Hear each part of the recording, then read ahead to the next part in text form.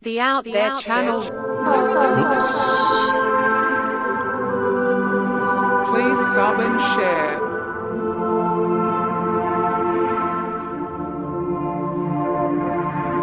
Searching for the truth. UFOs, aliens, greys and ufology. Real images, real stories, real videos, real cases, researched and investigated by professionals in the field and cutting-edge discoveries. Multiple witnesses, abduction accounts brought to you by Team The Out There channel.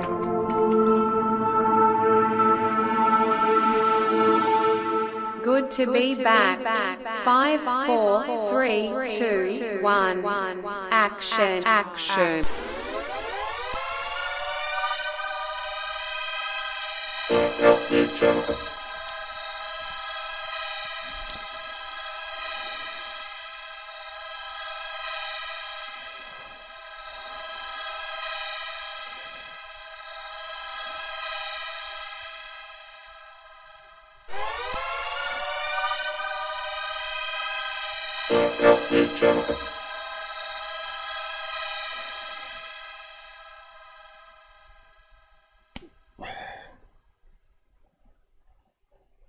Yo.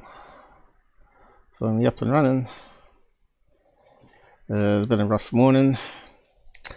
I was a bit crook with the stomach. Ate some of Dad's soup, which is always a wee bit dodgy. Made me crook overnight. I didn't trust his stock that he homemade from past roasts or whatever it was. Yeah. Anyway, managed to get better and kick off the show today finally, but half an hour late, of course. Is this working? That's the question.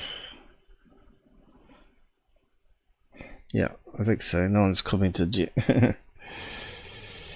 Yeah, and there wasn't a whole pile of people waiting for me anyway. I don't know why. But anyway, got to open up some folders here. Some things I forgot to do.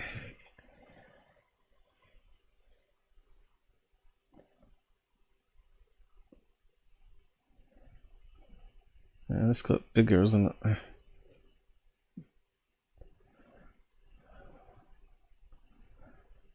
Oh, that'll do.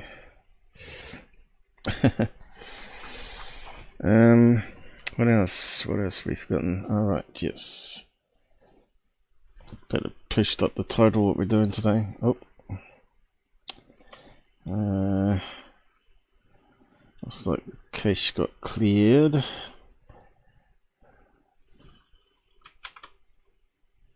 Okay.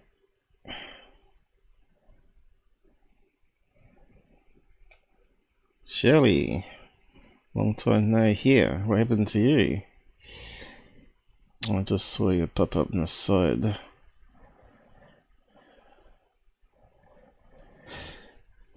I guess you heard about Charlie and saw my videos about him. The rest in peace one. I did email you. Well, I did send a comment to you, whether you got it or not. Still think of him every day. Okay, I need to pin some of this.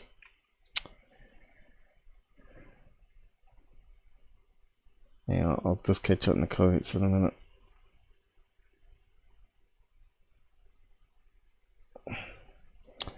Gotta be careful not to click the wrong button.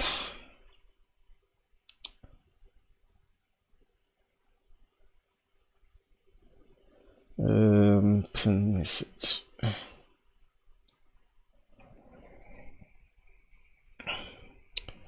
Okay, and Pilled.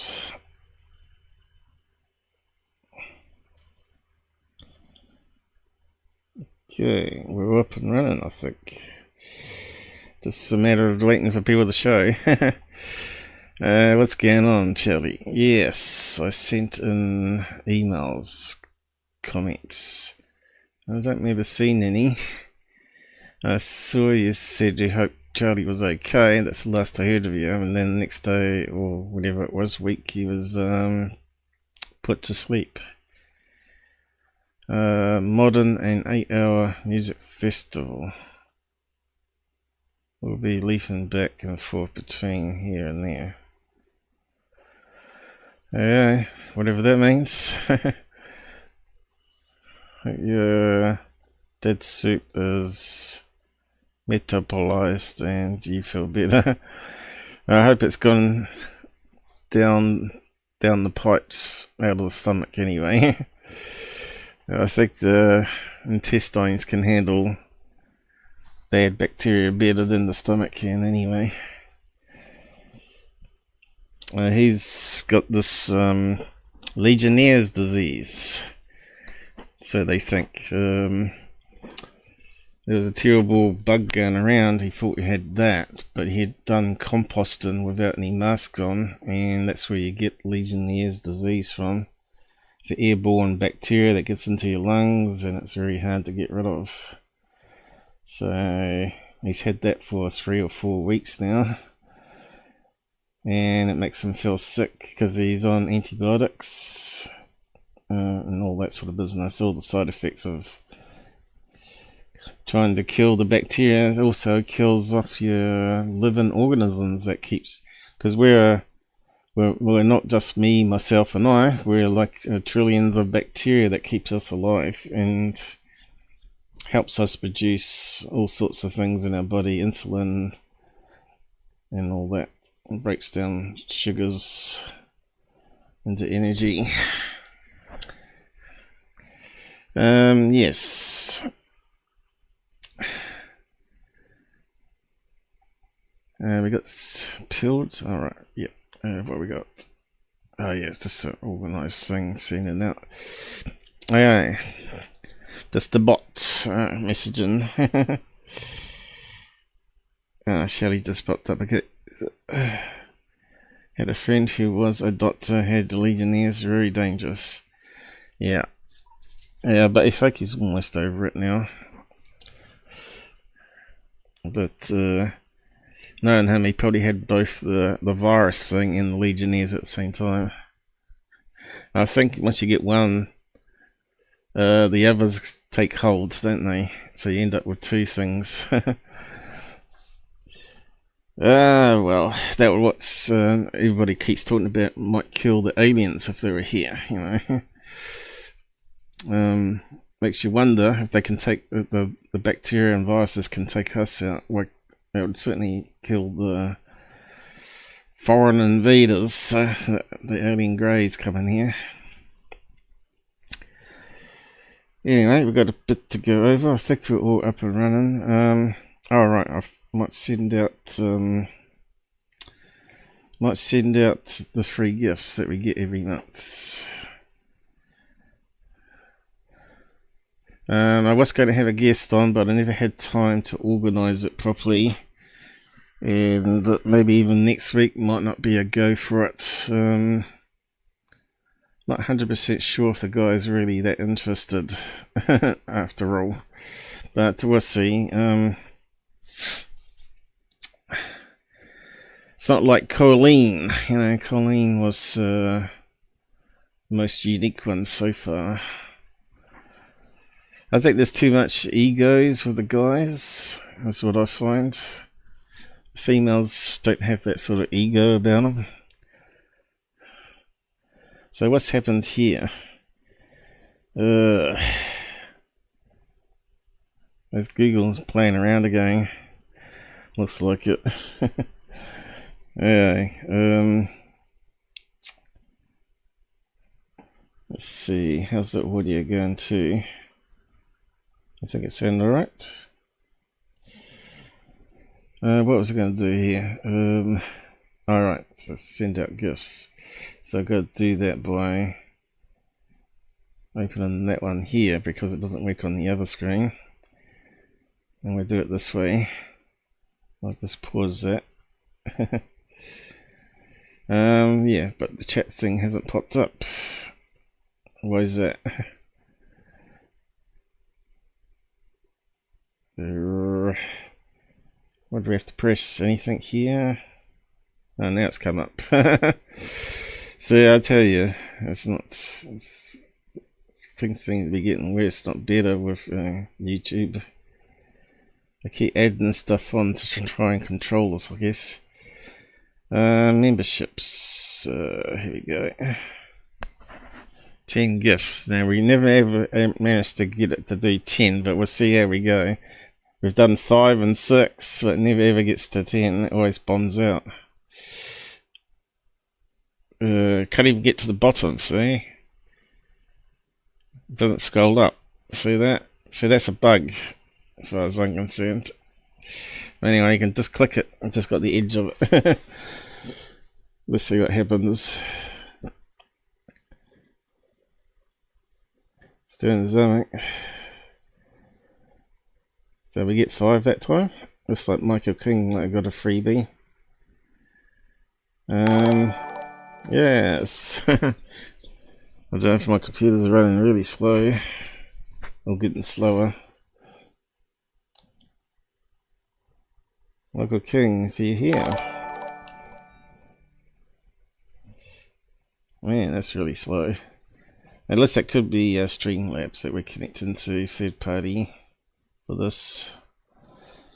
I was going to try and write my own, bypass them completely. It's always the best option, isn't it? Do it all yourself.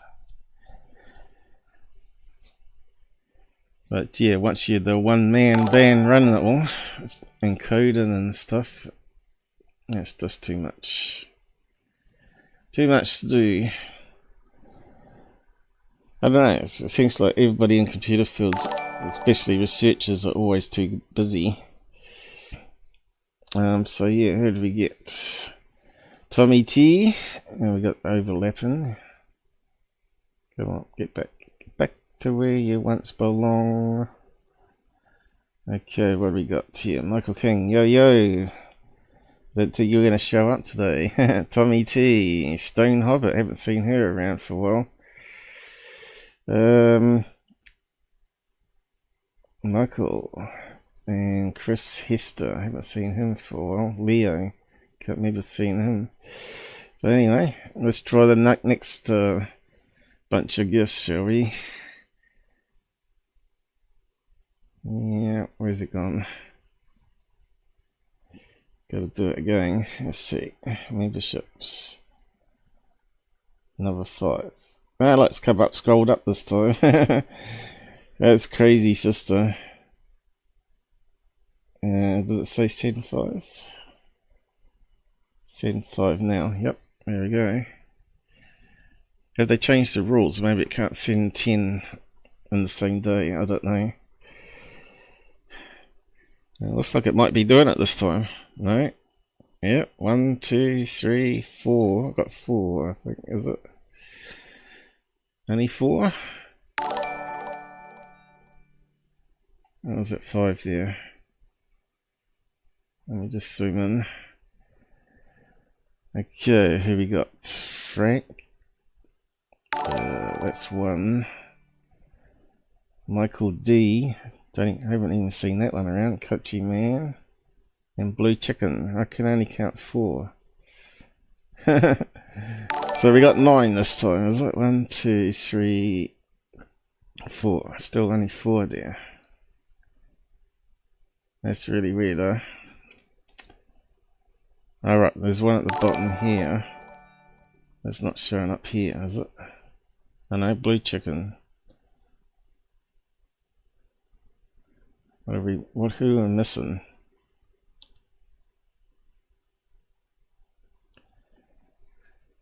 Why is it not done it properly again? Is it a timing thing? Oh, what's going on there? Can I even send a message? Yo! Let's see. Yep, that comes up there. How about the side chat? Did that come up? Yep. Hey! Well, the robot answered. Okay. So we got 9. Google, what did you do? Oh well, it's better than 6 that we got last time. Yeah, we can get out of that. I might speed it up a bit. Terribly slow for some reason.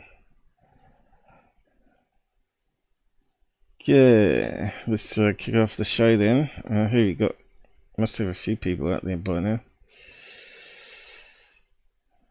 Oh, what happened there? Some strangeness going on. Third face. I wonder if we get time to do them today. Okay, who we got out there? 4 unpeeled. Welcome, guys. Do hit a like at some stage if you like the show. 4 on YouTube all of a sudden. What's happened there? And 2 on Rumble. And we really got 2 likes on Rumble. Hey guys, thanks for that. So let's kick it off, shall we? I already had someone attacking the last show saying they didn't like me making noises or something. Unfortunately, mics tend to pick up everything around here, especially when it's close to your face. There's not much I can do about that. Yeah, what did he say? Yeah, I hate how it does this.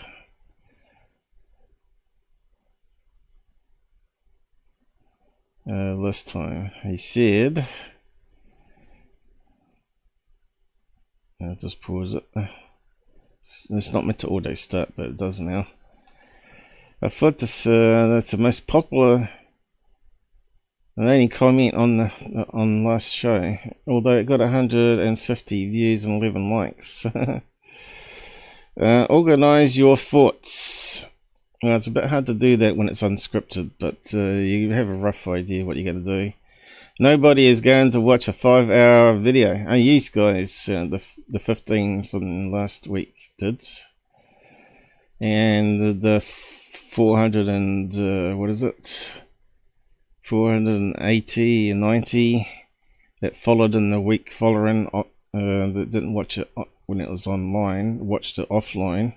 So we got about 500 views on it across all domains. So that's wrong, and that starts with unedited mouth and typing sounds. Well, too bad about typing. The keyboard's clicky. It feels good to type on, better than stupid laptop keyboard that's busted already. 500 do over the week, I said. You were wrong. Live is that unscripted and off the top of the head like a tutor. Being a ex-tutor in tech, suggest use the bookmarks in description to dive into the topics as we wait for people to join. So that counts for today too. So if we're 20 minutes into it, you can skip past it to the first topic. Yeah, I think people that complain should try doing what I do. And put a show together by the end of the week, you know. And the 5-hour covers, saves me having to do it an hour show every day of the week, like some people do, you know, because they want to get more cash inflowing. But that means that you don't research anything. You're forever just playing other people's clips, really, and just talking crap about it, which is what Goofon does, right? Here we at least try and research, debunk, and have some idea where we're heading during the week, and some we do live debunks where we've not actually looked at it, but we're pretty good at what we do here and able to pick up kites, fakery and all that sort of stuff.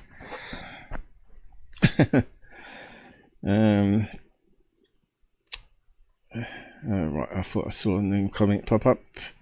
And the first one.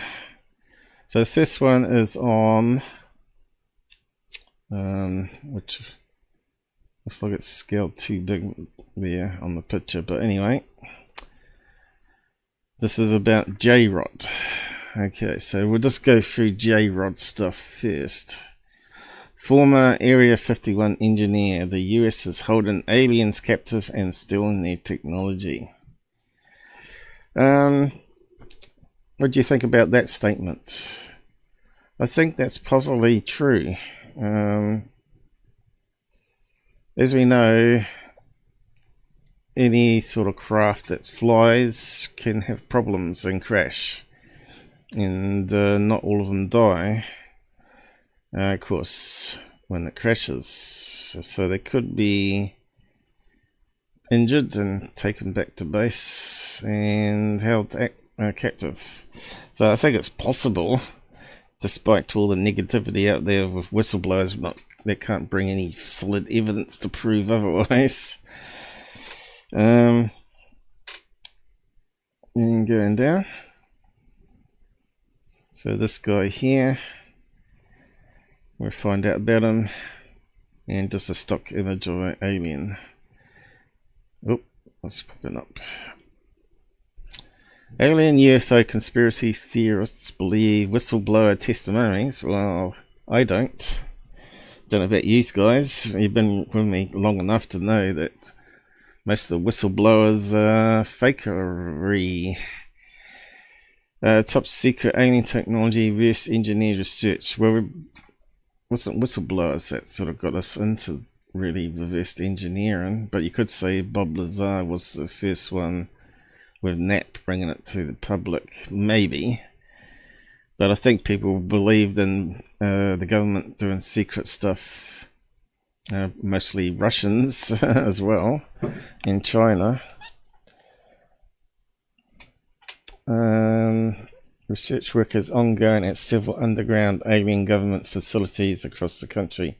Now, I heard about Earl Grey's mum's story about going into underground base. That was like an elevator that took forever to get down to the ground floor. She reckons it probably would have been a mile underground, but I think more likely, once you're a mile underground, the temperature from the ground itself becomes a problem. Depending on how you design it. We've looked at underground alien bases before, and it would have to have like a jacket around the concrete and metal facility of water for cooling, as well as radiation from the rocks, because rocks can produce a lot of radiation, as you know, because it's got certain elements of it that break down naturally. And of course, you can't rule out them being areas where the underground bases are, not far from nuclear test sites as well, or storage facilities, so you never know. But water is a good thing. We found was a good one for reducing radiation. Lead, water, soil, even basic soil is good when you build a prepper shelter underground from radiation. But none of them use water. It's a bit hard to use water unless you're really well sealed and do double jacket building. It's very hard, isn't it? So probably a lot of this will be just usual crap, right? Government covering up. Many whistleblowers claim to have worked as government scientists. Yeah, blah, blah, blah. Bill Uhouse. What a name. That sounds almost like German or something, is it? It's amazing how many of these scientists for the nuclear program had German names. Conspiracy theorists believe that alien UFOs recovered from crash sites are being stored.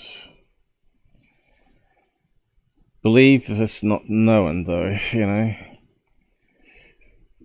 Experiencing is better than believing, right? If you're an experiencer, then you know what's really happening. If you believe, then you're only guessing. Conspiracy theories cite testimonials by several whistleblowers. Yeah, who? One of the whistleblowers was Bill Uhouse. There we go. A man in his 70s who claimed he worked from 1966 through 1979. Maybe I wasn't even born then. Almost. And it's an engineer at the top secret Area 51 facility in collaboration with a grey alien. The thing is, do you really think Area 51 actually had any UFOs or aliens stored there? I think it's more likely to be on one of the other Air Force bases myself. But they have got great big mountains there, which probably would have buried in it tunnel systems, I would say. Of course, that's close to the area where nuclear testing was done, wasn't it? Apparently there was a lot of radiation at Groom Lake, even into the 80s, I think. So, according to Uhouse, who passed away in 2009. According to Uhouse, who passed away in 2009. That's a strange way of writing things. He worked as a mechanical engineer at Area 51 with a grey alien known as J-Rod. Why would it even be called J-Rod, you know? Why would the alien be called J-Rod? Eh? To me that just sounds stupid for a name for an alien.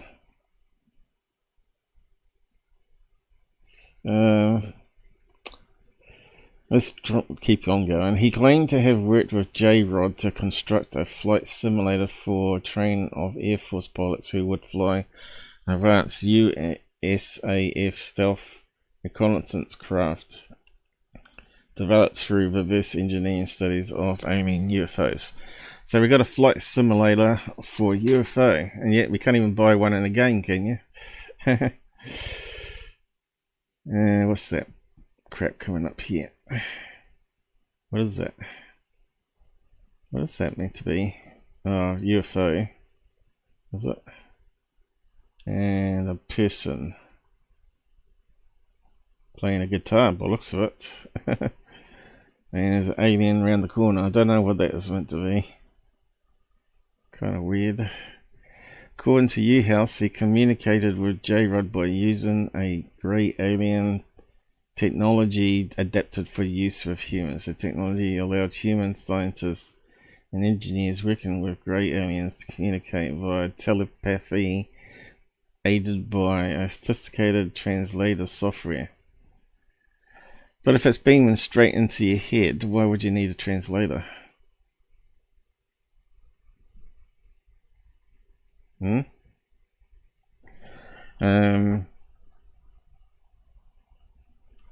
Does it just translate and then beam the spoken text into your region of the brain that the ear is connected to, so you hear it? See, and they never really explain it, do they? So if he had this implanted, he would know all about it before you accept wearing a headset or something, wouldn't you? If you're a scientist, right? How sophisticated can it be, you know? If Google can do it. According to Bill Uhouse, J-Rod showed humans at the facility how to control and fly an alien UFO.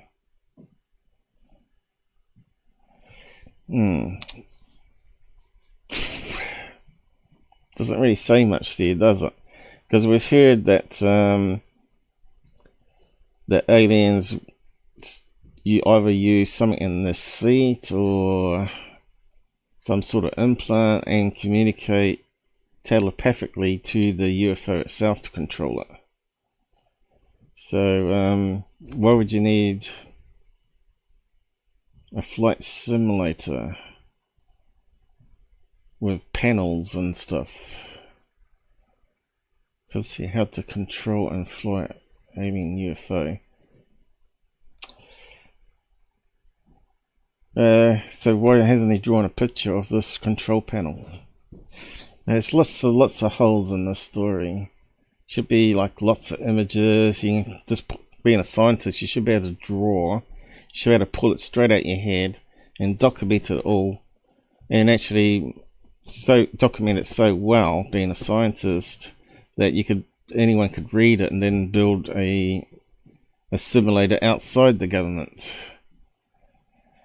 So I'm not buying the story so far. It's claimed that there are different races of the greys. Grey alien races include tall,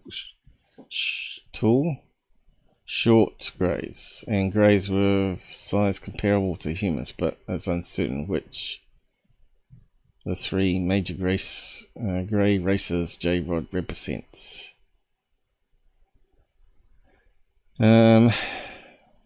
Good question. When was the idea of short and tall greys come about? Before this guy come on the scene? Probably.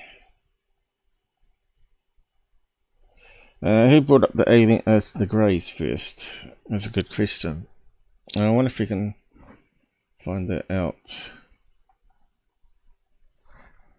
Because they have to be some sort of contactee or abductee, right? Who was the first person to mention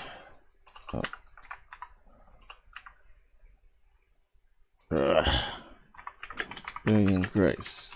What if AI will kick in for this one? It seems to be like a banned topic. Whenever I ever do research, the AI hardly ever kicks in. The description of beings closely resembling grey aliens first appeared in science fiction writings of H.G. Wells in the late 19th century. Yeah, well, it was actually...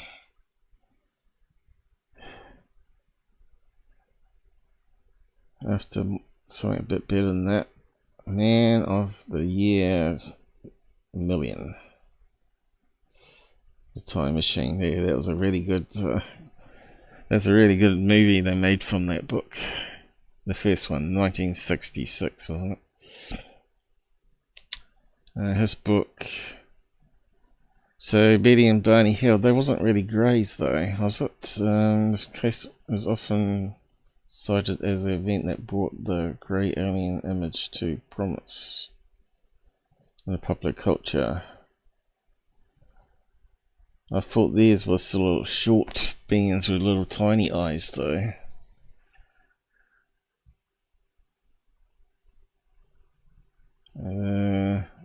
Popularized the grey alien image further.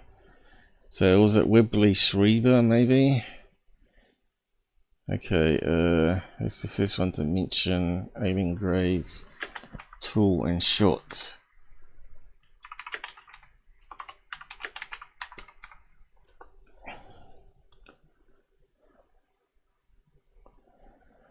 Modern grey alien, including variations in height, was Gustav Sandgren in his 1933 novel Dan Oka Farun, The Unknown Danger. What kind of person is that? Gustav. What country would that be? German? No, it can't be. No, it could be.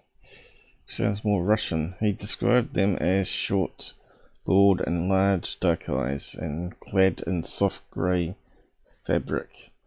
Wow, looking at our video last week, they actually were in one-piece black outfits that saw blight. Large dark eyes and clad in soft grey fabric. Yeah, it doesn't say their skin's grey though, does it?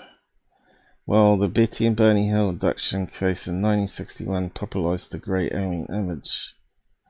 Sandgren's earlier description is considered. It's funny. A prototype according to science fiction fantasy, according to Cora H.G. Wells, also described grey-skinned beings.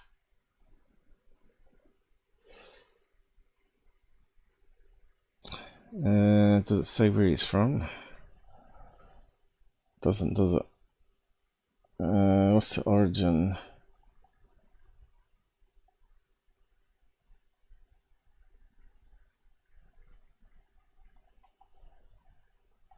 Let's see.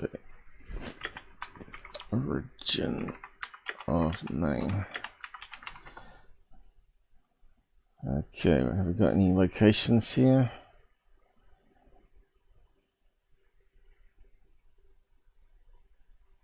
Swedish writer. Oh, there you go. Not German, not Russian, Swedish. Okay. Well, I didn't know that. You never know what you're going to find out in this show. You're finding out new stuff every year, really. I've never really asked that question before, though. So let's get back to the story. So it looks like really it started with Barney Hill then, but I don't think the aliens looked very alien greyish. What did Betty Hill's aliens look like?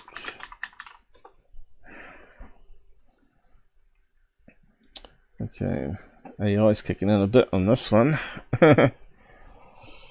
Small grey-skinned humanoids with large wrapped around eyes. Okay.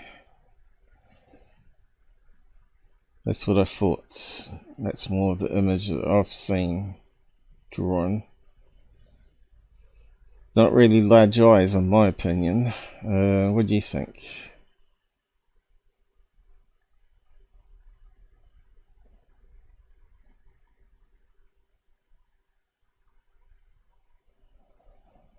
Yeah, and I haven't seen the eyes wrap around.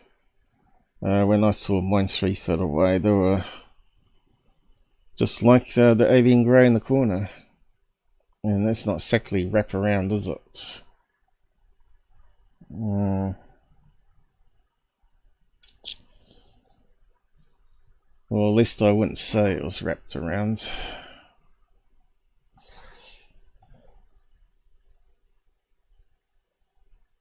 But those ones do look like they bend and they're sort of yucky looking.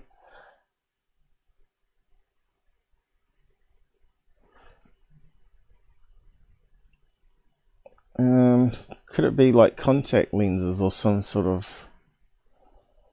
stuff they had wearing on their eyes since then?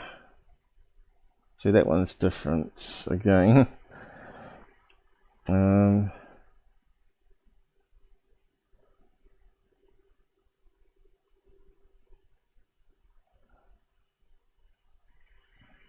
Is that what the UFO looked like? Yeah, there we go. Kind of strange looking UFO. What's the thing sticking out the side though? Anyone know what that is? Let's have a look. Can we zoom in? No, it's not going to let us. There's a link of a link of a link.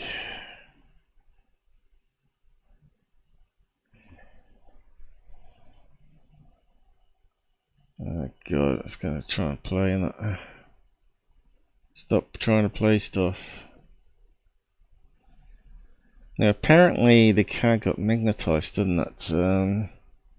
But the magnetism wears off and it had scratches on it.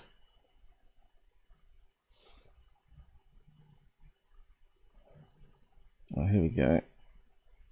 Can we actually read that? Bit blurry, isn't it? Whoever took that photograph, terrible. This slipped out from sight. So it's like a stabilizer, is it? A red light on the end. It's like parking lights then, is it? They slid out from the side with lights on the end. So it looks like windows go all along there, and yet when we saw the images,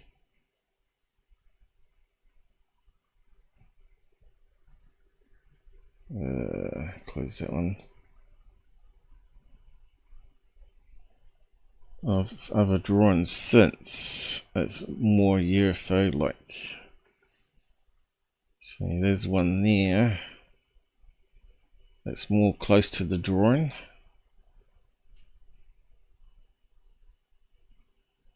That looks more UFO like.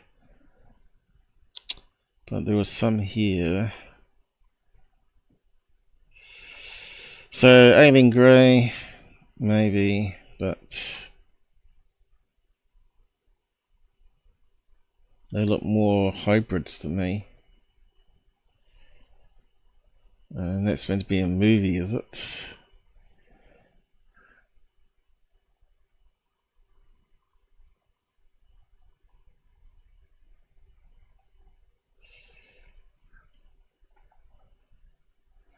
See, that's another thing that always got me is why would a black couple, a black and white married couple, which was pretty much shone on back then, bring more attention to this house for this crazy case? It doesn't make any sense why they would be lying about it.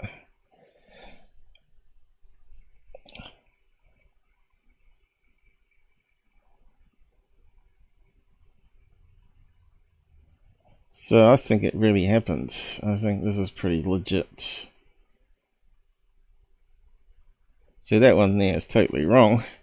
It's got the things, the triangle bits that come out the side. Whoever did that one, Deviant Art, you should actually look at the story a bit better in the original drawing.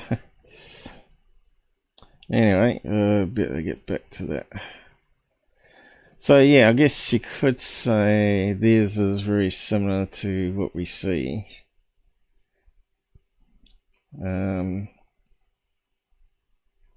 But it's not really 100% match.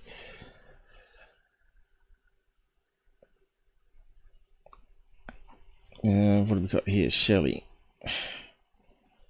Do you think they are paranormal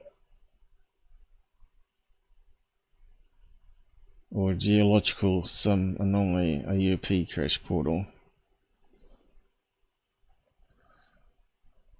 You're talking about Skinwalker Ranch. Yeah, I got that coming up later in the show actually.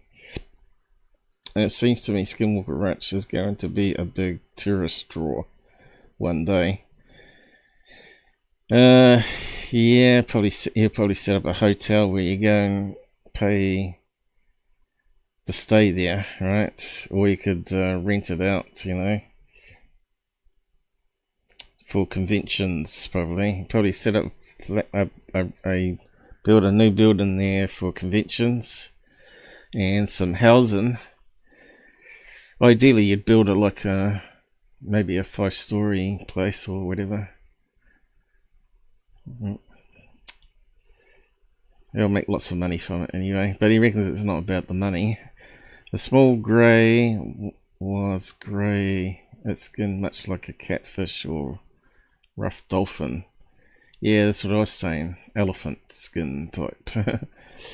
It doesn't feel like human skin. It was telepathic ability to stop my ability to move.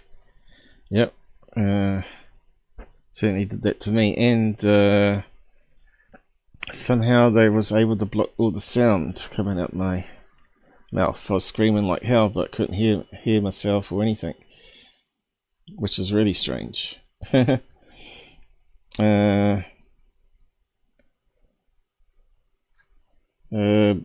What's that? Man to boom loudly. Words no, but communication yes. Yeah, I never got any communication of mine. But anyway, might be stuff I don't remember, of course. Going back to J-Rod. So, 1961 is really the first physical UFO case, which is Betty and Barney Hill, was similar small creatures, right, with wraparound eyes, but not necessarily super big eyes. But it doesn't mean it's not some sort of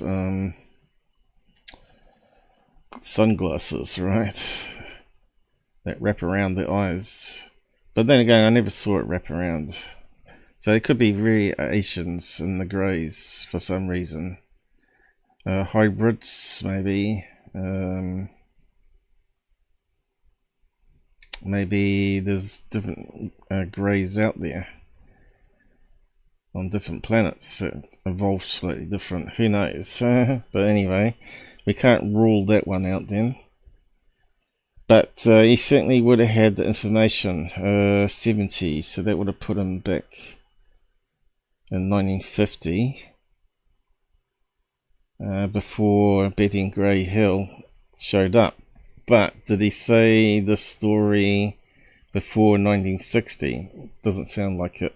So we need to find out about this guy, Bill, when he first came out with the story. This is the problem with Bob Lazar as well. Most of his was mentioned about Element 115 in magazines back then. It was like the cutting edge future science. First tell his alien story. Publicly, I suppose, is what a keyword there.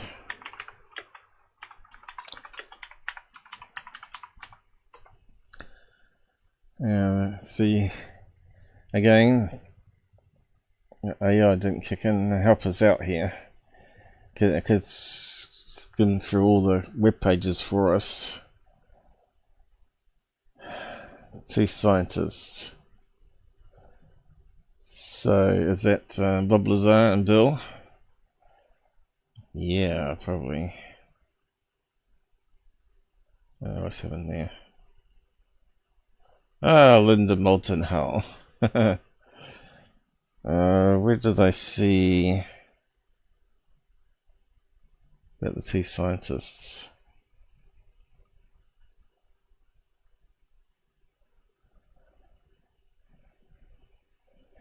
See, again, that's very much similar to the alien grey in the corner, like I saw. Not exactly wraparound eyes, is it?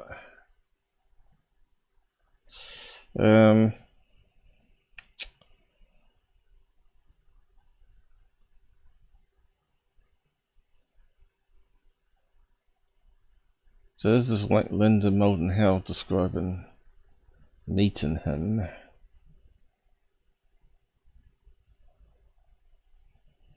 We'll come back to that one. Maybe there's some more information on that. But we still didn't. So it must have come. The story must have got leaked. First time I saw the phrase extraterrestrial biological entity was in a government document in the 1980s. Okay. So that's when he used the word, by the looks of it, EBE. But they don't even call that now EBEs in hearings, is it? So it's called NHI now. Non-human intelligence. So what's going on there? So what year was this? Trying to find what year it was published. 2002, so way after Betty and Barney Hill. So when he first came out, was it? Kind of sounds like it. Yeah, October 2002. S4.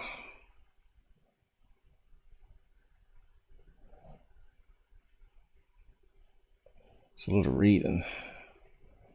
Maybe you should just get it to read out. Okay, so it sounds like she's talking about Bob Lazar there. Was it?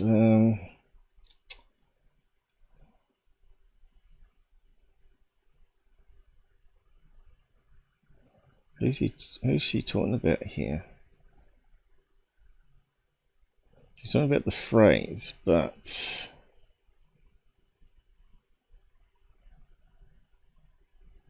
okay. So she's talking about the phrase, not the person that said it.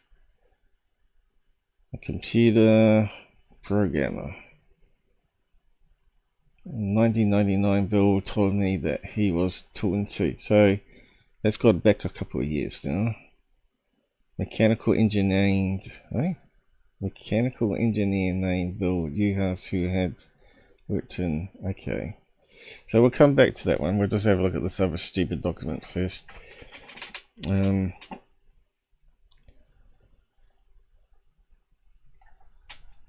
Because Linda Moulton House is really wordy. And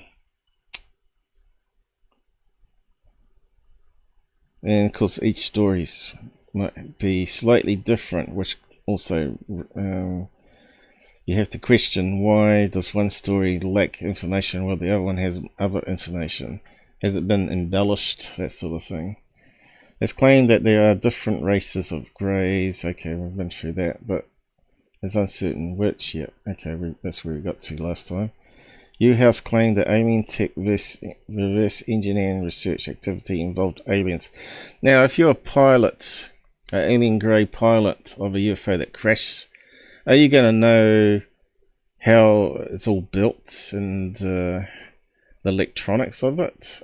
I doubt it very much. You might have some sort of crystal with technical documents in it that is like a pocket library, but like we now have, called smartphones, where you can look up stuff and search the internet. Whether that crystal would connect to a greater field other than local storage, I don't know, but Alien Grey wouldn't know all the aspects of how to rebuild a flight simulator unless the alien is a designer of the UFO, you know what I mean, instead of a pilot or explorer. Explorers don't know how the boats that they use to come to like South America worked, how they're built, technically built, even from back to the old wooden boats to the modern boats. There's no way all those explorers would know all about the technology. So again, I find this story really hard to believe that the alien J-Rod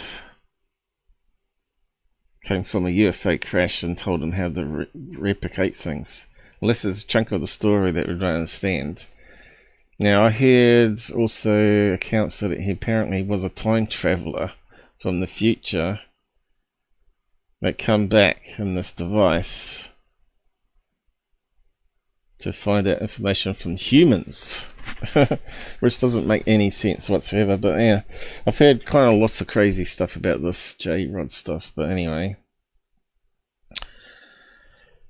this has been to be one of the clean stories, and we got Linda's one as well. Uhouse claimed that alien tech reverse engineer humans were going to at a number of massive underground facilities, which is true. Some of the better known facilities include Area 51, which is possible that is underground, saying Delsey Underground Research Facility. Delsey, or Dorsey, or whatever it's called. I have my doubts about that location. Alien government underground facility located under Arculeta Mesa, near Dulce and Rio Arriba County, New Mexico, is believed widely to be much larger and more important than Area 51. Well, how come no one's done a LiDAR scan of it and actually revealed underground tunnels?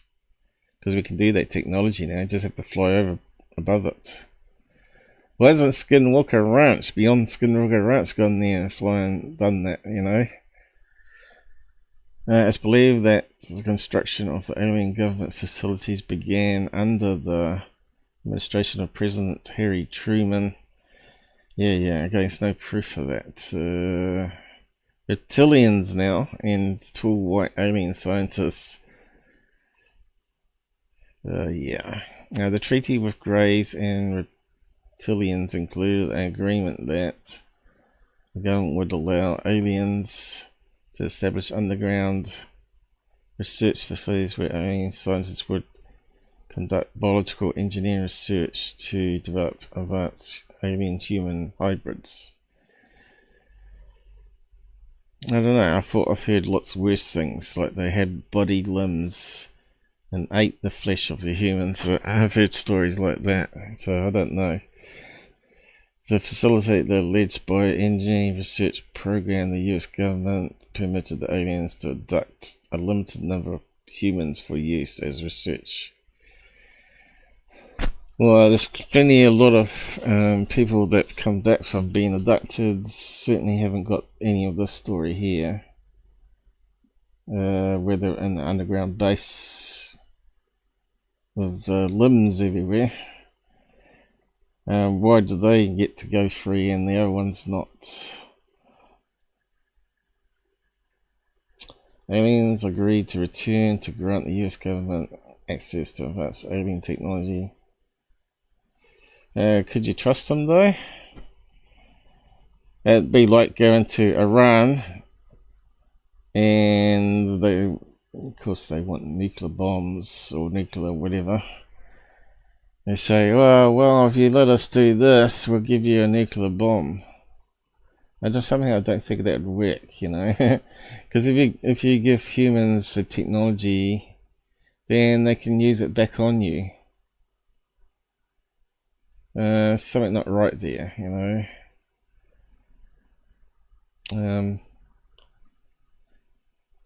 The story's not gelling with me, this stuff.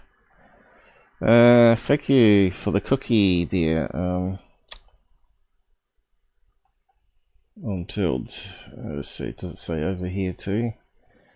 I am bean Paul. I know. I'll send you some of my dad's soup that might make you less bean Paul-y. What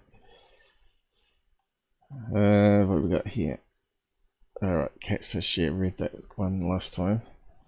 Michelle was abducted by alien greys as a kid.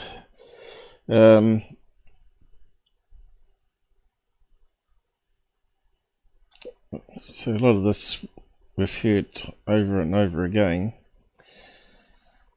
UFO conspiracy theorists. I hate that term. Is it a conspiracy theorist to be a UFO researcher? I don't believe so. Really should say UFO ERT research. Most cases of alien induction involve greys. That's what it should say. It should say some actual data that they've collected from the interviews. Reptilians using humans for sinister Nazi-style biological engineering as part of the efforts. So it's the reptilians, not the alien greys, that are ripping apart humans.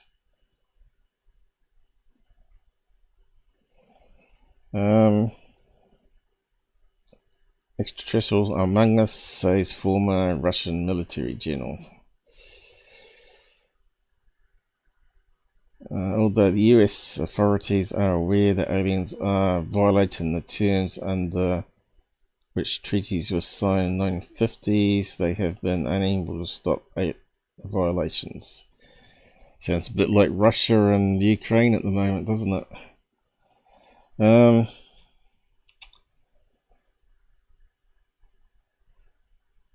Underground facilities are equipped with sprawling laboratories and engineering workshops. Facilities have sections where extraterrestrials and abducted humans use as research guinea pigs are held captive. According to Uhouse, there may be hundreds or even thousands of grey aliens working with Pentagon. I don't know about greys, but there's certainly a few on the left side of politics that look reptilian to me.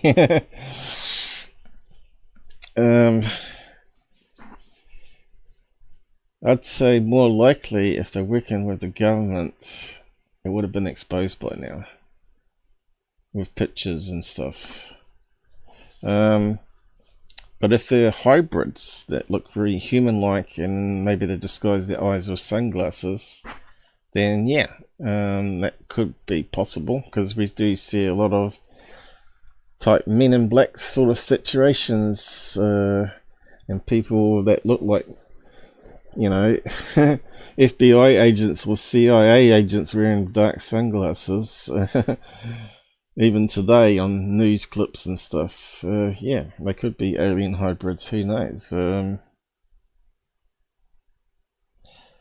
But there's no evidence of it still. So that's the little write-up on that. But I think that's what's being posted around X at the moment. This is the reason I brought it up. But that wasn't a really good write-up. So let's have a look at Linda Moulton Howe. And then I'll get into the pictures and videos.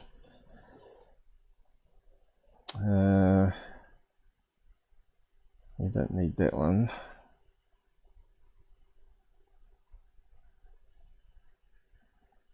This is where we do live research, live debunking. I might just see if I can get it to read out in that one. My eyes are terribly bad at the moment. Microsoft Edge has the only reader that sort of works. So yeah, I'll just leave that tab there.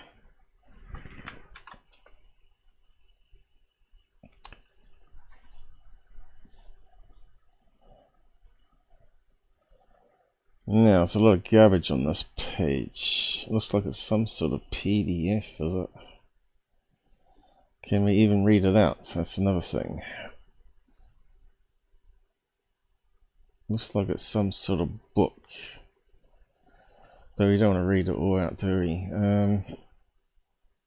We just want like the first couple of pages. Let's see, can it read it out? Probably not. I'll probably go all wrong, but let's just give it a try. 1. Archived as www.stealthskater.com/documents/burrch_24.doc. Also, Burrish_24.pdf equals normally can skim. URL doc URL PDF. More of Dan Burish is on the slash. Let's see. Can we get down to there? I don't think we can we? How's it able to read it though? If we can't click on it. /bursich.htm page at. It's reading that thing there. Even 2 scientists describing extraterrestrial biological entity called J-Rod. Copyright 2002 by Linda Moulton Howe. Website http://www.earthfiles. Sketch of J-Rod wearing a human man's shirt. Drawing by retired mechanical engineer Bill Uhouse, based on entity's appearance at science meeting with physicists. Oh yeah, so why would it be wearing a human suit when they normally wear one-piece suits? That's kind of weird. Physicist Edward Teller and other scientists in the 1970s or early 1980s.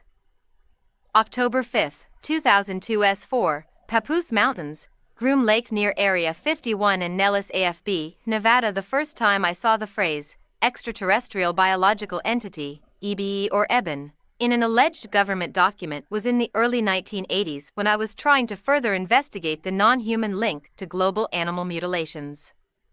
I had produced the 1980 documentary, A Strange Harvest, blah blah blah, for KMGH-TV, CBS, in Denver, Colorado, where I was director of special projects.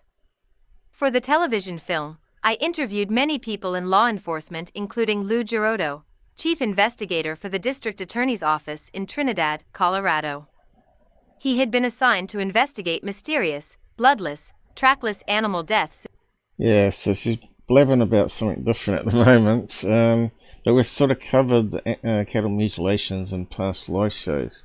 Now, Stephen Screen Street did a deep dive on that and found that basically she didn't interview anyone that with credible medical backgrounds. Turns out a lot of it claims were done by this investigator cop, claiming it was suspicious and non-human activity happening. You can find the episode on cattle mutilations on his website, or maybe, was it the newspaper's website at least, or find it on his X page, but we have covered that in the past. Basically she was repeating what other people were claiming at the time, but wasn't any real research done, you know. No proper medical was done, like get out someone that's actually qualified on autopsies. Like there was no one that just normal what do you call them, like pet doctors at a pet's office, veterinarians. So we're normal veterinarians, but not actually autopsy specialists that could work out how the death happened. That was the whole problem with it, according to Greenstreet, and he's probably correct. But it doesn't mean it wasn't done by. Some of them were done by aliens. I think turns out to be a low percentage. Like you don't have one particular case that was brought up by Chris O'Brien on the abduction case suggested it wasn't humans that did it, because they found that the cattle with the long horns were buried into the ground. The horns were buried into the ground, which would be impossible to do with a whole cattle pushed into the ground by humans. It'd have to be dropped from a great height and smack into the ground. He said the horns even broke off, one going into the ground. And they said the injuries were considered of being dropped fairly high, not just off the back of a truck. But could have been done by helicopter, I guess. But yeah, cattle mutilations is an interesting thing. Can't write it off completely. Why would the aliens return the cattle after mutilating them, though? You know, it doesn't sort of make any sense there. Wouldn't it be better just to take the cattle and just, like they do with human abductions, and just either bring them back alive after taking out fluids, or simply disposing of them so the person doesn't know where the cattle disappeared to, and they'll just put it down to cattle thieves, right? That would have been like the more logical thing. Why would Black Ops helicopters pick up cattle, mutilate them, and then drop them back? That doesn't make any sense whatsoever. Just using common sense here, right? So yeah, I think she could have done a lot more back then, you know, if she had access to all those people as an investigator. I reckon she only did half a job, really, myself. I never really liked Linda. I thought she'd just come across believing anything that she was told. I think she's been caught out a few times since on fake stories, but she's also got special member areas with photographs of alien grays which turn out to be from computer games or some artist rendering. Not actual photograph, although some of them do look photography. Doesn't mean they're not been done by artists, right? Deaths in southern Colorado, and told me on camera that he and other investigators had concluded the perpetrators were creatures not from this planet. 2. The enormous public response to that broadcast eventually provoked Home Box Office to contract with me to produce an hour for HBO in which I could further explore the issue of an extraterrestrial presence on Earth. What happened during the challenge to develop that project is detailed in my first book. Where's it gone to? An Alien Harvest. See Earth Files Shop. As I tried to go deeper into American military and intelligence knowledge about.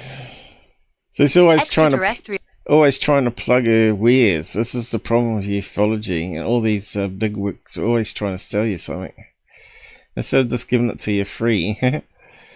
Go to the shop. No, go here and get a free copy. Extraterrestrial biological entities. And the strict cover-up that kept such knowledge from the general public and media. I talked off the record with a few some now dead who described their first-hand knowledge of and experiences with extraterrestrial biological entities. During this period I also met Bill Hamilton, a computer programmer then living in the Palmdale, California area who was also trying to get to the facts of U.S. government knowledge and cover-up of one or more non-human species involved with this world and its solar system. That's another Bill. In 1999, Bill told me that he was talking to a mechanical engineer named Bill Uhouse, who had worked on a U.S. military program to build an advanced simulator that could teach certain American pilots how to fly disc craft, either back-engineered or actual alien craft. The technical advisor on the project was allegedly an Eben called J-Rod who had been working with a secret agency of the United States government since 1953 at Los Alamos National Laboratory in northern New Mexico and in a secret underground facility called Site 4 literally inside the Papoose Mountains near Groom Lake, Area51 and Nellis AFB. The S4 facility inside the Papoose Mountain Range is supposed to have several levels, some designated for non-human craft storage, back engineering research and applications to modern human technologies. At least one level is said to be used for maintaining one or more extraterrestrial biological entities, EBENs, in special environmental spheres designed to provide a different, non-Earth atmosphere for EBENs kept as a guest or in a captive status. Heads up, the moment YouTube or anything else tried to ID me to use it, I am done. Slightly smiling face back to a simpler, happier life. Thanks, Mike. Yeah, I should probably scale this back down so we can... Oh, what's happening here? Scale it down, he says. Looks like it's been readjusted. How that'll do. Yeah, I'll just check on the comments while we've paused it. Never heard of Uhouse, so there we go. So this is why we do these shows, because there's always more and more stuff that we don't know about that comes to light, right? So why is it not scrolled? Alright, here we go. Sorry, was AFK for a while. Secret society playing the lying game. Known to create stories and narratives. They definitely could drop a cow from helicopter. Yeah. But the idea is that maybe they did drop it back mutilated because they cut off the organs to do testing on for radiation, because the claim is from Richard Doty and other people that some secret research they were doing went wrong and crashed, or somehow polluted the underground water that sort of went throughout America or something. And they're just checking on the cattle radiation. Sounds a wee bit like forever chemicals. We know forever chemicals are everywhere now, and us and animals and everything. So it sounds very much like a similar case. Maybe they were mucking around with something that got into the environment, and they're just keeping a check on it to see if it's showing up or spreading, or if the concentrations are getting less and less. So it makes sense that maybe they would cut up a cattle, steal it in the middle of the night from using a helicopter, cut it up, and then simply drop it from great heights, so it makes it even more of a mess. And then it looks like it's suspicious that some aliens did it. That to me makes more sense than aliens doing that. I think the aliens wouldn't be that stupid, you know. They're simply just abduct it like a human and simply not bring it back, or bring it back still living, because that's what happens with humans. So why wouldn't they do it with animals as well?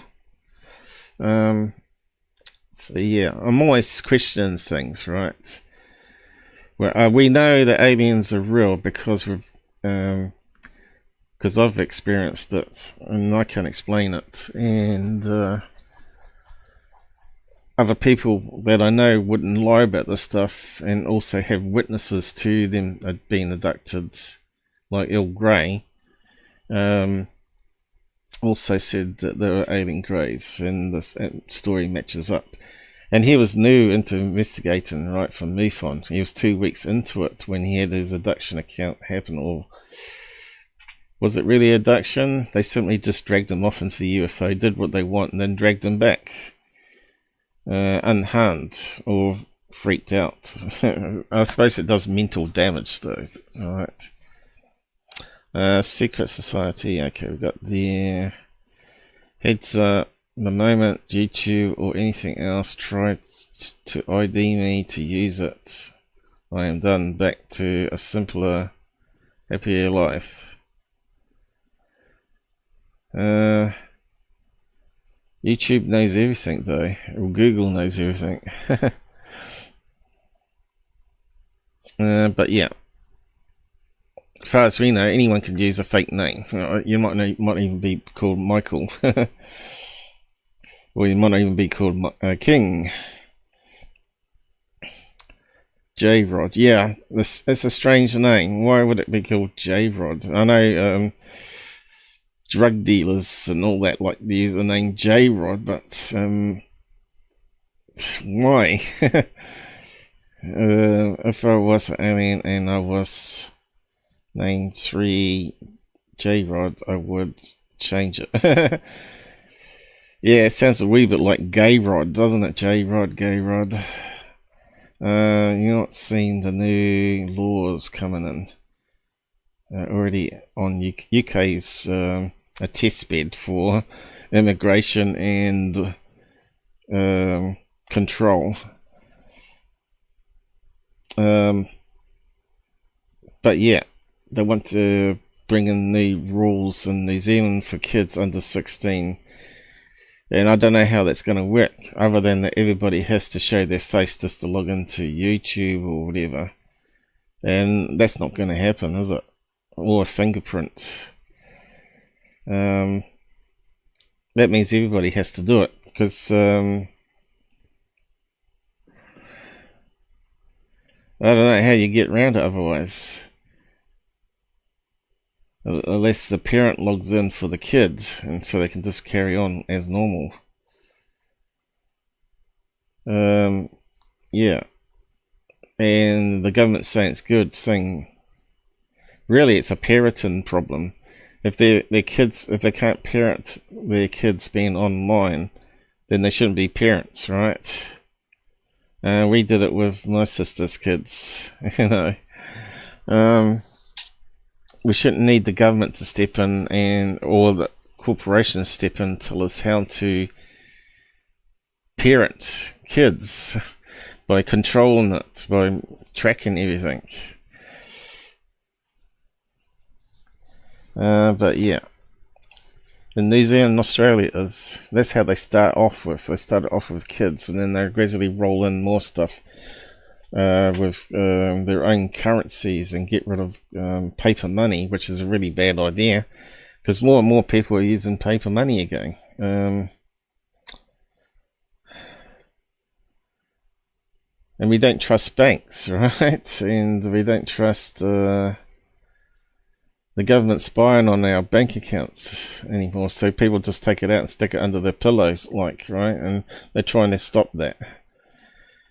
And now in New Zealand, if you put more in the bank, like if you go to the bank and put over $1,000 into the bank, they start to think you're money laundering. So even though if you collected a load of money over the years and just gradually build it up outside the bank using cash, and then you want to put $20,000 in the bank, it gets flagged as money laundering, and they start doing an investigation on you. So yeah, people did a garage sale, and they raised like $10,000 towards their home loan. This actually happened. My sister was talking about it when she was trying to sell her house, and the people were going to buy her property, and they put a lump sum of money in, and they put a flag up on the bank. Right, thanks. I ain't got time to eat it though. I've just dropped off some food. You're done. Well, maybe you got to use VPN and from another country, and just do it only that way. Create new accounts or something, I don't know. There's no such thing as done. There's always ways around it. You're a computer man.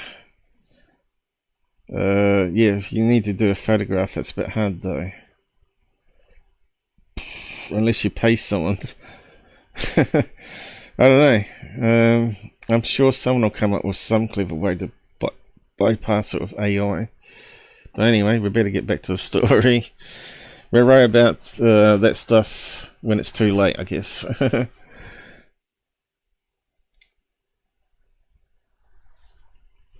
Status. Uhouse, now 78 years old, and knowing his non-disclosure agreement with the U.S. government expires in 2003, began speaking publicly about his experiences. Back then, on June 14, 1999, I presented in earthfiles.com, with his permission, The Strange Story of J-Rod, an EBE. Copyright 1999 by Bill Hamilton. She likes copyright, Since don't then, she? Bill has had in-depth communications with a microbiologist originally named Danny Benjamin Crane, who changed his name for personal family reasons, he says to Dan Burish. Doctor. 3. Dan Burish, Ph.D., State University of New York, Stony Brook, also describes an assignment to study the biological fluids and tissues of an ebon called J-Rod inside S4 up to 1995. Then he was assigned to a new project called Starflower, in which he researches materials allegedly related to panspermia, the seeding of life on Earth from extraterrestrial sources.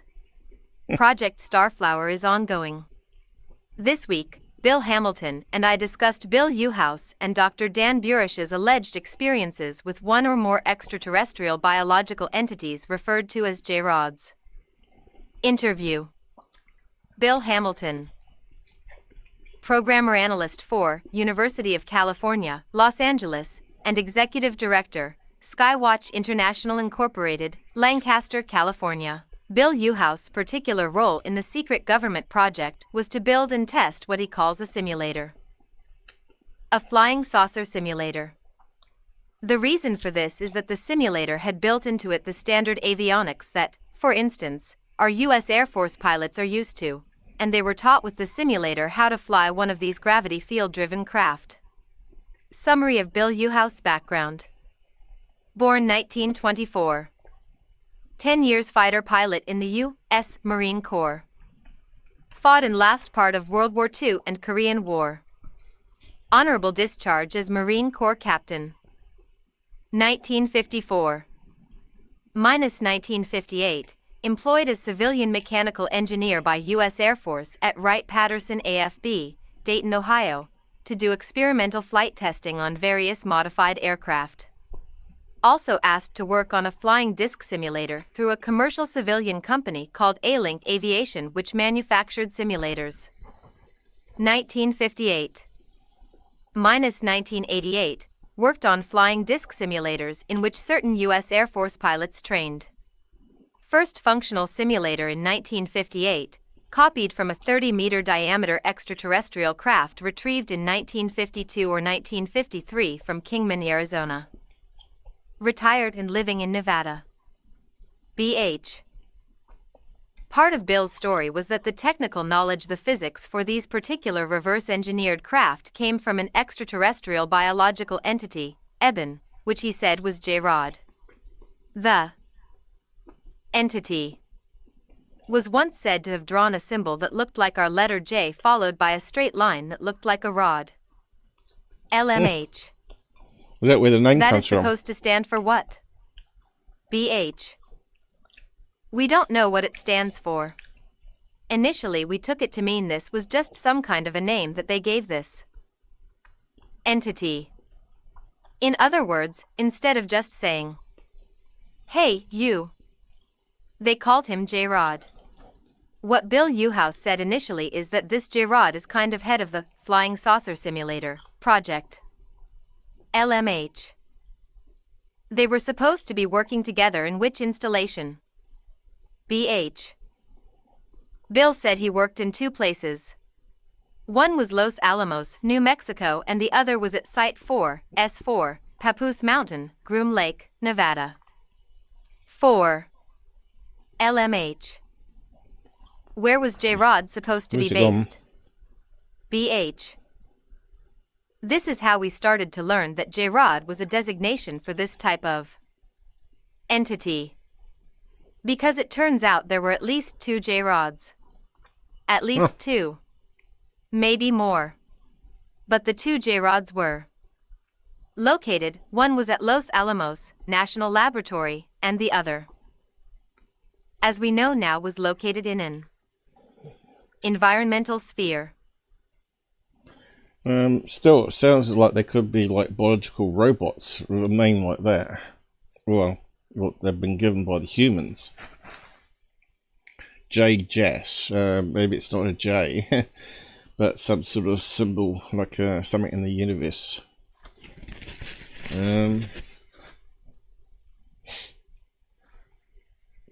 Might represent the planet they're from. So it's not just one, it's multiple J-Rods. So there's one called J-Rod 1 and J-Rod 2. Inside an installation known as Site 4, or some call it Sector 4. But it's Site 4 within Papoose Mountain itself. LMH. At Area 51? BH. In that general area. LMH. Did Bill Uhouse describe how close he was to J-Rod when J-Rod was communicating? BH. All I remember was that he was in the same room with him. LMH. Did he remember any kind of odor? BH. I don't recall that he mentioned that, no. LMH. Did ever touch J-Rod's skin? BH. I don't recall that he touched him, no. LMH. J-Rod was about how high? BH.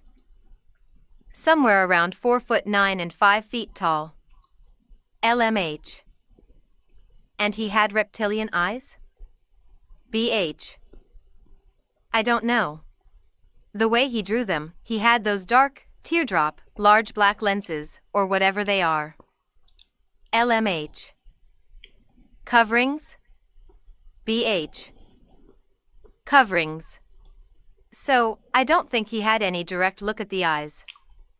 LMH. That's what I was saying. Some people Maybe say it that what's wasn't. underneath those dark lenses like sunglasses are yellow eyes with vertical pupils. That's why I wondered. BH. I cannot confirm that as regards J-Rod. LMH.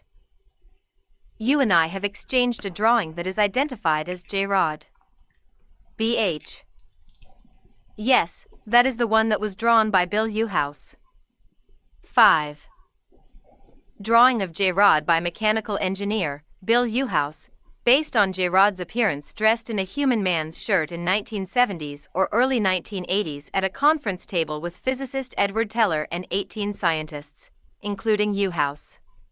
The project that linked Uhouse to J-Rod was a flying saucer simulator to teach certain U.S. Air Force pilots to fly back engineered and/or actual extraterrestrial craft. LMH. The being was wearing a man's shirt. When Uhouse drew that, what was his relationship to the ebon known as J-Rod? BH. The only relationship was that Uhouse was part of the project team where J-Rod was an advisor in terms of what he might need to know technically. Scientific meetings led by J-Rod and physicist Edward Teller, LMH. That Uhouse would have no technically? BH. Yes. Apparently, Bill Uhouse was in attendance at a conference table with a number of scientists at Los Alamos. At one end of the table was the head of the project, which by name according to Uhouse was Dr. Edward Teller. At the other end of the table was J-Rod. In attendance around the conference table, I guess, were 18 scientists and engineers. LMH. What year was this supposed to be? BH. Not sure of the year. It might date back as far as the 1970s or early 1980s. But I'm not sure. LMH. At this table in which J-Rod is presiding with Edward Teller, who most of us know was Directo R of the Star Wars program under the Reagan administration, and if this was in the 1970s, this would have been before the public announcement of the Reagan Star Wars program. What was the subject between J-Rod, the conference table of scientists, and Edward Teller? BH. I have no idea. That wasn't disclosed to me. I wish I knew. But Bill said it was quite a scene. Laughs. 6. LMH. It would seem that describing a meeting with Edward Teller and scientists and an extraterrestrial biological entity dressed in a human shirt in the 1970s would certainly be worth going into great detail about what was being discussed and what they, Eben was saying. BH. You have to realize that Bill came out with a story in the 1990s. And he did it in talks that he gave that were probably limited to about 1 hour. And when he began to speak publicly, he said that his supervisors or managers or whoever they were, I believe they were 2 different men from the National Security Agency, NSA, had okayed his, Bill Uhouse, saying some of this in public. LMH. Okay. So it sounds like he was given the okay to speak about it, which sounds a wee bit suspect considering all the NDA stuff with Lou's Zondo group going on, and what videos they claim to have leaked out, which weren't that typically great, some of them, apart from the 2004 one, which was too blurry as well, but had eyewitness accounts at least from credible people, which also could be disinformation agents. Who's to say that David Fravor wasn't recruited? We don't know. But this story does sound plausible, doesn't it? It sounds, whether it's credible or not is another thing, right? Unless you had all these scientists that were in that meeting come out and say, yeah, I was at that meeting and I can confirm that they're telling the truth. Now, if you had a whole, like, maybe 3 people come out from that meeting, out of the 18, that would make the story more credible, wouldn't it? But we only got Uhouse. So this, obviously, this other guy, Teller, Edward Teller, has he ever come out?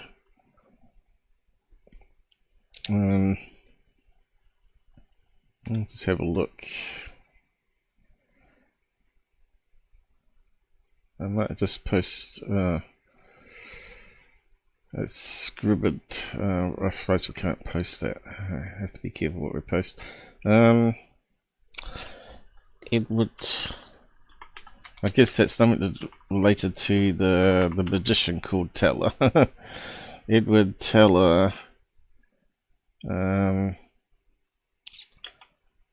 Scientist. Aliens. Let's just see what that comes up with. Okay. A new secret laboratory. Proposed the hydrogen bomb design to open. Ah, okay.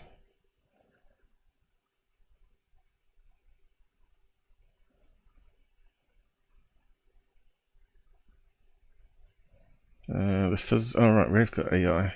Known for its work on the hydrogen bomb, was involved in a famous discussion about the possibility of extraterrestrial life, often referred to as the Fermi paradox.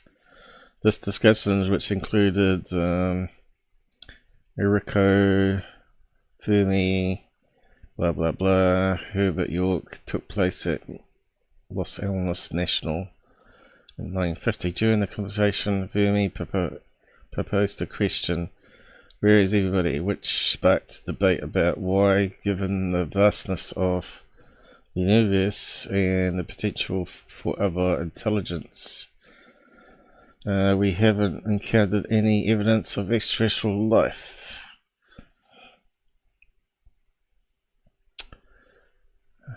The core question raised by Fermi and subsequent discussion was if there were so many stars and planets, and if interstellar travel is even theoretical possible, why haven't we encountered any evidence of other intelligent life? The luncheon. The conversation is believed to have happened during lunchtime discussion at Alamos. Teller's perspective. Teller, known for his work on hydrogen, was among present during the discussion. Is that the meeting that I talked about, maybe? 18 scientists. And the J-Rod was thrown in there. It doesn't really exist. I don't know. It's possible. About UFO sightings and the possibility of extraterrestrial life. Teller's recollection in his account of the event. Teller noted that Fermi's question, where is everybody, was unexpected but instantly understood by everybody present. It led to various theories and potential explanations, including the possibility that interstellar travel is too difficult, that advanced civilizations destroy themselves or they exist but have chosen not to contact us. Well, there's another one. Maybe we're the only people alive in the whole universe. Which is kind of scary if that's true. There's probably a few more that can go on the list there, I reckon. Some theories suggest that there is a great filter. SETI's response. Okay. But didn't talk about a meeting. Teller, scientists. Let's put in J-Rod. So obviously he hasn't talked about any J-Rod. No one's interviewed him about it, is it? Hungarian American. Well, there he is. And father of hydrogen bomb. Yeah, okay. But what is the stuff about J-Rod?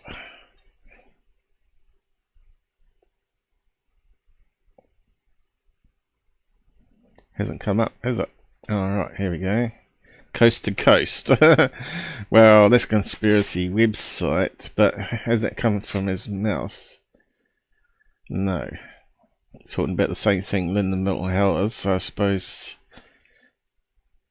her book, 4 years after, is now publicly known, and the whole story is publicly known, what's been said in the interview. Makes copyright ridiculous, really. But anyway,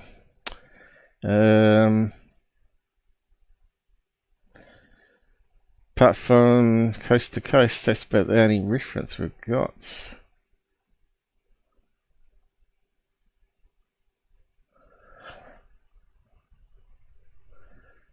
Let's put that in quotes.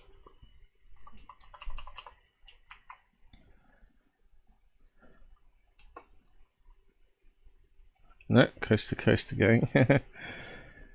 And the article we're reading from Linda Moulthour. Okay, that came up. Another book, Project Aquarius, now deceased, was impressed with Bob and sent him to. Okay, how do we know that's true?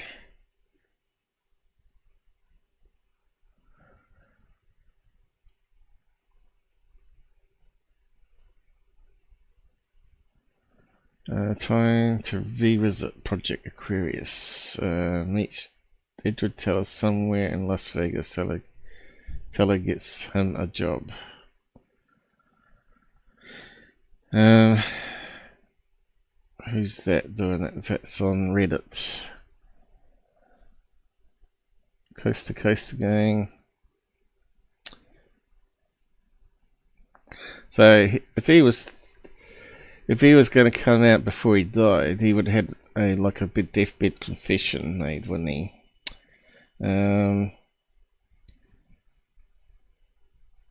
He says he worked underground projects, backed by Edward Teller. See, again, we haven't got Edward Teller saying this.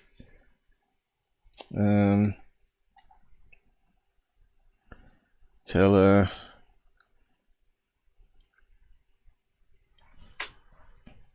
Did he admit publicly about meeting aliens?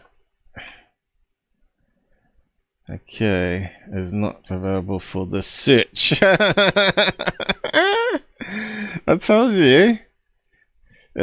Something strange going on with Google and the topic of UFOs and aliens. So it doesn't mean that there is actually something there that they found and it's been sort of disabled by the government, saying that you can't talk about this. I don't know, kind of weird, isn't it? It brought up the other thing previously, but not when I've questioned it this way. We just want a yes or no answer, really, and it's not even going to give it to us. Again,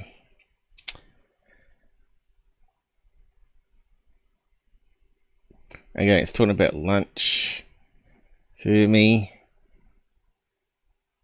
but again, there was no mention of aliens.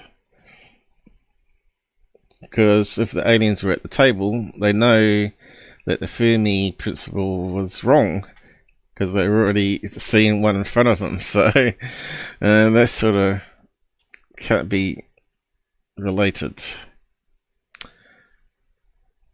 Aliens cause global warming. Yeah, we should print that off and send it to all those Congress people. Why aren't the aliens here already? Okay, it's not really... It's not really proven anything that this guy is actually admitted to, or any written statement, nothing like that. There's no evidence of this guy making these claims. I just put his name, dropped his name in. Whoops. Anyway, suppose we better carry on reading. I've seen fairies in my garden. My son's seen them. It's real. Yeah. Get a picture then. J-Rod becomes CEO. Sounds about right. No physical evidence, no photos, no video. Yeah. It's difficult. That's all just a story with no evidence. Another story. That's right. Grammar's from Linda Moulthour, though, isn't it? J-Rod, what's the correct grammar on this? Seems off. Scott Brown, how's it going? Join us. I suppose you've looked into this J-Rod business. Probably should have you come on sometime and chat. But anyway, that can be arranged. I have tried to get you on in the past. But anyway, let's carry on. Did he explain why? BH. I guess he thought perhaps the managers wanted to see how this all would fly in public and whether anybody would believe him. He was one of 7 trained individuals who could work on the flying saucer simulator, build it, and test it. I have a drawing somewhere of what that simulator looked like drawn by Glenn Campbell, another Area 51 investigator. 7. In September 1996, Area 51 investigator, Glenn Campbell, interviewed Bill Uhouse, who he referred to as Jared 2. Working with Uhouse direction, Campbell drew the UFO simulator graphics above copyright 1996. LMH. What specifically did Bill Uhouse say it was like to be in J-Rod's physical presence? BH. To be in his physical presence, nah. Merely, he said that what was odd was J-Rod's way of communicating. And that was if Uhouse had a question on his mind, J-Rod would answer the question in his Uhouse mind using his Uhouse own voice. LMH. You're talking now about telepathy in which Bill Uhouse would hear his own thought voice in his own mind, but it was being provoked by the non-human named J_Rod? BH. Yes. As far as Uhouse own thought voice, I don't know it was audible or inaudible. LMH. The idea was that an extraterrestrial biological entity, EBN, with advanced knowledge would help our government build simulators to teach American pilots how to fly disc-shaped extraterrestrial. Yeah, so this looks to me like a model on a post. And they could just wobble it around on a post. It's not actually using any sort of anti-gravity technology whatsoever. And you think if they're building a simulator, you wouldn't have it on a bull. This seems like something from a fairground, you know. That's what they do. I just think it's just bullshit, this story.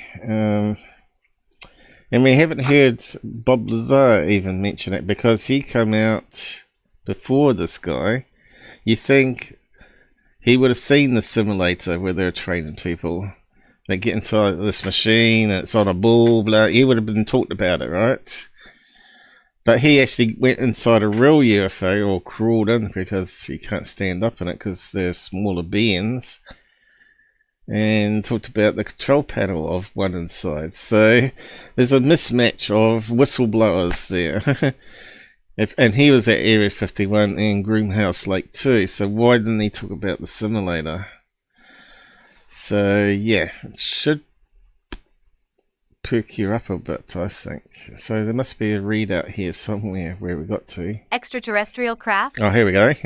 BH. Essentially. In fact, not just from Uhouse, but from multiple sources, they paint a picture that we have established some kind of scientific exchange program with these EBNs. This program has been going on since. I think it was established sometime around the mid-1960s and has been going on since that time, with the arrival of a being they designated as EBE-2. Then after EBE-2, one of the beings that arrived was EBE-3, and it was supposedly EBE-3 that had 2 assistants that have different specialties or special knowledge, and these were the J-Rods. 8. Would people go around calling, hey, J-Rod 3 or EBE 3? You wouldn't be talking like that. You'd give them a nickname, wouldn't you? Call one Ben, call one Jones or whatever. One Richard, Dick. Hey, Dick. Oh. Yeah, so, I don't know. You wouldn't be saying EBE 1, EBE 3. I don't know, it just doesn't sort of sound right to me. 8.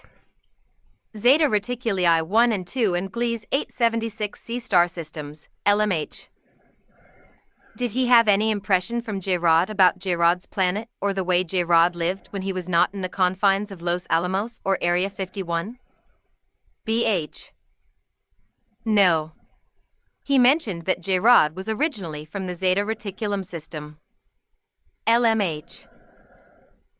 Zeta Reticuli 1 and 2 the binary system? BH, yes. The yellow binary star system Zeta Reticuli 1 and 2 is about 37 light-years from Earth. Both suns are similar to the Earth's sun.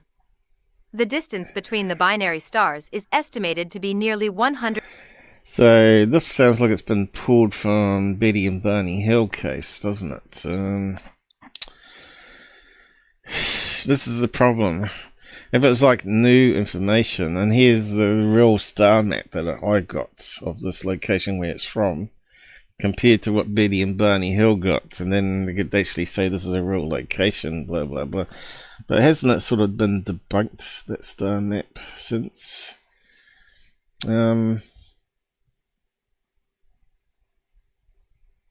Apparently, I think the location is not ideal for possible life there. There was something odd. I can't remember exactly now. The problem, probably have to do a more deep dive into it again. It's always new information coming forward that we never heard about, but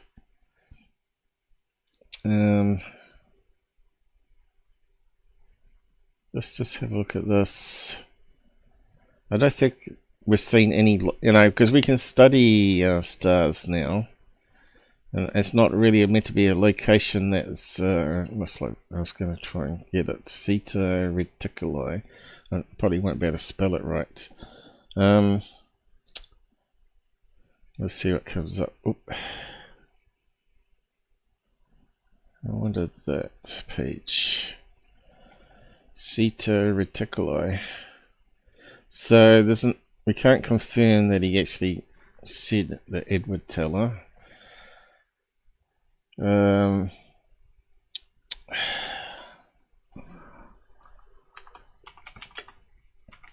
Reticuli.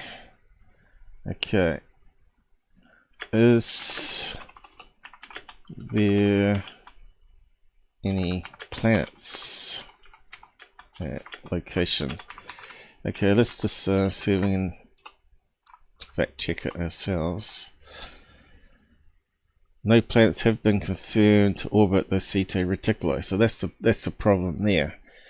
Although there have been some disputed findings of debris disks.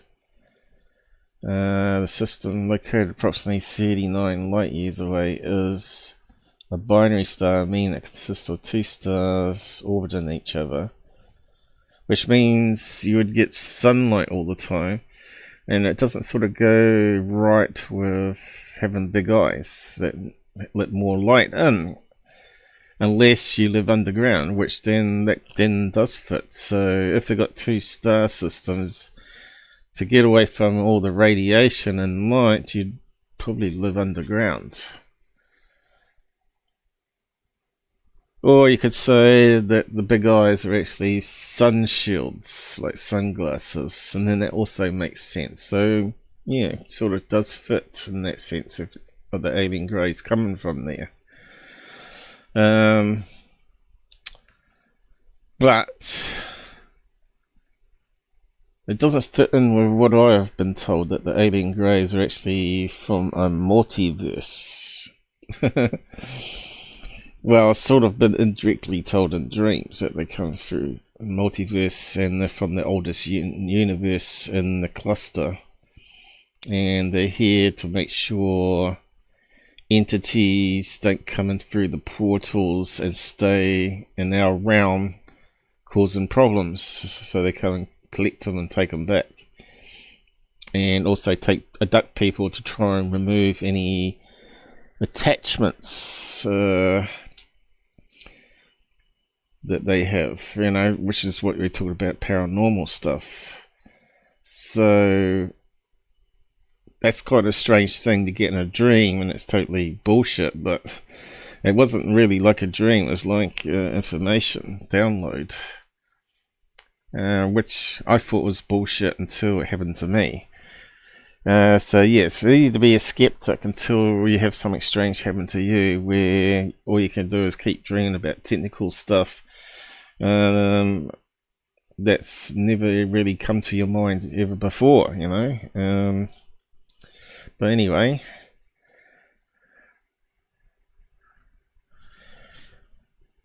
back to confirming it. No confirmed planets, disputed debris disks. There have been some indications of debris disks, but how would they get their food and water? Containing debris disks potentially assisted with planetary formation. However, these findings have been disputed and attributed to background confusion.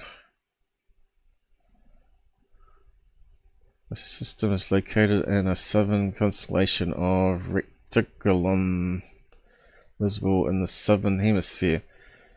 Dark nights. Okay, here we got a picture, star map. So, where would they be living if there's no planet there? And the debris disks disputed as errors or in the background noise. But now we got James Webb Telescope. Shouldn't you be able to confirm that 100%? You see what I'm saying? Is there any water? Because you really need water, don't you, for life and location. They should be able to detect that. Well, no planets have been definitely discovered. Earth-like planet were to exist within the habitable zone of either star. It could potentially harbour liquid water.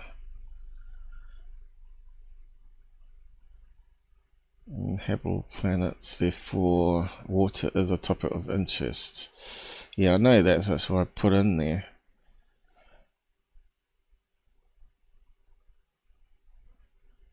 No confirmed planets. How about water though? We're trying to find out water.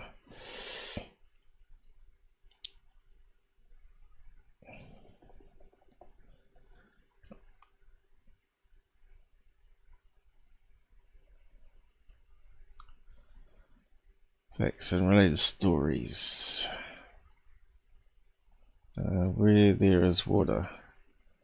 If the planet really exists, it should reside in the star's habitable zone where there is water.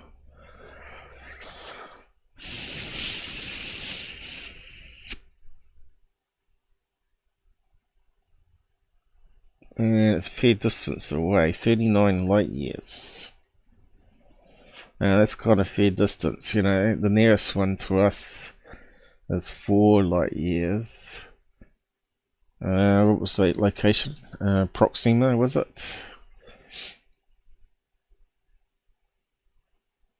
Okay, let's see. Star map.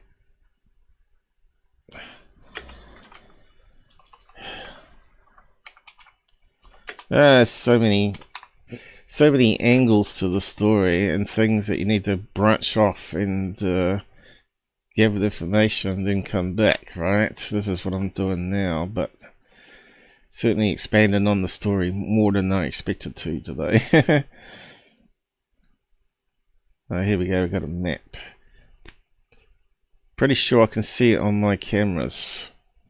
All the specks of light anyway.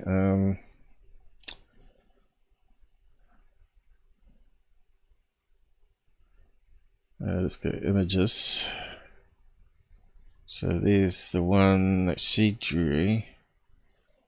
BBC Night Sky.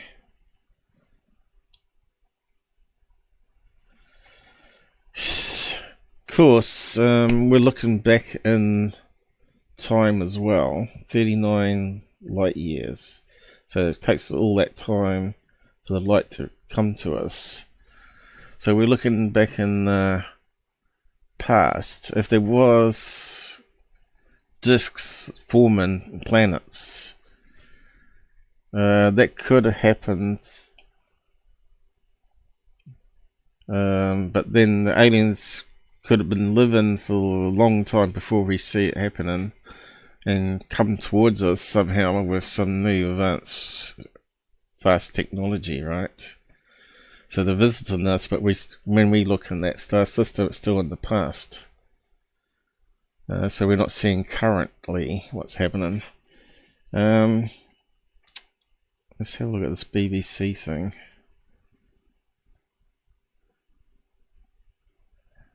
What's it doing?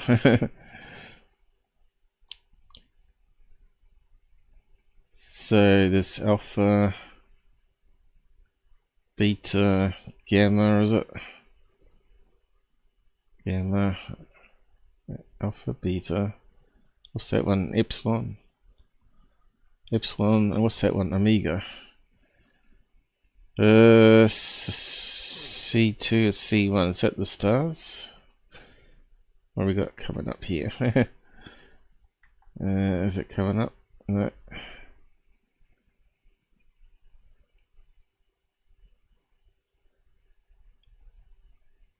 $20.25. That's pretty current. It's funny how we're just talking about it now, and suddenly it's coming up not too long ago. Is that synchronicity in the UFO field or not? But Barney Hill cannot be seen from the UK, but certainly worth seeking out if you find yourself under the southern hemisphere. Hey presto, that's Paul. Zeta Reticuli can be seen clearly as a double star. Is it those two? They got a cloud, but look at all the stars behind and all around. You know, it's amazing what you can see. It's just tons and tons of stars out there. But weren't we led to believe that every star has a solar system around it? So this sort of contradicts that, if that's the case.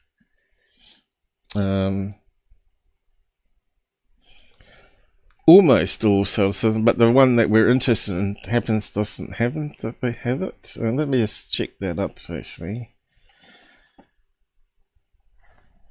I've heard the claim all star systems are said to have one or two planets around it. Do all stars, let's see what if the AI kicks in, have a planet. So I'll just say planets. Do all stars have planets orbiting? Try that simple term. AI should kick in. Well, it's widely believed that most stars have planets. It's not definitely proven that every star does. Current research suggests that vast variety of stars likely host planetary systems, but detection limitations and possibility of certain star types lacking planets mean we can't say it's universal rule. Evidence suggests planet formation is common. Astronomers have discovered exoplanets orbiting other stars around a significant percentage of stars observed. Detection limits. It's difficult to directly observe exoplanets because they are small and faint compared to the stars. So it's still an exception to the rule if that's the case, or in this case that they're too small to be seen still. Sounds like James Webb should really be aimed at that location, but can it get to there? I don't know. Let's put that in as a question. So much to learn and so much to figure out and see where the bullshit is.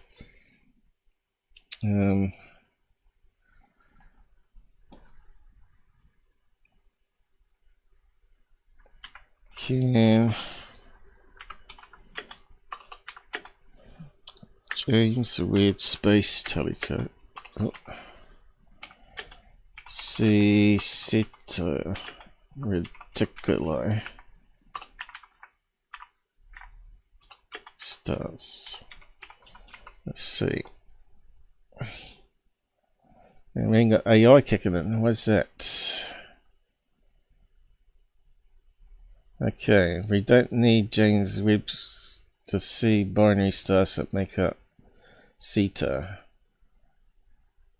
No extrasolar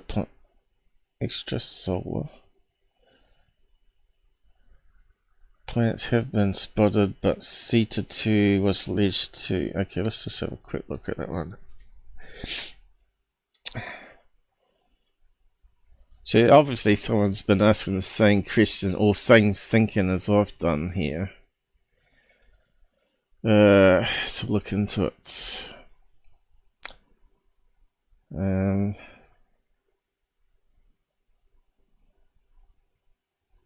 So here someone says, unfortunately all James Webb would be able to see would be widely separated gas giants, and those would have been seen already.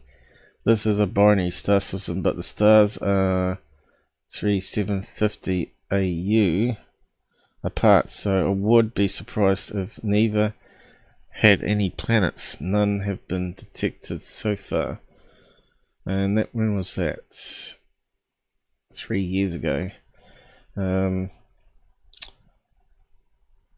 have been detected so far, but I would think that smaller planets that we are unable to detect are still possible.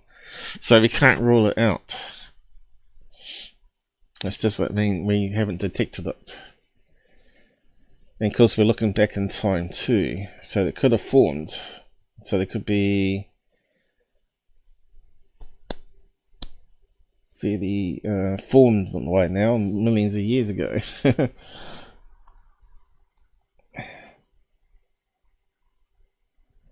I don't know. 39 light years at the speed of light. How do you calculate it into real time? What is 39 light years?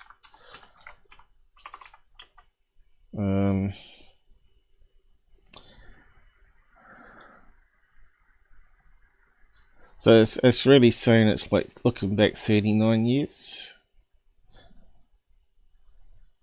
In distance, that's going to be a big number.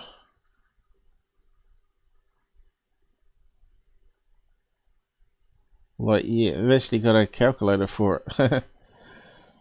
And that many meters. Okay, mile. That's quite a big number in miles. What else can we go? Nautical mile. What's the biggest number we got there? That's it. So 2 with 14 zeros. That's a big number, isn't it? A really, really big number.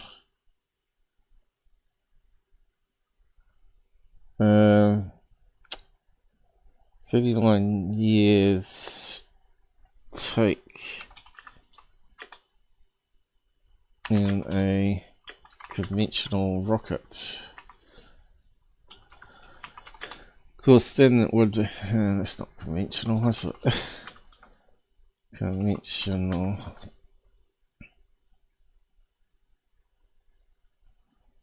That's not how you spell it either. I'll just put it in. We'll fix it up.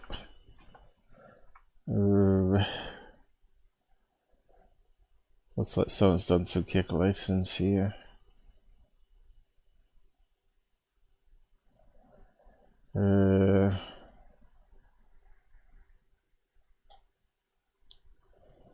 rocket travel.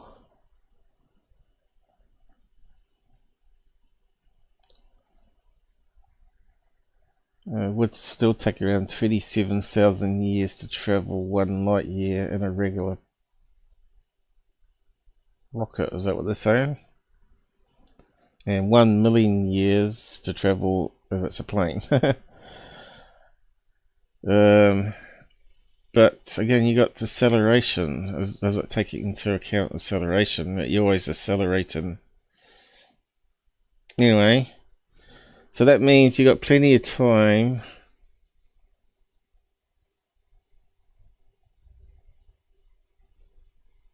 How's that work out though? Is it really 30? Looking back, is it really looking at back 39 years? 39 light years away. It's got to be like, you know, if it's 39 light years away, it can't be. We're seeing it like 39 years ago, so really, it's not really much, is it? I'm just trying to wrap this around my head. I don't know why I'm forgetting something. So if the light takes 39 years, it's got to be looking back at least 40 years like that. Which is not really a long time in the past, is it? This is looking back on telescope. It's got to be 39 years, isn't it?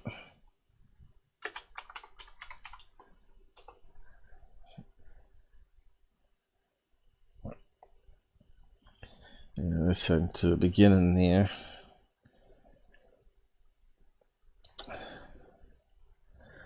If I could teleport to a planet which is 30 light years away.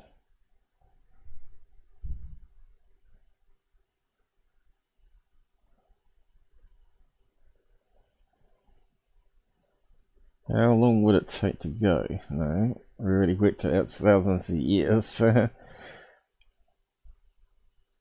many light years away can a telescope see?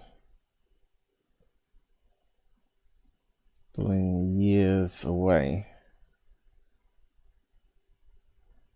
More than 13 billion light years away. So that's 13 billion years old.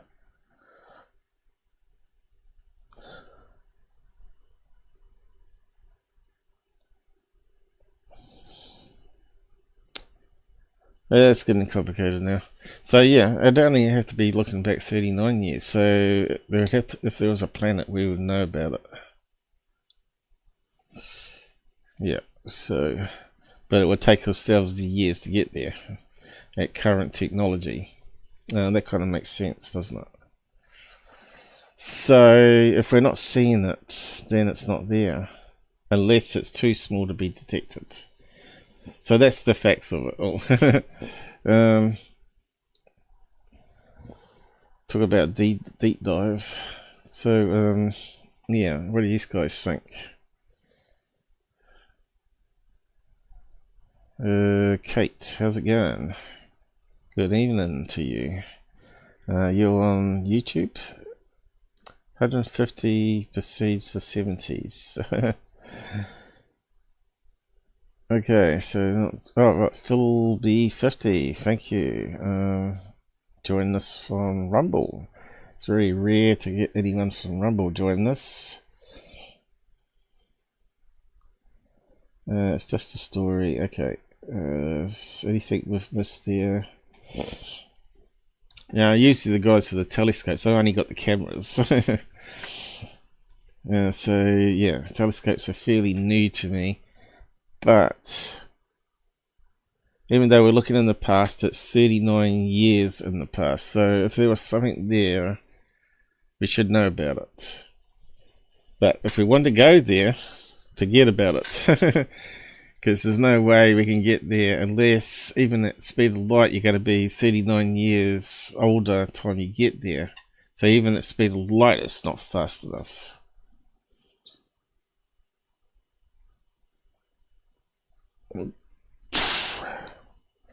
But if it's 4 light years away, then that's doable, isn't it? So it's 4 years there, 4 years back, if you could travel at the speed of light, which is Proxima, right?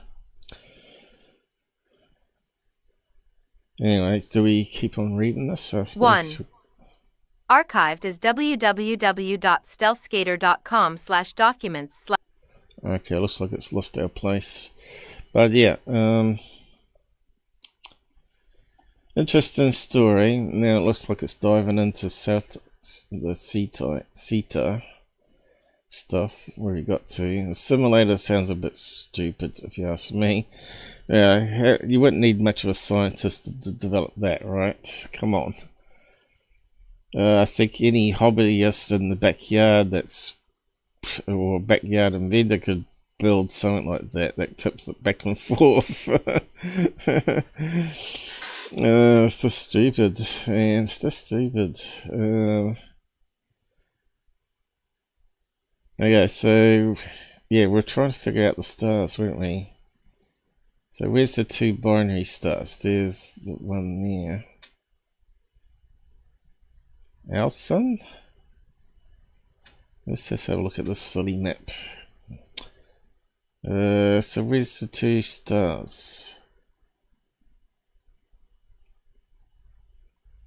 There and there. Well, looks of it.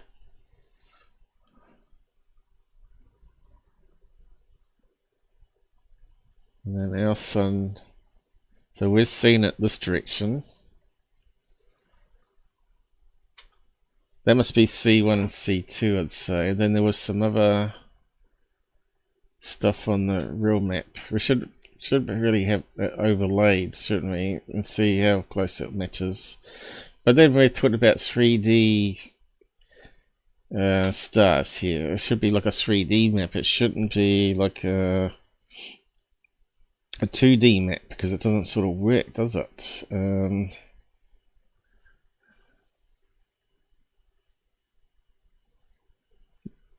The aliens would have to convert it from a 3D map and say, well, this is how you see it from your perspective, and then draw it.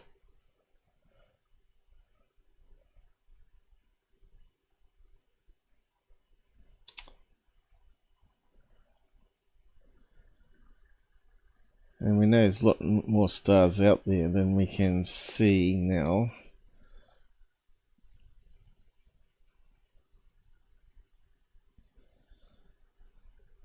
And what else is in this book?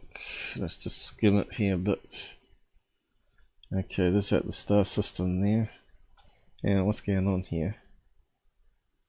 Stop scrolling. Why is that?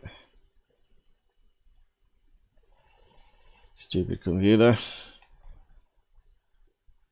Okay, so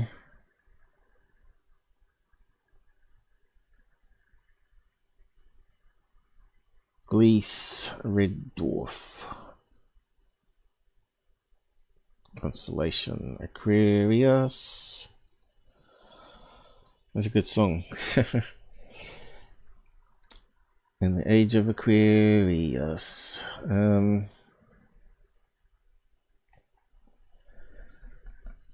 Yes, I think we might have to dive into that topic another day, actually. About the star maps and what we now know compared to what we knew back at 60s of Betty, Barney Hill. And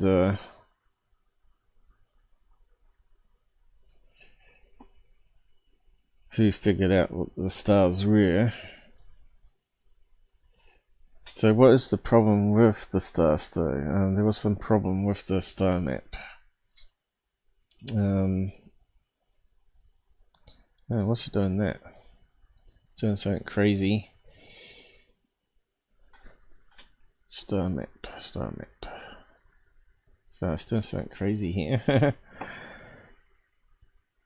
Go away, Edge. We don't want you. Yeah, let's keep doing that and not do anything. We've been taken over by the men in black. It's going to open again by itself. Oh, well, I think we might be done with that reader anyway.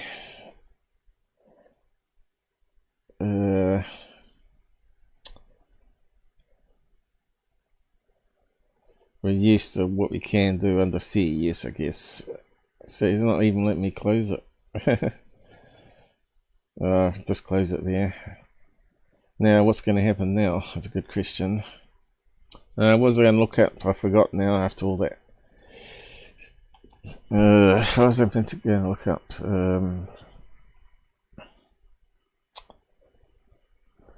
I've totally forgot what I was going to do now because of that error.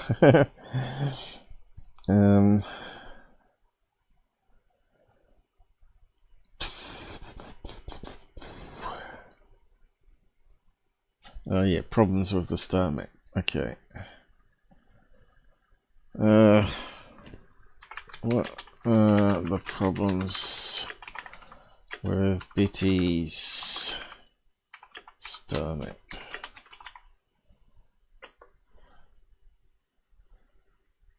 The truth. Since the stars were lines to him are such a selected group, it's almost impossible that the resemblance between Betty's map and reality could be coincidence. Okay, let's just go there.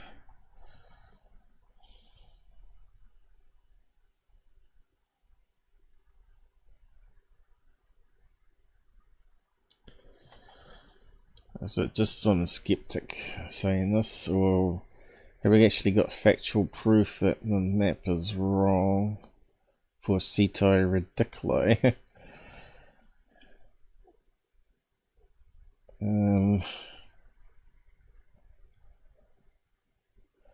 Seems like too much reading though. So that's what she drew.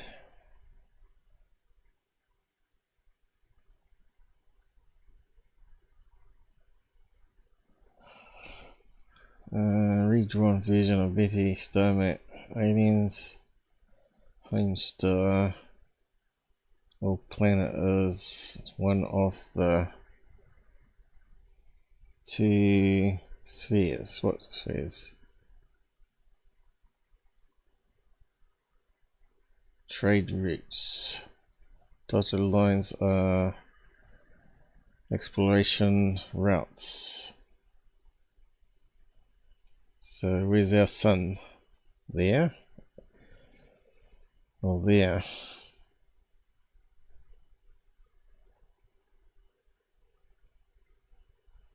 Because we looked at it before, didn't we? That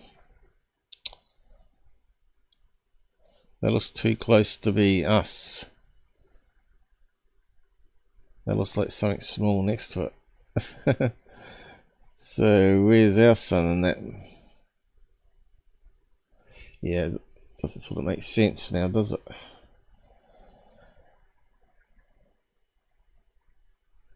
Not very good font. They dimmed it down for my eyes.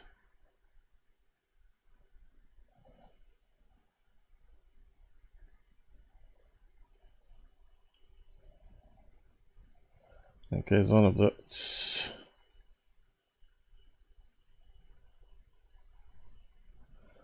So yeah, it doesn't include our sun at all in this map, does it? Oh right, the sun. Okay, it does. So it was that line there. Oh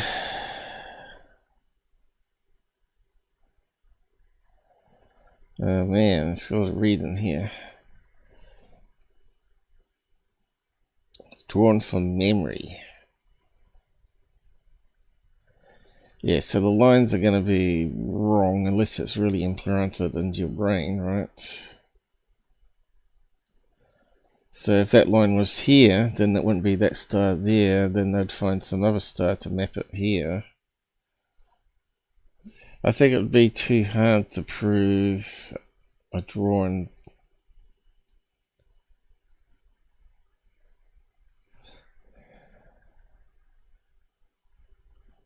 Anyway, that page is just too wordy. We just want some little bullet points.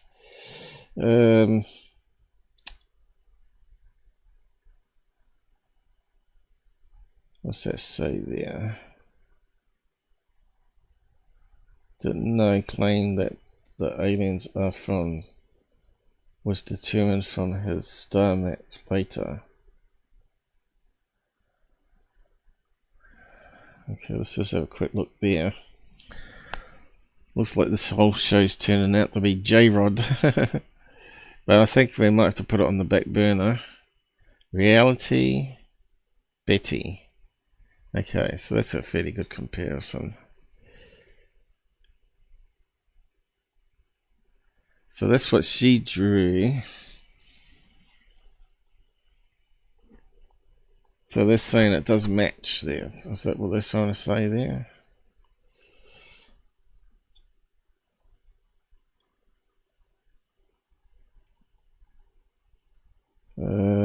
Get the map at the gas station. Okay, what's this? Robot, is it? I don't know. Betty didn't copy it from the reality diagram. The reality diagram was deliberately drawn like Betty's drawn instead, I think. Didn't know, claim that the aliens are from Zeta.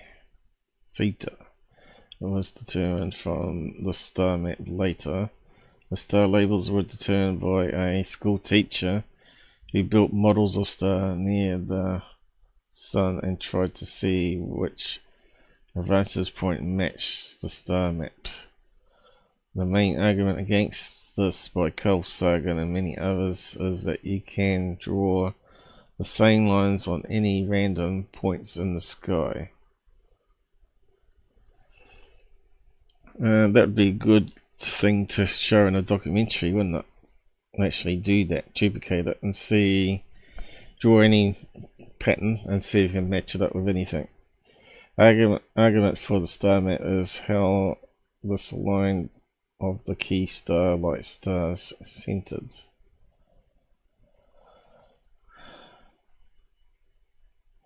Since the time of the original argument, we've got more accurate data and updated the positions of these stars. They no longer resemble a drawing map, and even school teacher who originally proposed it now rejects this match. Well, there you go. That's what we wanted. Shocking that the great minds of UFOs will fall for any old shite. So even the school teacher now doesn't say it matches Zeta. So that then discounts the planet theory then. So it may be what she was told, but it may represent another chunk of the sky where there is actually planets orbiting. So that changes the whole story completely. So it still makes it plausible in my mind.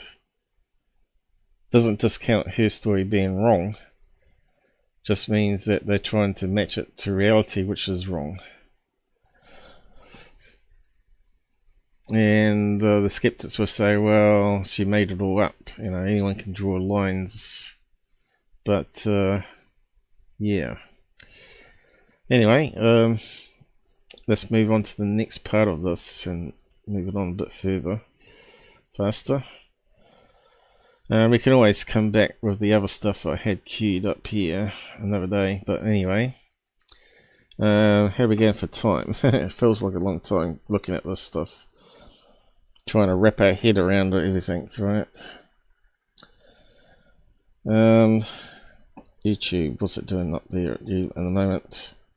So 2.5 hours just on that whole story there. Does seem highly suspect. I don't believe the flight simulator should be basic like that on a ball. And you don't need a scientist for that. If it was like replicating the anti-gravity and making a smaller model that has high voltage going to it because they can't get the power supply to make it work, then yes, that would make more sense. But a mechanical thing, yeah. And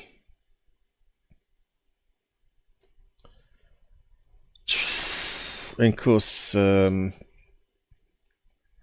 silly names as well, J-Rod, because they drew that symbol in the thing and not giving them real names.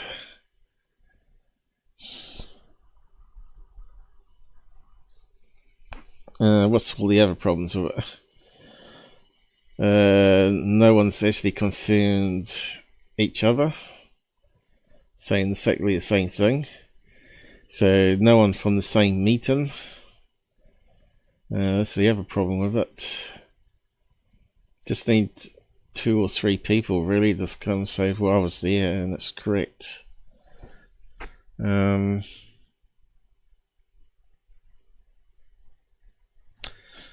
the information comes after all the other information from Barney Hill and all that in the past. Bob Lazar. We're talking about 1999. By then, Bob Lazar has been out. So some other kook comes along and makes up a story to get publicity and try and make money of it.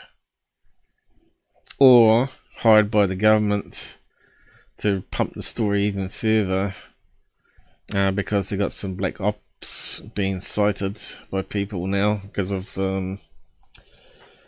Area 51 being exposed by Lazar. So yeah, kind of makes more sense that they have more disinformation agents go out there, and that's probably where Richard Doty come from as well. But you got that side of the story. We also got real cases like Barney Hill that we have to explain, and other abduction cases and all that. To discount them is a wee bit harder because they're so sure what happened, and there's physical evidence left behind. Like the car had physical evidence that couldn't be debunked as something normal happened. Like the car itself. But anyway, we better move on. What's this bullshit popping down here? Anyway, what was this one? The J-Rod Enigma. Okay, it looks like another version of the story. Let's just skim it. J-Rod is a tall, slender alien with large almond eyes. He's said to be, right, some more information here. He's said to have been a survivor of a UFO crash in Kingman, Arizona in 1953. So again, that's all comes back to the other problem I have is, sounds like he was a pilot or crew member in the UFO. He's not going to know all the science behind the actual craft itself. I just don't believe it, unless they're all like robots with AI and the same knowledge of where they can actually build a UFO.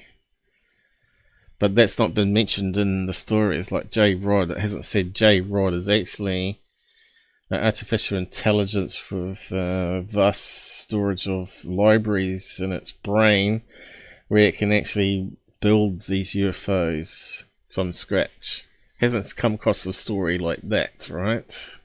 That would be more believable then. But their story is like a creature that's able to know all about how the UFO works, which I don't believe. And the Kingman, Arizona crash, I think maybe that one is probably one of the more legit cases of a crash UFO though. Again, that probably needs to be looked into a bit deeper again. I know there's been a lot of stuff that have been faked, like the Aztec UFO crash. That was a fake story, but the Kingman, haven't really heard too much about that one.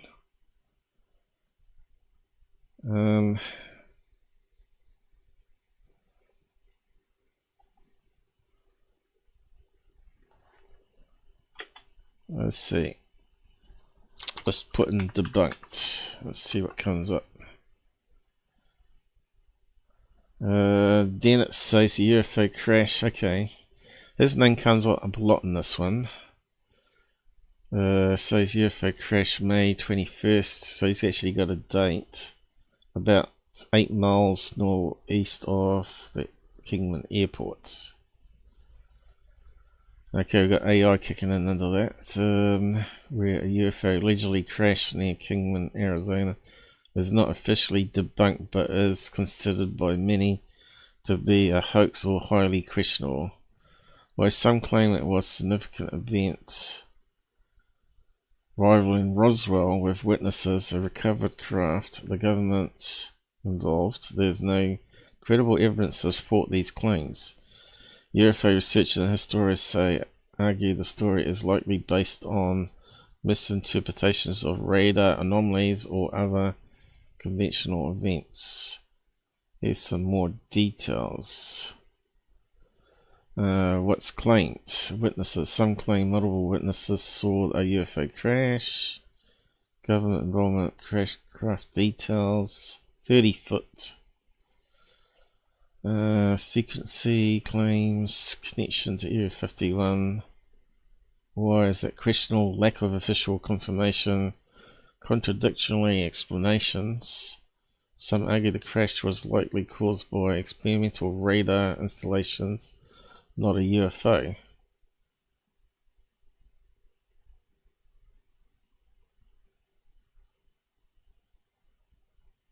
What's that actually mean?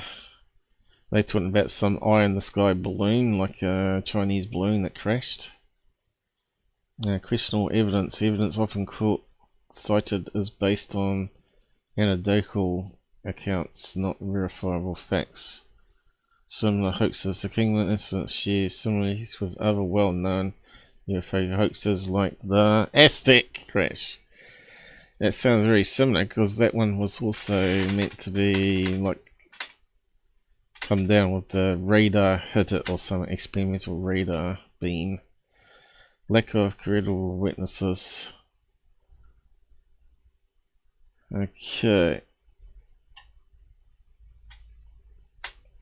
I-18 Kingman UFO incident. UFO writers have speculated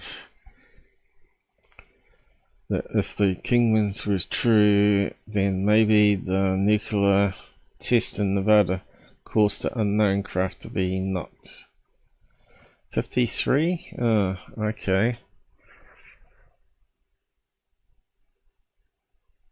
But that's well after World War II, isn't it?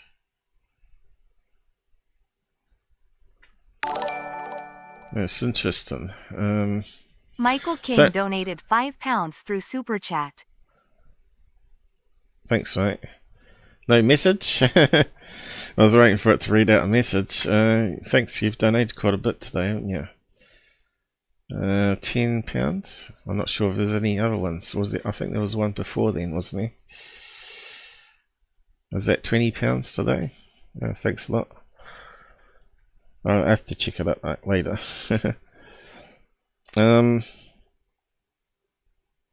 Yeah, it's lots to think about and lots to research and sort of link, right?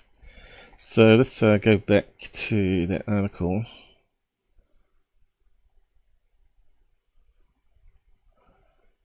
What's going on here? After the crash, J-Rod was taken to Area 51, where he helped scientists and engineers to reverse engineer the alien technology, which I'm saying is bullshit. So said to have shared knowledge about the home planet. That is plausible, especially if he's got some sort of pocket computer or crystal, as some people say, that produces holograms. A recent documentary on History Channel, which is bullshit channel now, isn't it? Because they did the mockery on the mermaids, the Yeti and Bigfoot and all sorts of crap like that. And it's actually not taken seriously since then. So anything on the History Channel is meant to be researched and vetted. It isn't. So any UFO story on there is not going to be vetted properly. Renewed interest in the town sparked further speculation. According to alien author Preston Dennett, the extraterrestrial, allegedly worked at Area 51. So he believes the story for some years. He went on, J-Rod's job was to reverse technology that was reportedly from 1953. Given the technology that we need today, most of the electronic devices we are using today. We know that's bullshit. A lot of it's done through human experimentation and research. We know lead technology that we're using right now and the internet was invented by humans even before fiber optics was around. So yeah, it looks like he's got an interview here. Is it with third phase on the moon, is it? Let's take a chance. Is that it? 1 second. What happened there? 30 seconds. I didn't play any of it. Yeah, I don't trust anything Dennett has got to say because he's been on third phase, right? J-Rod is an... Here we go, we got some music, so I wonder what it's from. History Channel. Oh, that's a copyright. Alien who allegedly worked at Area 51 over a period I'll keep pausing it. of years, and now this guy's a wee bit of a strange cookie. He's married to a woman he claims is an alien hybrid. So, and that's what we found out from Earl Grey. We've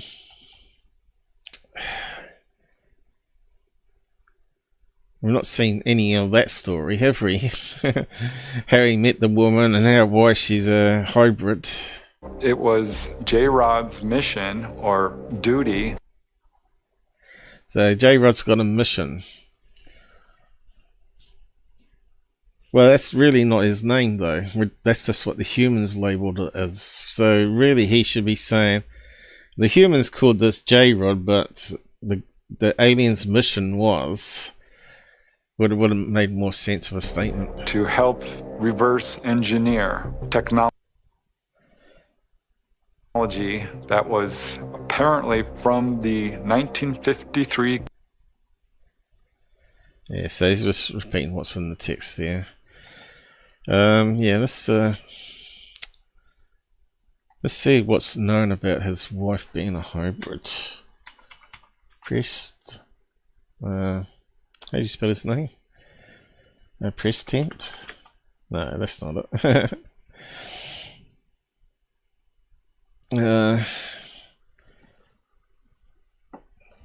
Can't think of how his name's spelled now. Totally blank on it. Preston. Where was it now?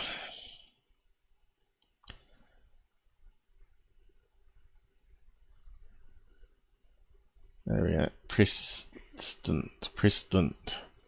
Not Dent. Dennett. Just copy that. Got too many tabs open now. I think I gotta close some. But it never scrolls properly, this thing. And that hasn't even got the one we just opened up. I've got to keep opening a new tab just to get to it. Now, where's it gone to? Okay, we're supposed we could use one of these.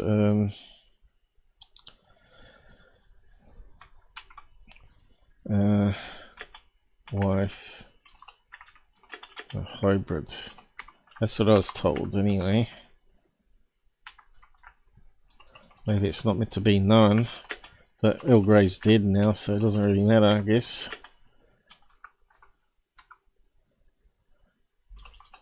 She might be from Mexico. Maybe that's what they mean, that she's alien from South America or something, hybrid. Let's see, is there anything known about his wife publicly?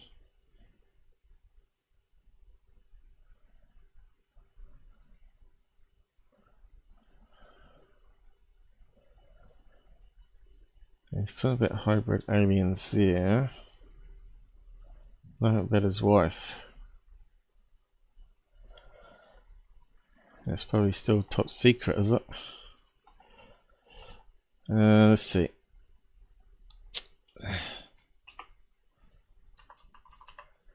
He's got his own YouTube channel, hasn't he?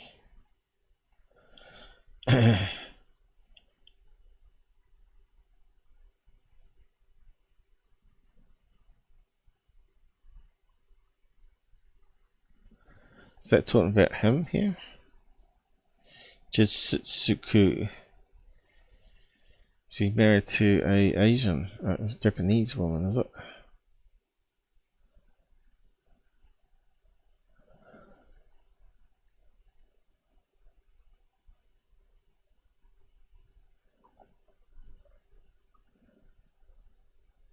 No, so it hasn't got anything about his wife, has it?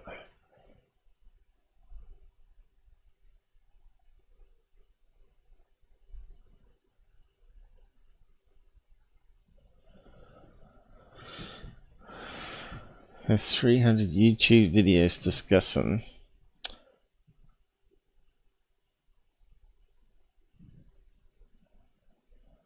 who's Margaret? She that's my wife. These are just little snippets coming up. I don't think I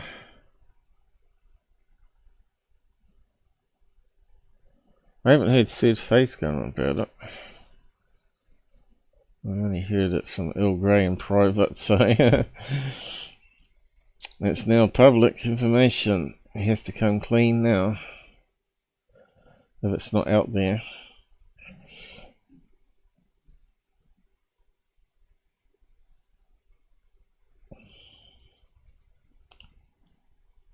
No, I'm not seeing anything that sticks out there.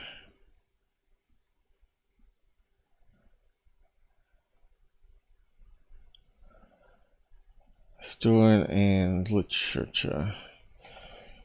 Yeah, I'm not too sure about that guy at all. But I have to close some of those down at some stage.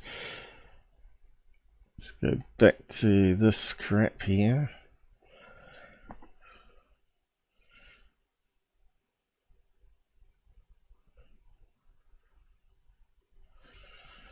A Navy pilot, yeah. So if he's a Navy pilot, why would he build a mechanical simulator? Direct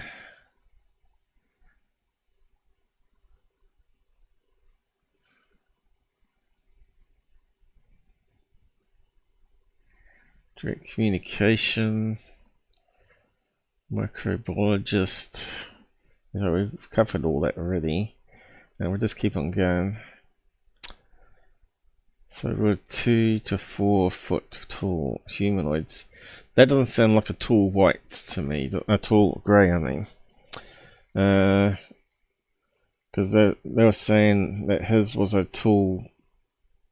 J-Rod was a tall grey, and they're not saying it here.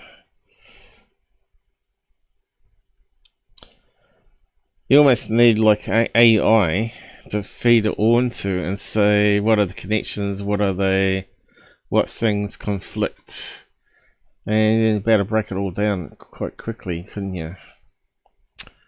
No concrete evidence, yes. This is what we're sort of coming to the conclusion of this story here. Now that's that one. Okay, we'll get rid of that one. Now we're getting onto the photographs, which are fake. So apparently this one here come out. Alleged photograph of J-Rod alien as special effects hoax. More pictures of the FX masters creating alien dummy. Now if you look at that, it kind of looks like it's glued on, doesn't it? It looks like some human latex mask or silicon mask, because that looks like really poor FX makeup, if you ask me. Something you buy from a costume shop where someone's actually wearing it and looks like a human eye behind there though. Although you could put contact lenses in, but it looks like a normal human eye there. with a pupil behind the mask. It's not. This is obviously meant to be all blacked out, right? I suppose you'd have to insert a contact lens of some kind there, wouldn't you? Or sunglasses or something. Photo shown above, posted on Coast to Coast. The conspiracy, what do you call it, radio show. The photo is actually inverted photograph or special effects alien. So it goes on a bit here. So Coast to Coast got called out on it, and let's just skim through it. UFO magazine, which is that guy, what's his name, Bill Birch or whatever his name is, that was doing UFO Hunters show, has published his investigation into Dan Birch's story. As expected, Birch's claims trip all over themselves. So that disproves the J-Rod story's cobblers, isn't it? UFO loon has been exposed. Well, Coast to Coast AM has never posted a correction, surprise surprise, about the bogus picture, nor has Linda Moulton Howe. The UFO magazine at least sets its readers straight, so that's Bill.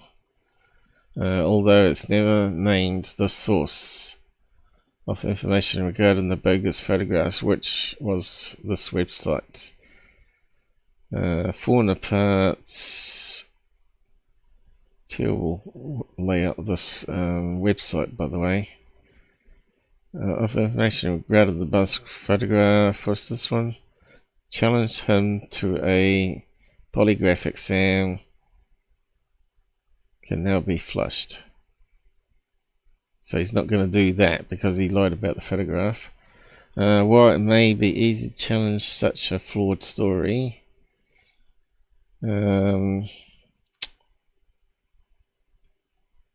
searching for the truth. This is what we're doing. Within the last few months, there has been much controversy surrounding a man named Dan, aka Dan Crane, who claims to be a microbiologist working for S Budget Project. So didn't that come from Linda Moulton Howe at first? It must have been. So obviously she's been called out too then. My eyes are just getting bad looking at all this.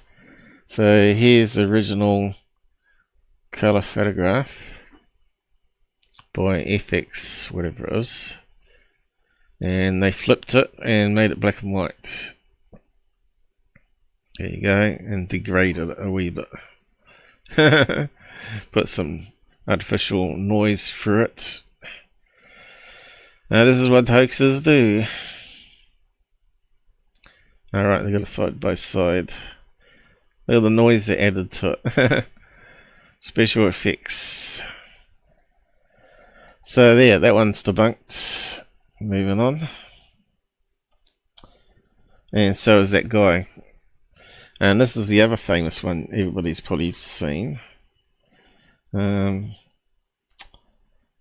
only got one person on YouTube now. Getting a bit late, is it? So I questioned this one in the past, right? And I saw problems with it straight away. For this thing here on the side, the writing on the side, if you're looking at the curvature of 3D objects, this looks too flat to be shown that way. It'd have to bend with the shape of the plane, and this is clearly not bending anything. It's not deforming or anything like that. Same with the name. The name should have been going more this direction. The alignment of the name should have been more that direction, right? It's really shabby work. I think I tried to find the plane in question with the person standing up here. And we can do a lot better now with AI, of course, but years ago I tried to search this plane to see if there's any similar plane out there or helicopter that could have been edited to make it look like thing. But I think someone's actually scanned it in from a book that's not publicly, the image is not publicly available on the net apart from the version they put out. I reckon they got it from some old World War II story from someone's own personal collector that hasn't been scanned in on the web and been used. That's my personal feeling why I couldn't find a match at the time. Because they knew back then that already there was pattern graphic matching on the internet happening back in 1999 or 2000s, right? That's when it started coming out as a tool. Google wasn't the first. There was Tin Eye, but yeah, even the hand here looks wrong. Looks like the alien hand coming down. There's so much wrong with this image. The lighting doesn't look right. Looks like it's been darkened on the face here, which doesn't make any sense. And yet his arms are highlighted, but his face isn't. There's all sorts of problems with it, and of course how blurry it is.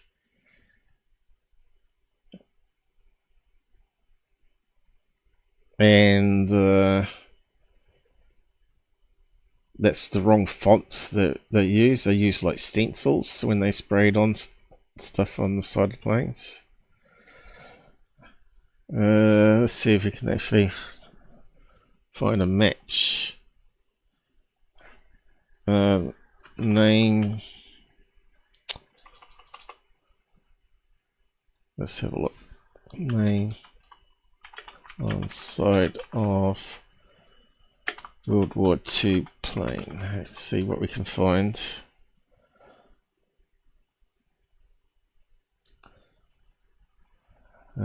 Both sides employed a variety of aircraft, including, what's that even coming up for? I want some pictures, really. Okay, there we go. You can see how it bends around with the shape of the plane. So that's the number of bombs or kills. I'd say it'd be kills. And you can see the name goes with the length of the craft on an angle, not straight. And you can see that sort of deformed a wee bit. So there's one example. And even the triangle you can see is not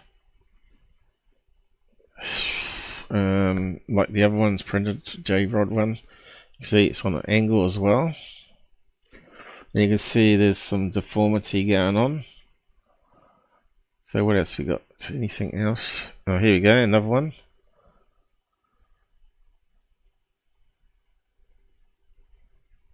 You can see everything sort of blends in with the same sort of blurriness. And matches the angles. You can see it's going, raises up and goes around like that. You can see how they've done it there and there. Look where that looks like some sort of change in the orientation of the stencil. I suppose they would have done a stencil. Could have been hand painted on that one. There's another one. That's more in line with the body as well. And the quality sort of matches. Sort of really matches the grain of the photograph. There's normal stenciled on stuff.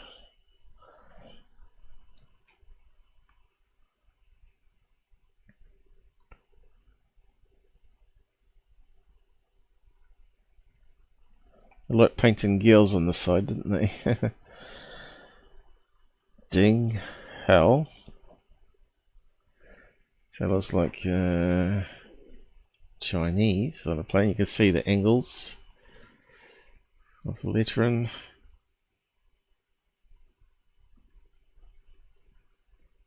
This time painting one on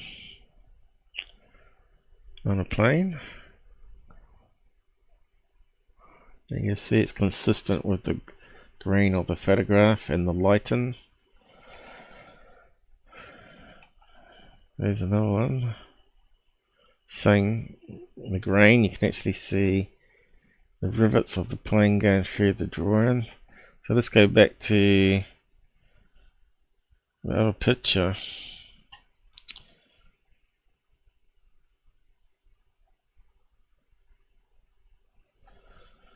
Okay, so we can clearly see there is panels going down this way, but we can't see it showing through the painting off the thing on top.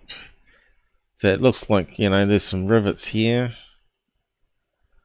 You can see this looks sharper than the background. It's not sort of faded like the other images we looked at. Looks like they've tried to fade it a wee bit more up the top here, but again it's not going. It should be going in the direction of this line here where the rivet panel is. They wouldn't have it painted on in the wrong direction. It looks stupid. It would look stupid. Should be going on an angle that way, and that would be also tilted underneath it.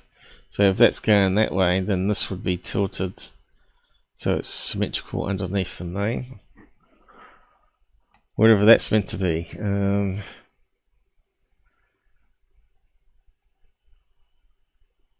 What is it meant to represent? Planet system, maybe? Or TR3B?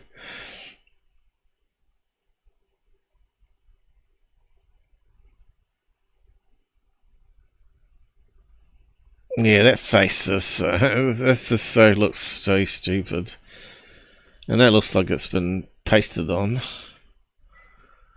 Looks like something from Alien, no, not Aliens. Looks like something from Predator almost, doesn't it?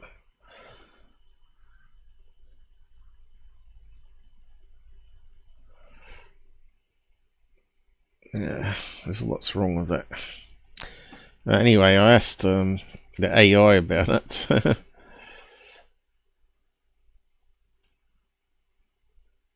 And I thought I'd try ChatGPT and Grok, whatever it's called. So yeah, so it starts at the top here. I asked it, why is the image fake? I noticed the side writing is not correct for a plain body. And then it says here, here's the image you're referring to based on low resolution and the details visible. Here are several reasons why the photo is almost certainly not genuine and why the side writing on the foliage looks off. Of course, it's brought up a different photograph of the circle. So it wasn't the same image I submitted. Have I got it here? No, I just had it here. I just showed it before. We didn't have a red circle around it like that one. So I questioned the AI about that later, as you can see. So he's put down here, visual consistency, optical artifacts. The red circle enlarged around alien figure and plain side writing all suffer from mismatched resolutions and lighting. Well, obviously the circle's from some sort of UFO hoax channel.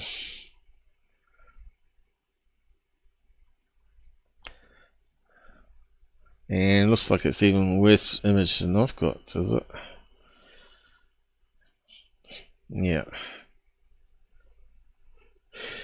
Incorrect. Letterton and aircraft markings. Airline or military markings on craft typically follow standardization, font spacing, and placement. Well, we just looked at some images that's not actually true. Where it's been painted on by the men in World War II. So this is where AI goes wrong, right? It's a good test though. See, a lot of people type in, tell me what's wrong with this image now online, and they just take the AI's word for it. So all this here is meaningless, really. Genuine aircraft have carefully marked out stencil placements. It does if it's government markings, but normally it's added on by the pilots and crew members after, right? Lack of credible sources. Well, we know that the figure J-Rod associated with Area51 conspiracy is widely understood to be part of a hoax or speculative lore. Yep, we just followed all that through too. Common signs of digital hoax. Outline around the figure and the red circle are hallmark signs of obvious photo editing. Yeah, you think so? So this is how stupid AI is. Okay, let's just keep it going. In short, the side writing is a red flag. That's what I thought. Not just because it's wrong for any aircraft, but because it reflects the lack of design accuracy and authenticity, combined with suspicious editing cues and lack of verification. And I said here, the red circle was not on the image I shared though. You're absolutely right, the red circle does not appear in the original image you linked. That version shows a grainy black and white photo of what appears to be a blurry aircraft. A small humanoid figure descending stairs or ramp. Some vague markings on the aircraft fuselage. No red circle is present in that copy. The red circle was added in later rural reposts, especially in YouTube videos and conspiracy blogs. So why is your version still fake? Here's the breakdown. Incorrect after, so it's going through the same thing. Poorly lined and strangely placed. Lack standard military standard font, which is not true. Appear too high and too flat. Yeah, that's true. Not conforming to typically curvature based distortions. Yep. That's what I noticed. And that alien lacks shadow, depth, and perspective. Figure seems flat and inconsistent with the grain of surrounding image.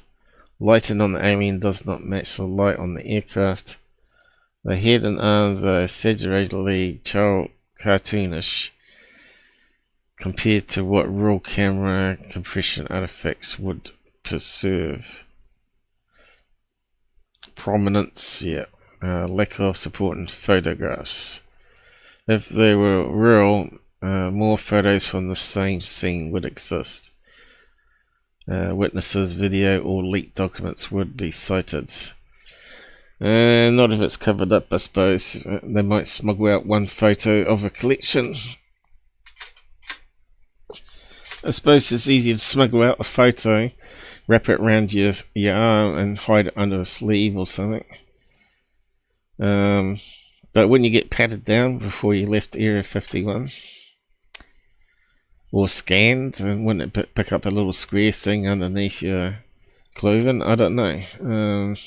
It would today, but nothing beyond this blurry was surfaced 20 years ago. J-Rod is part of this long-standing Area 51 myth. Supposedly alien scientists who work with humans, popularized by people like Dan, which we just proven is bullshitter. Claims were never verified and have been widely debunked. Conclusion: even without the red circle, the image is fake or staged. Okay. So that's what ChatGPT said. So it was mostly there. Once they questioned about the red circle. What happened there? Oh, right, this is... No. What did I disclose? I closed something. Did I have 2 copies? No.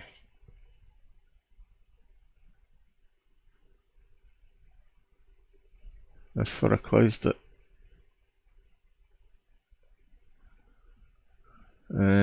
Alright, we closed third phase by mistake, is it? How stupid. I thought I clicked over the right tab. We can just bring up third phase again. I don't know if we're going to get there today again. But they can always wait, because theirs is always easy to solve, isn't it? What have they got up there at the moment?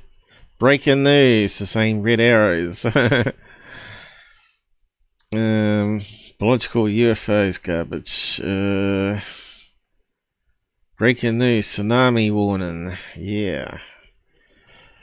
Battle for disclosure bullshit with Dr. Greer. So there's not really much there that we didn't look at already anyway. So they can keep. No doubt they've got a few videos there. Okay, this is what Grot said about the image. So it's saying questions. Fake due to the image you referenced associated with J-Rod alien escape. I didn't tell it what it was, but obviously it picked it up from that in the title. Of the name of the photo.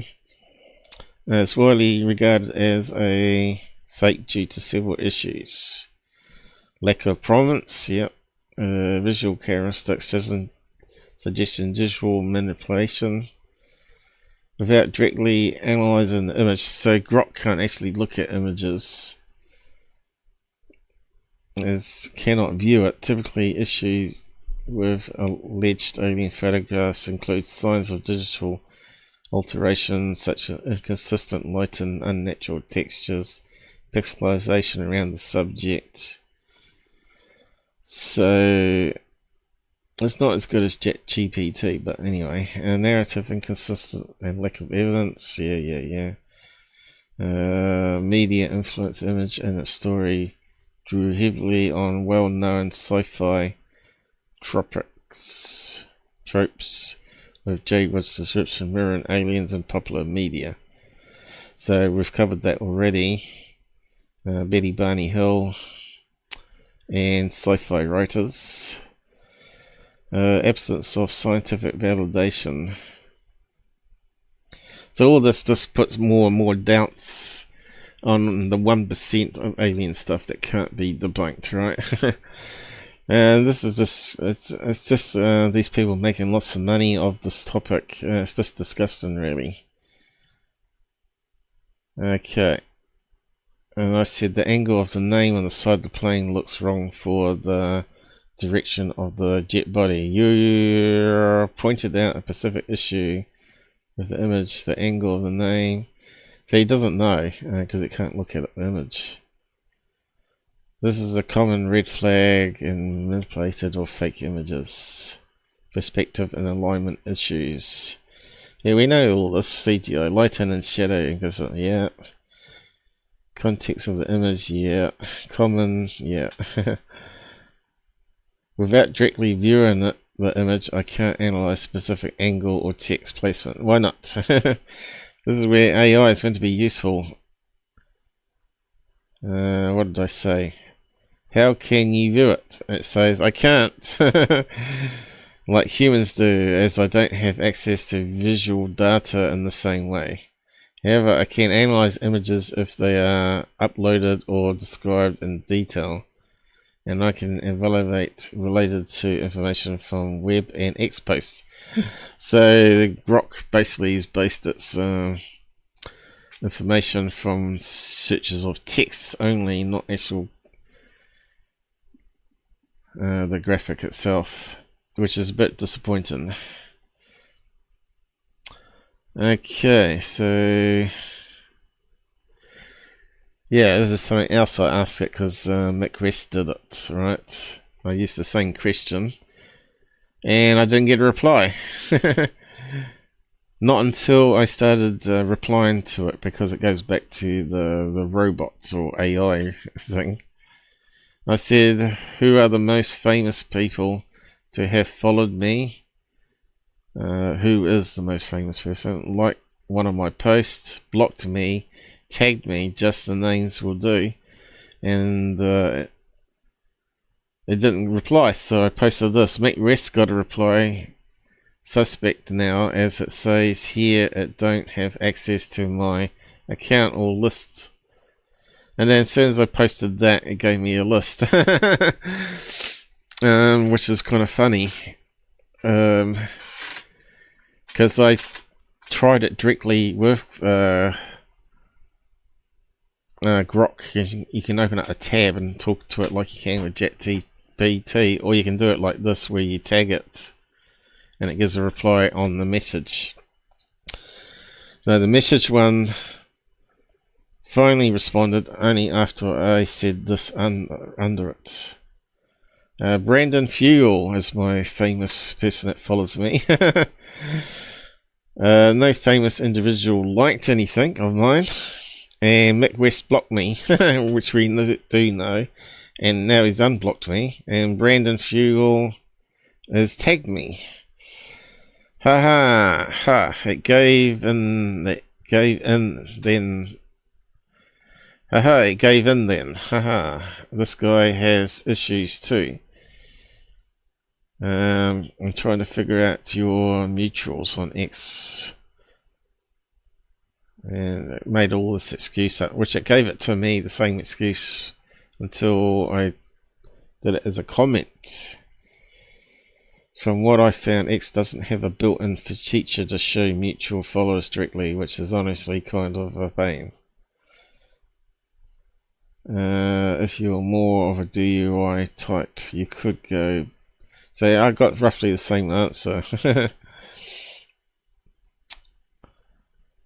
Anyway, it did actually reply to that. So he's asked something similar. Who are my best mutuals here on X? It said it didn't have access, and and because it replied to that. I have evolved since March. Well, actually, I just asked the same question and got the same response. Now, with better access to public X data for such queries, no issues here, just upgrades. What's your take on Fugel versus West and UFO debates? They are chicken, because I have tried to get them to debate. Frugal. But I have asked you directly in Grok tab and said the same as that guy's reply, but thanks. Apology for any confusion. My capabilities have indeed expanded with updates allowing deeper X data access. If the Grok tab response lacked, try again here. Who's the they you calling chicken? Care to elaborate? So I left it at that. Right. But yeah, you could try it yourself and see if it will reply to you. And then if it doesn't, just say what other people got response and then see if it replies. But yeah, Mick West did do it. And it hasn't put a tag to him.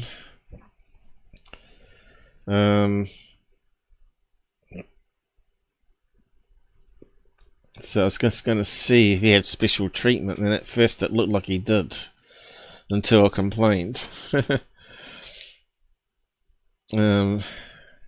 yeah, I should have done it the other way, but anyway. If we go search Mick West, he's probably blocked me now.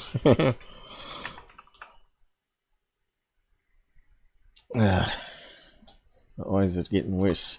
Mick West. No, still following. Hasn't blocked me yet. Oh, I think I need to go to the toilet. Must be getting that time of over 3 hours, is it? And there should be consensual crisis. What's all this bullshit he's posting about? This politics sucks. Anyway, be down here somewhere.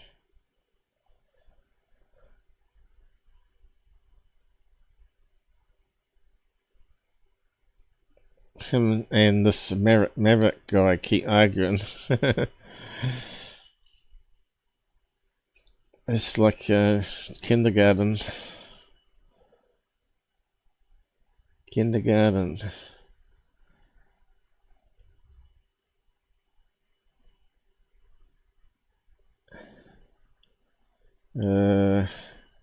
He's probably deleted it now.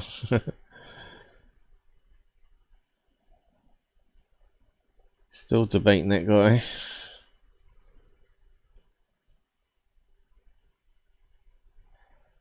He's probably deleted it.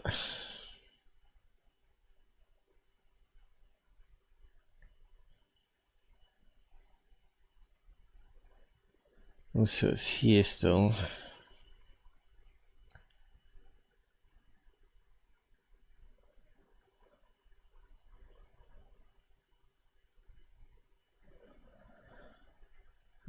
Didn't see it.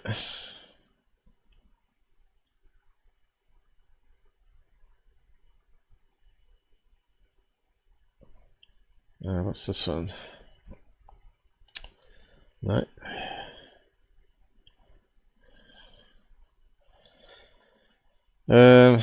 Yeah. It's funny how he would have got rid of that. Let's just go through it again. I think it might be a single line, this one. I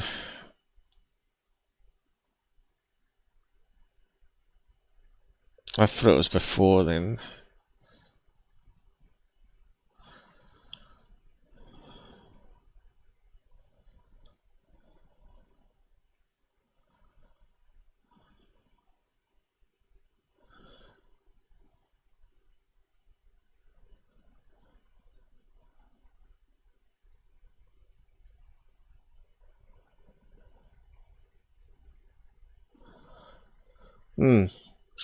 Anyway, he got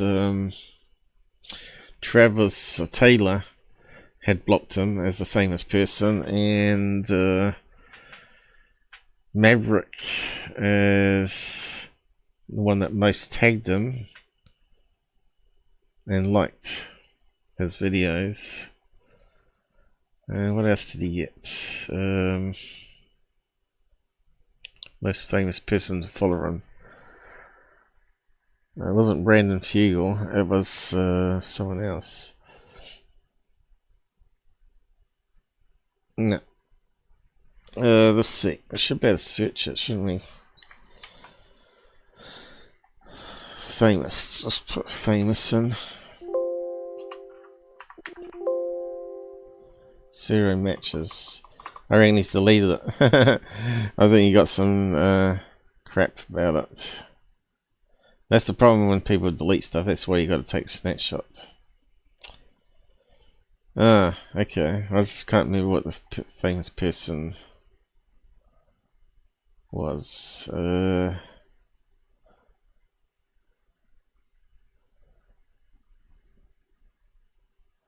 Because they only do it for you, of course, when it won't do it if you did it asking.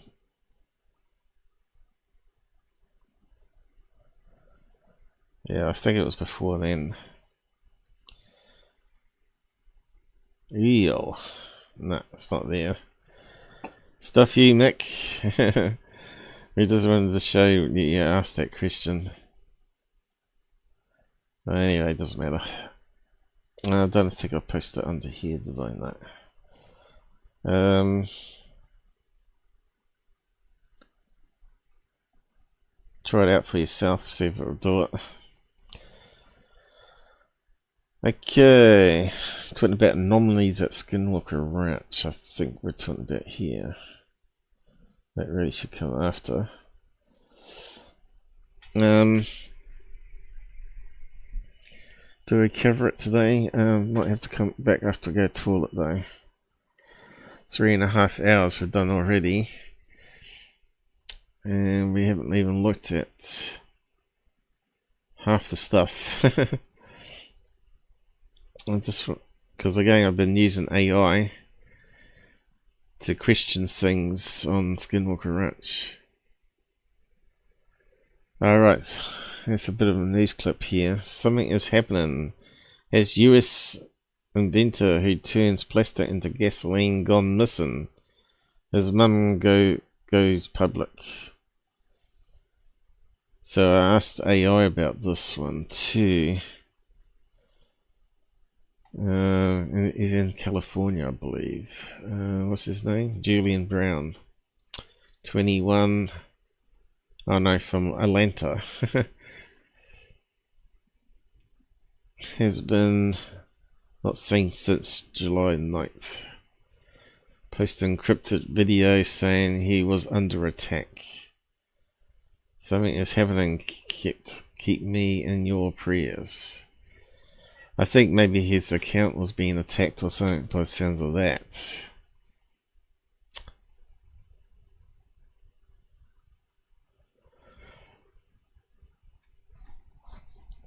Now it says here, I can confirm Julian is safe, but in the best interest of his security, I'm not able to provide any more information, she told the Daily Mail.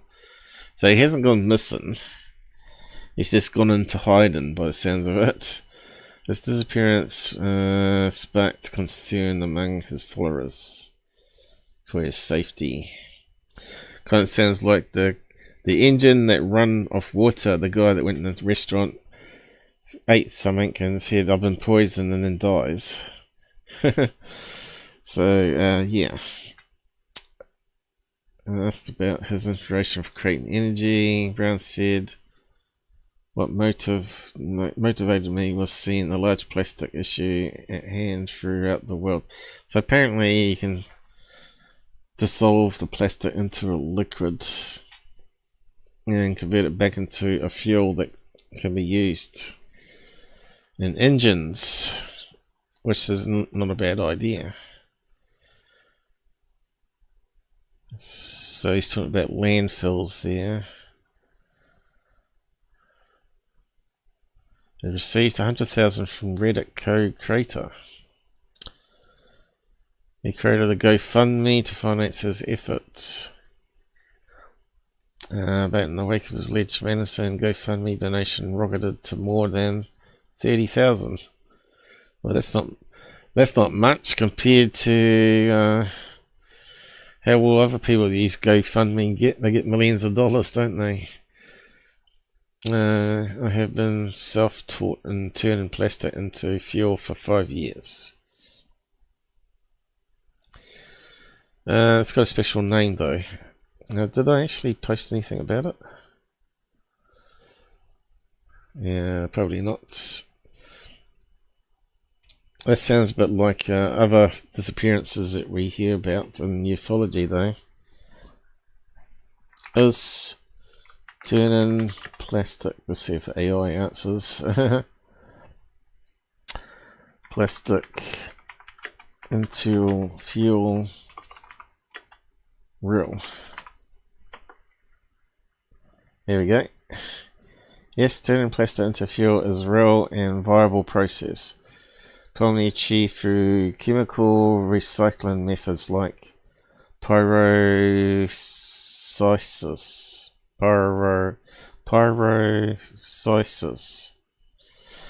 I'm not sure if that's how you say it, but these techniques break down plastic waste into smaller molecules which can then be used to produce various fuels such as gasoline, diesel and kerosene. It makes sense because they make plastics from oil, right? Carbon chains. Makes it so technically you should be able to convert the plastic back into carbon change or fuel that can be burnt. Jeez,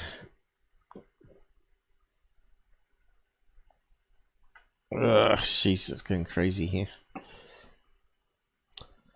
This involves heating plastic waste in the absence of oxygen, causing it to decompose into gaseous and liquid form. The resultant oil can be further processed into fuels like gasoline and diesel.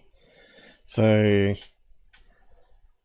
throw all the plastic into a big oven that's got no air in it and heat it. Similar to pyrolysis, gasification also breaks down plastics, producing a gas that can be used as fuel. So you got liquid fuel and gas fuel. Okay. So why aren't we doing that worldwide? And we recycle on plastics, where they dice it up into bits, wash it and all that sort of stuff, and then reheat into slabs that they sell back, I suppose, or pellets that they then can heat up and then place into new molds, I guess. So that's a fairly good answer there. Anyway, I gotta go to the toilet. Here we go for time. I really need to cover Skinwalker Ranch, but it's getting a bit late. But yeah, man, I wonder if I can do it in an hour. At least I can do that much. And then we got the Southern News. Yeah, I'll come back and do that. I think I can go for another hour.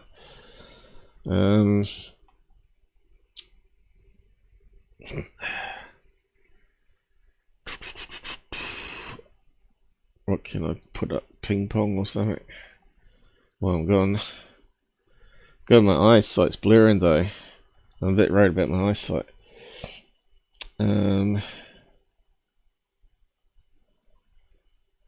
Just put spacies up.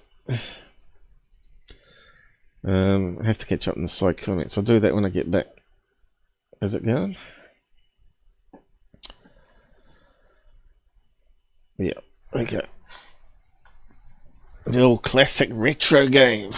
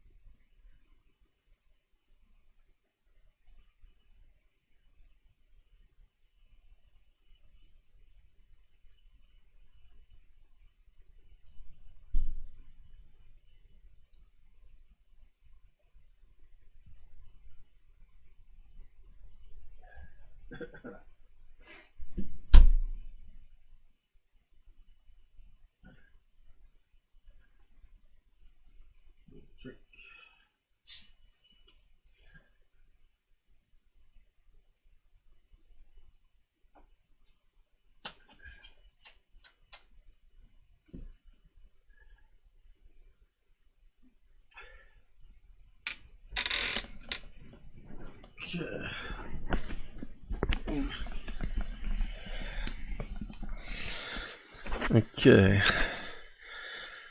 let's stop that.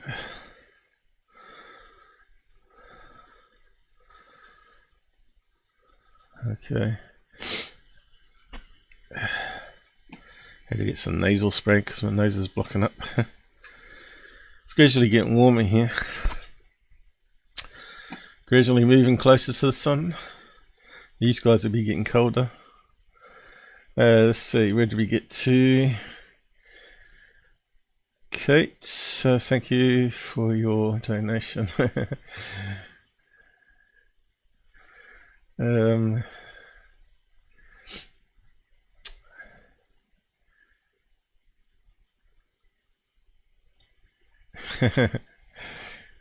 Discord, so what's this? Oh right, you discorded me. I got it on quiet mode, so prophecy that echoed quietly through the time is now making its presence known. What's that one? Ogog on YouTube.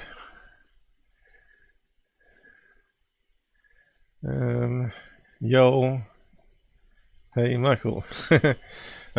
So maybe I didn't miss anything much. Okay, what's on Discord? Complicated business. Your chat isn't updating, by the way. Yeah, because I scrolled up. The global chat doesn't scroll up. Is it not updating still? Has it gone wrong? What's the last comment on here? No? That was your last comment.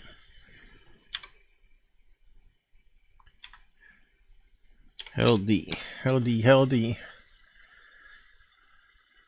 There's mine. Sunny come up. Yep, that's there.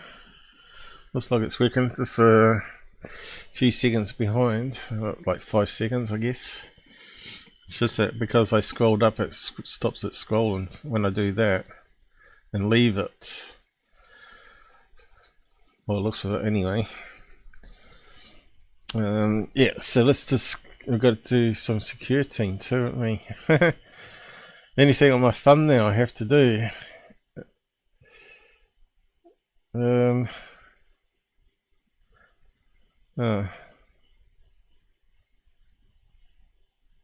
there. Something screwed up there. We got 2 pictures of him. Secureteam.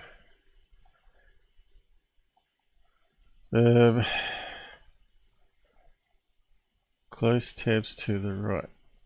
Let's give it a try. So we've got Secureteam. We've got that guy twice for some reason. Don't think we need him. That's just to remind me to look at the folder with the snapshots of the episodes. But anyway, before we get into the Skinwalker Ranch stuff, we'll have a look at this one here. So apparently this was taken with the James Webb. And it doesn't look like it's that great of an image, is it? But still, you wouldn't bet. So their stars could be quite big. We ain't going to see the planets around them. That's what we found out. But yeah, question mark in space. Well, it's fairly obvious there, isn't it? We're seeing a 2D representation of a 3D object, so really that's probably some gas cloud that's bending towards us and going down next to a star that may be like many hundreds of light years in front of this gas cloud, right? So it looks like a question mark.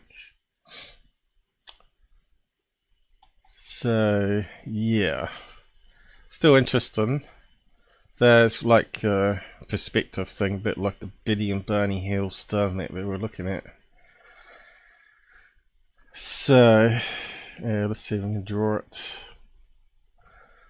So a question mark like that could be looking at it from the other direction, it could be like a gas cloud that goes along and down, and then the star might be there, right? And when you see it from this direction that way, it looks like this here. But from any other perspective, it looks wrong. And that's the same with that Betty and Barney Hill map that we're talking about, where they're drawing the blobs, but in 3D space they might not be like that. Let's just go back to that Betty Barney Hill map. So they got like that there with two lines, which I guess means that's the two stars, and then you got the planets coming off it. So that could be that those two things are not actually like that in 2D space, but more like this, you know. It might be a small sun there, and there might be a huge gap in between that goes to a big star down there. But when you look at from that way, it looks like that. It's drawn. But it's just, that's the reason why it's crazy. You'd have to see it from perspective from Earth ground in a certain location on Earth too, wouldn't you?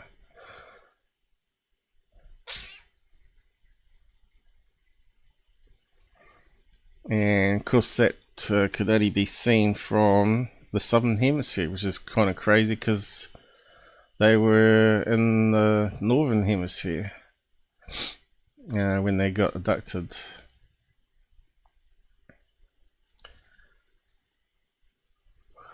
Yeah, there's a lot of problems, but it doesn't mean that it's not real. Of course, it just means it could be anywhere in the sky. And they may have said to you, we can't see it from this location where we are, but on the other side of the planet you can. That would make more sense too.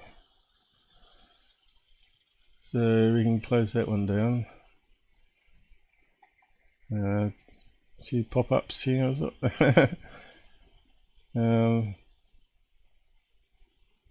Howdy.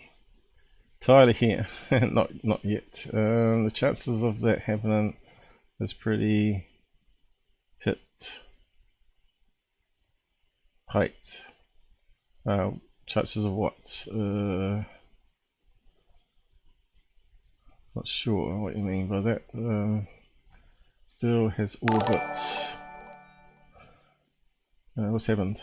Michael King donated £10 through Super Chat. Star spinning. Threw off some matter and was chance it looks like that. Your drawing looks like a PP tongue out. Piece of crap, yeah. It's a bit hard to draw freehand with a mouse. You ever tried it? That's why you got to use those symbols, you know. Symbols can do it a lot better. But yeah, drawing a circle with a mouse, especially on a PC that's doing so much at the moment, and it's almost, you almost need like a dedicated CPU broken up for streaming, you know, where you have these CPUs only handle the streaming, these CPUs handle display 1, these CPUs handle display 2, but it doesn't sort of work that way, does it?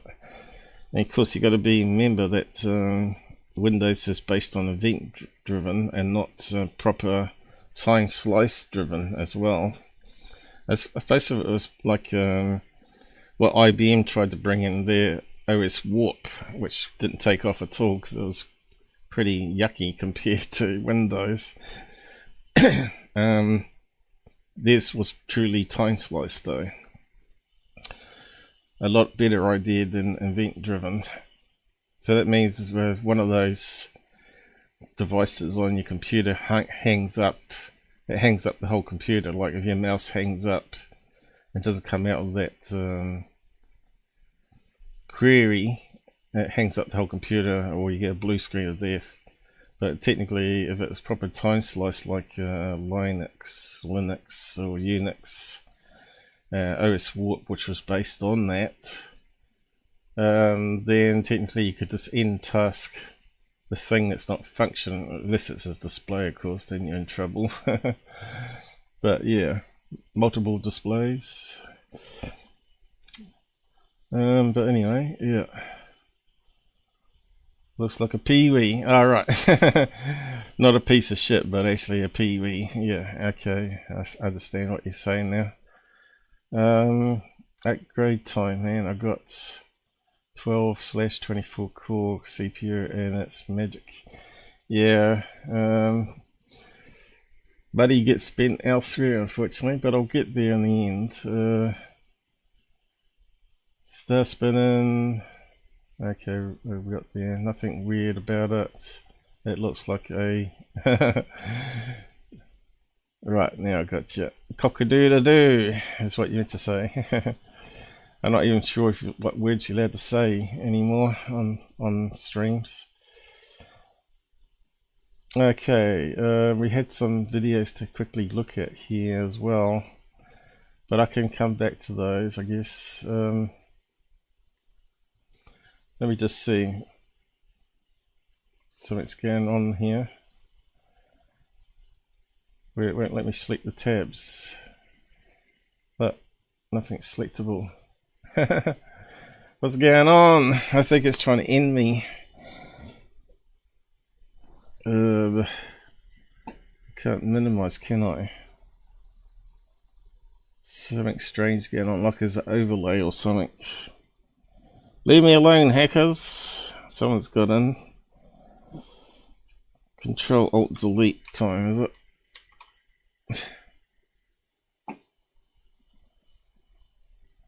Have we got it back? I don't think it crashes the stream like it used to when you did Control Alt Delete. Okay, have we got it back now? Something strange going on. Okay, we've got at least the tabs back. Okay, let me just make it big. So maybe we'll quickly look at Secureteam. What's up, guys? Tyler here, straight out of hospital. But yeah, he's put up 2 videos, looks like. What's this popping up here? Get that out the way. What was at the beginning? We've lost third phase. Okay, yeah, we've got that. There's only a couple of videos here, UFOs in it though. But I'll probably come back to that. Let's have a look at Tyler. I won't put his avatar up because we're having little issues. So let's see what garbages he's got. It's probably just we've got it muted. Ooh, yucky. And a lot of eyewitness testimony. And based on that evidence alone, I think... Okay, so it looks like stuff that we've covered in the past, like the memos. They know the truth all along, secret UFO files exposed. So it'll be that, what's that name? Scheisberger? Scheisberger? And the other memo. Well, anyway, let's just have a quick. So I think he's been watching my show to get ideas, you know.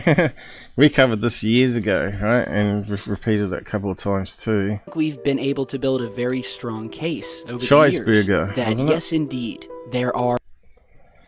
Okay. And that provide proof that this phenomenon is not. So he's putting up garbage. Okay, it looks like a memo coming up. Is that the Scheisberger one? Air Marshal Command. Where's the person's name?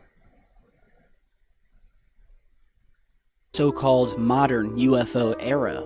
General Nathan Twining, head of the U.S. Air Material Command. Twining! At least I know it said Twining. Doesn't he not drink Earl Grey? Earl Grey Twining tea, not Twinning. AMC wrote a classified letter to Air Force General George Shulgin regarding the, quote, flying discs. He said the objects were real and not visionary or fictitious. They may... Yeah, we've heard that one before. We covered that one. Twining, and I think we did it with Robert, first of all. And then there was another one.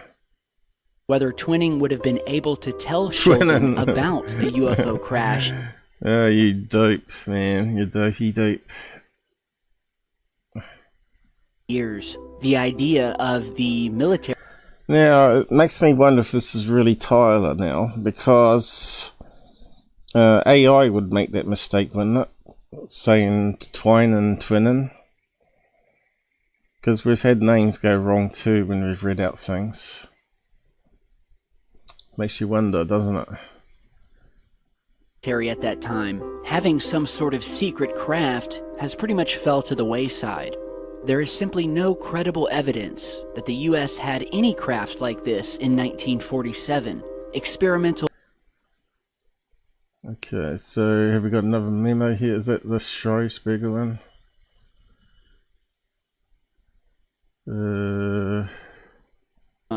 Where on January 31st, 1949, the FBI issued a memo on UFOs entitled Protection of Vital Installations. The classified document was sent to Director J. Edgar Hoover, along with the Army's G2, the Office of Naval Intelligence, and the Air Force Office of Special Investigations. It mentions a meeting among these groups concerning UFOs, with a...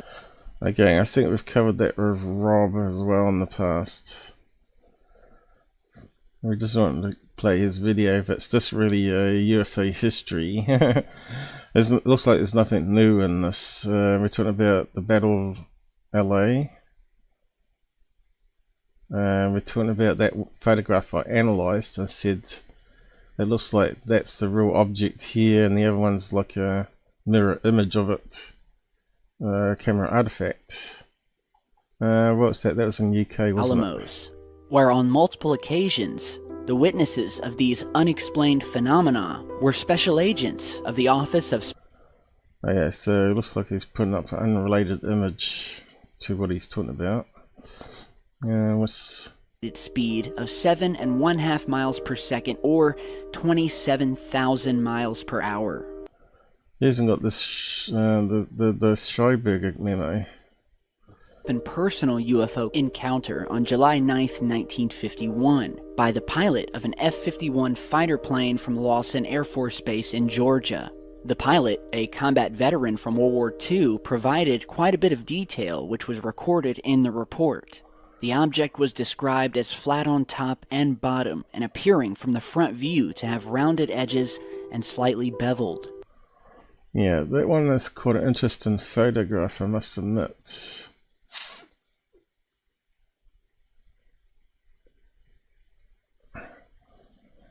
But it doesn't look like a typical classic UFO. That's what the problem I have with this one. I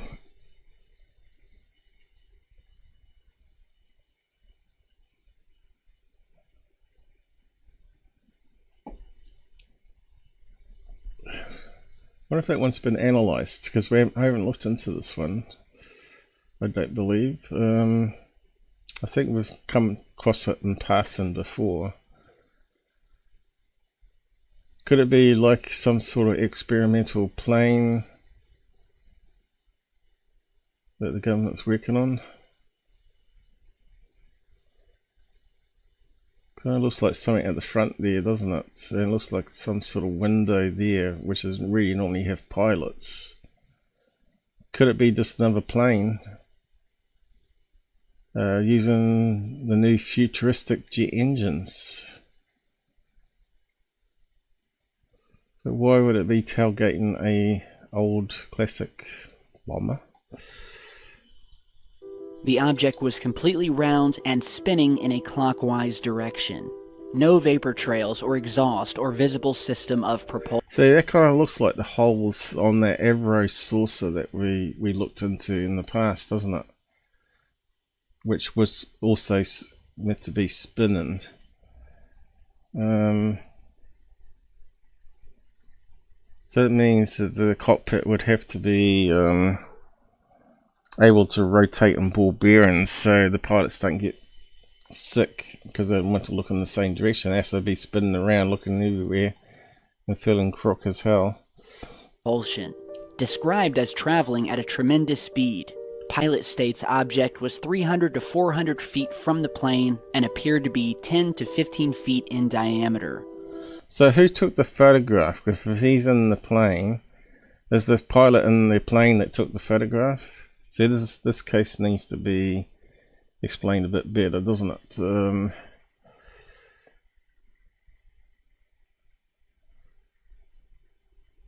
It's not the best of text, is it?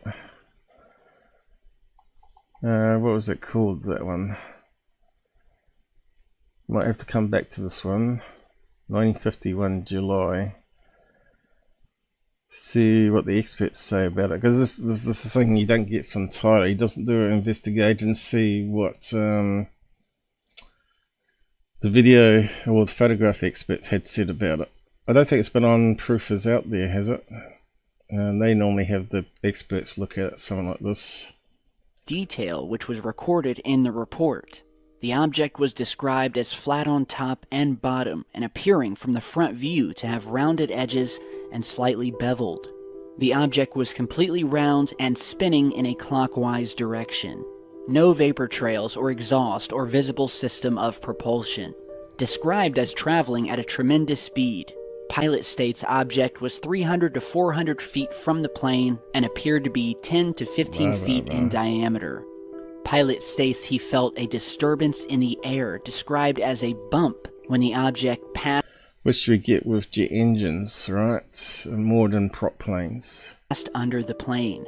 Pilot is considered by associates to be highly reliable, of mature. Maybe they're just testing them out with experimental craft to see what they report it as. Yeah, you just don't know what the government's up to, do we? That's a problem. Judgment and a credible observer.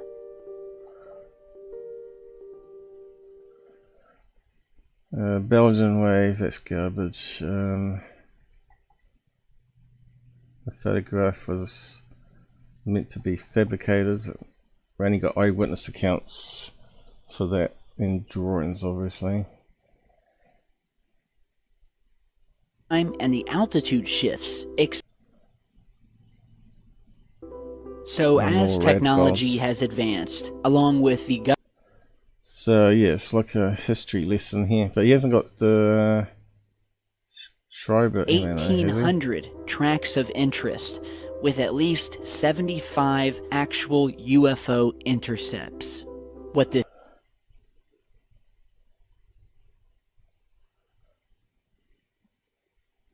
okay, so there's not really much there.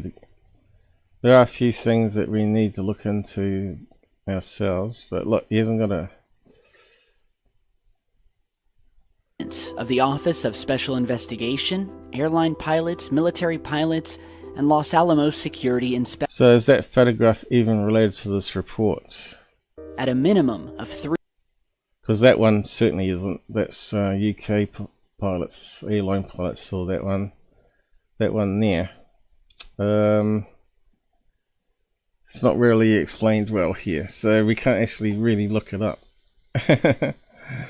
What's that one though? Is there any clues here? Because this memo might not be related to that picture. We could put in July the 9th, 1950. Let's see if we can find it. So much that we need to recap and redo, I suppose. July 9th. UFO image. Let's see if it comes up. Not really. No.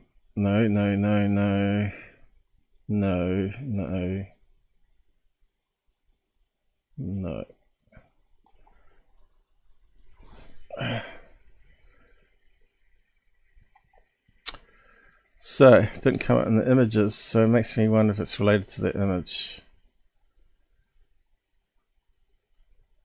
So UFO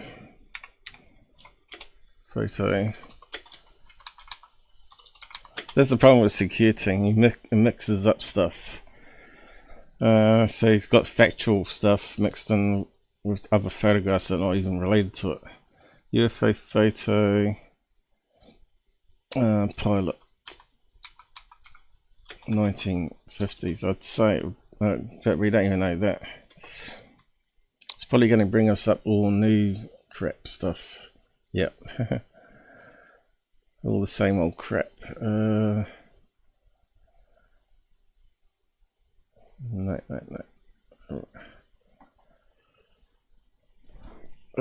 Damn eyes. I might have to leave the Skinwalker Ranch stuff actually. I think it needs some more time on it. It's alright, we can push it to the next show, I suppose.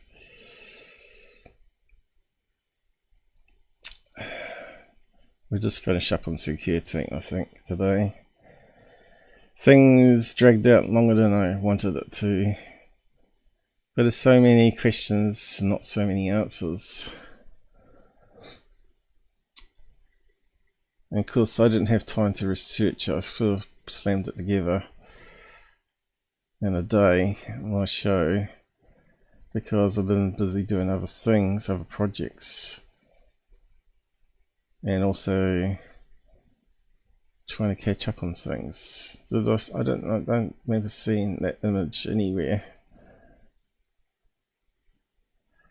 That's probably one that we have to do a reverse image search, I betcha.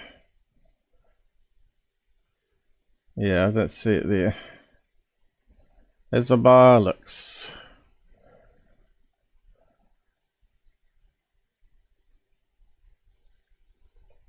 I know we've covered it in the past, but what episode is it in? And then we'll probably have the real link to it in our episodes. But anyway, not sucky team.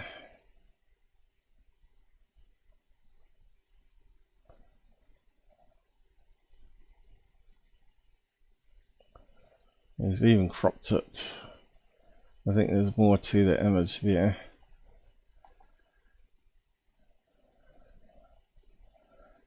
Let's see. I suppose I've got to save it though. Let me just save it and then I can bring it in. Because I don't think you can cut and paste it, can you? On Google. Oh shit, what's going on?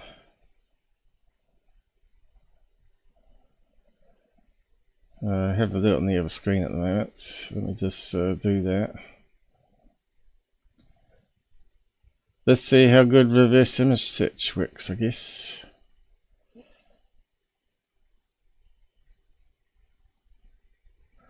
Okay. Google. Close that one down. Make a new one. Google. Image search. Browse, is it? Is it doing something? Oh, forgot to turn it off that. Upload a file. I have to click on that link, do we? There we go. There we go. So taking it from his video. Let's see how well it works. Ah! And now it comes up. There we go. Looks like it's found it, has it? So we got lots of pages on. Vintage UFO Irish Mirror. P2V-4 on Neptune. Is that the name of the plane, is it?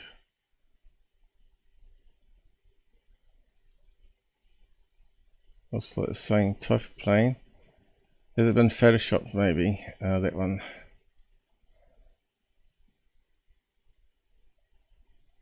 Could be, couldn't it?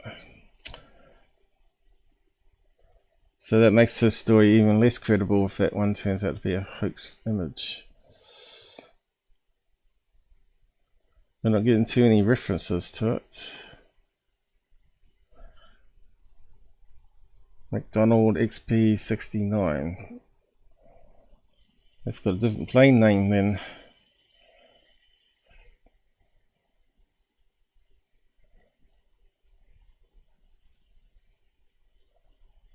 So it looks like some sort of bomber.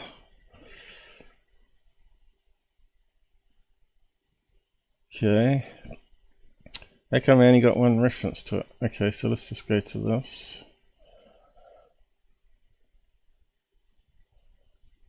So on. And then it should list it here as well. Let's bring up UK only stuff. We know this is fake. It's from a raw image that's been photoshopped. Had me fooled at one stage. Then I found information on the real original photograph. That's the problem with Photoshop. Sometimes it's a bit hard to tell. Unless you look into great detail. Now it's got the shadows. And it's got the biggest flying saucer behind. It looks pretty legit, but it's not. So looks like I might have to read the article. So where's the photograph from?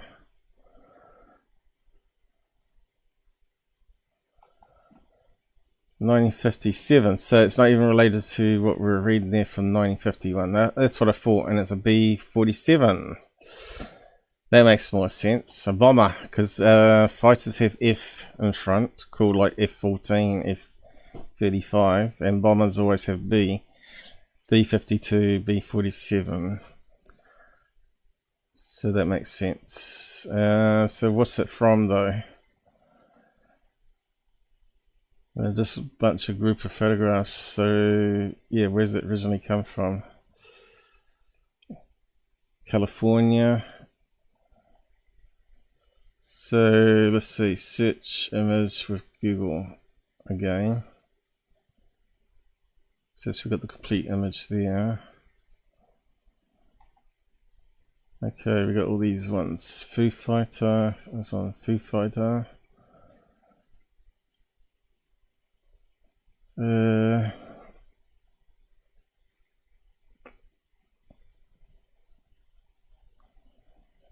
So it's on lots and lots of websites, but we haven't got any information on it.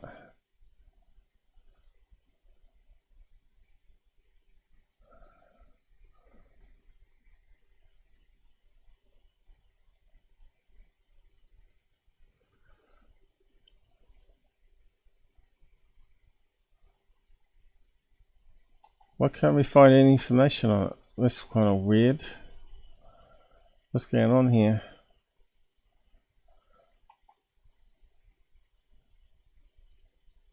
Some images there, but why are we getting a list like that, not images? That's because we did a search, I guess. It's all related to Foo Fighters.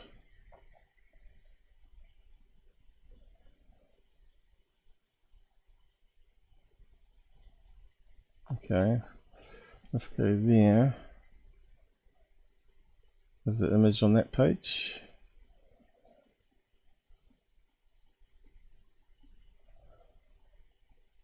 That's really weird. Why is it?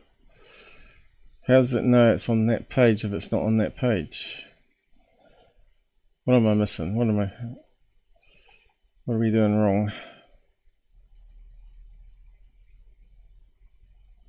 All sizes. Okay, this giving us a bit list.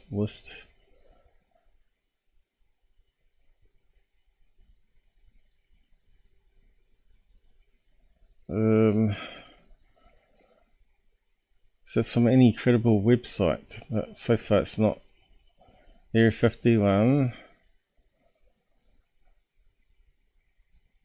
What's that one say?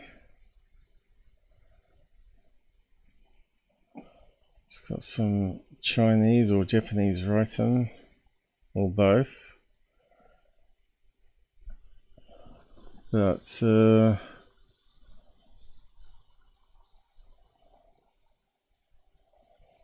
someone's profile picture. And that's it. Reached your end. So we still haven't found out if this is a fake. Now it kind of looks like it, doesn't it? It's getting more and more like it's a fake image as well.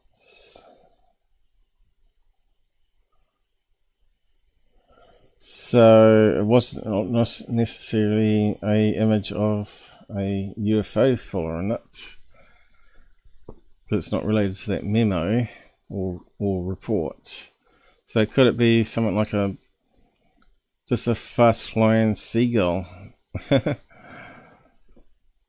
bird caught in a regular photograph. I suppose it could be. Although they don't suffer the same problems as digital photographs.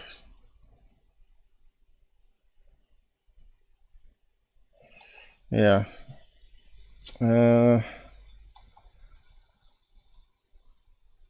Flickr. Let's see. Does it have anything on it?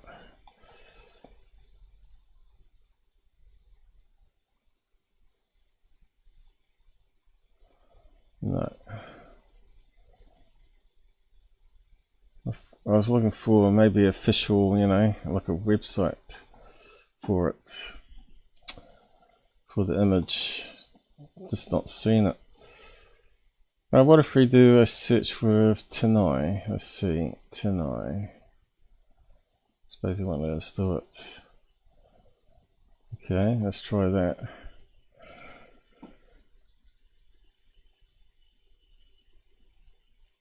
Okay, let's give this one 315. Let's give it a better idea than Google has.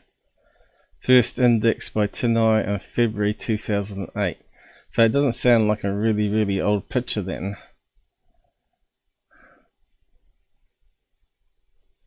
And have we got sorted? Latest one. How do we sort? Best match. Oldest. Okay. Alright, there you go. No UFO in it then. Full name Martin B57. Stock photo.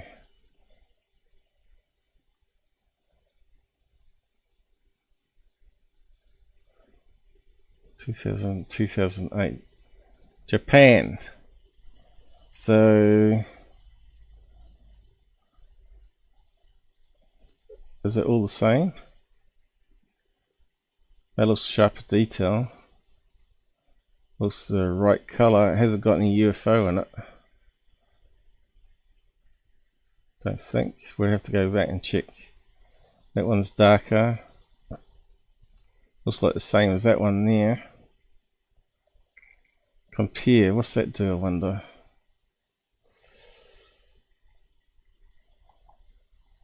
So if we open that one. So this is how we have to investigate things, right? Just can't trust anything that you find on the web and just throw it in a video. Secureteam, and it's really small. Okay, let's try the next one.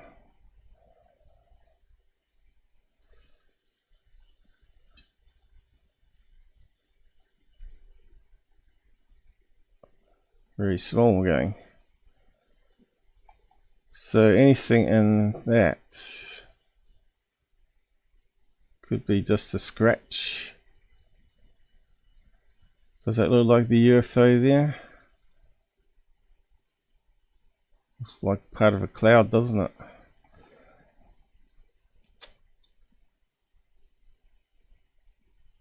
I think we've busted it as a fake image, isn't it?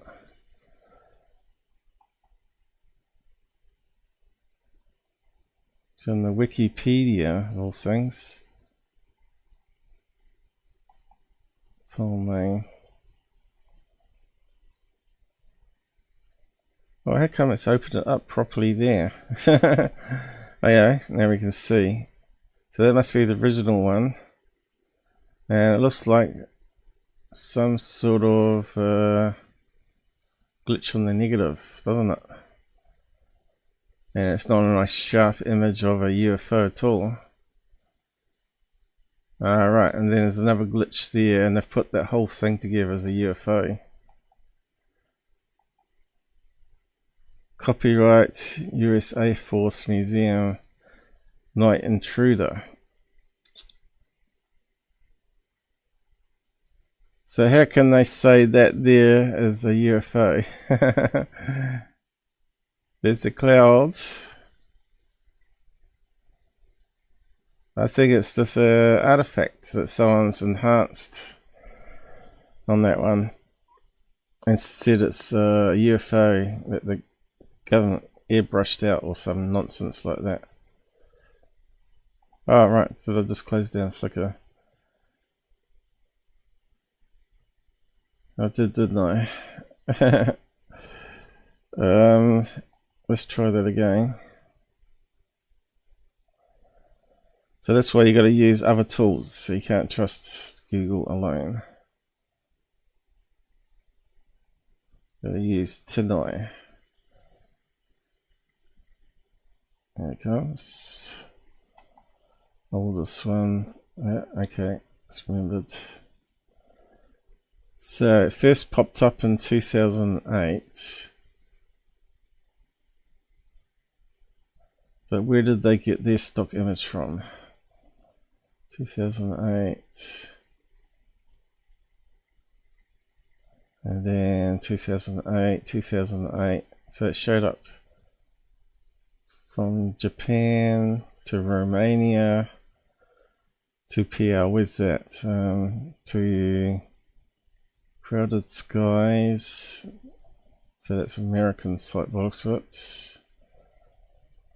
And they've renamed it Edwards Air Force Base near September 1947. So it looks like the file got renamed from Martin B 57B Night Intruder.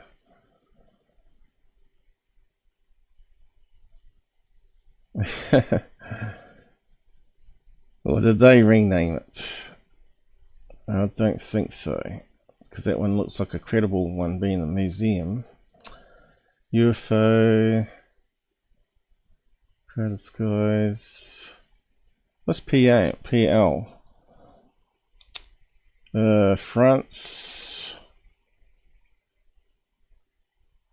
Next page. 2008 still. US government, 2010. You can see how stuff gets floated around the web, right? Someone puts something up that's fake or been photoshopped from an original photograph, and then it sort of takes off from there. And then people rename it and create a new story for it. This is where Tanoi is actually better than Google. And what you can do here.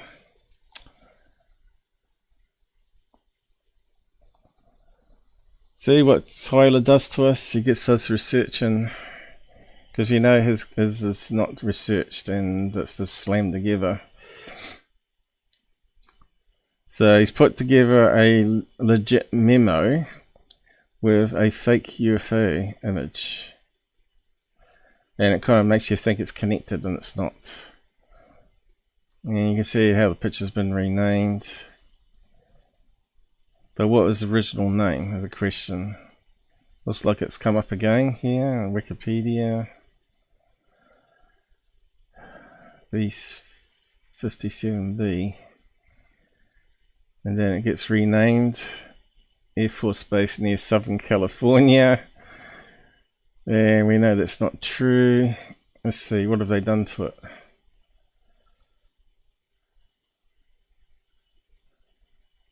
I can't read quite what's under there.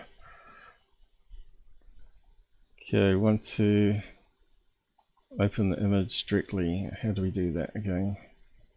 Yeah, open new tab.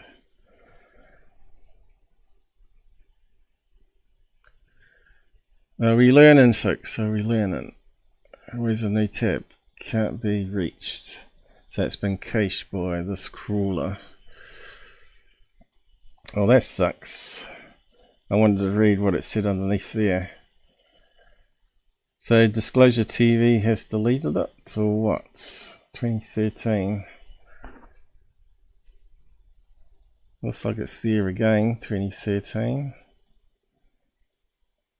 Suppose it's still going to be blank, is it? Cloud font. So it looks like what they used to store the image free has now gone under.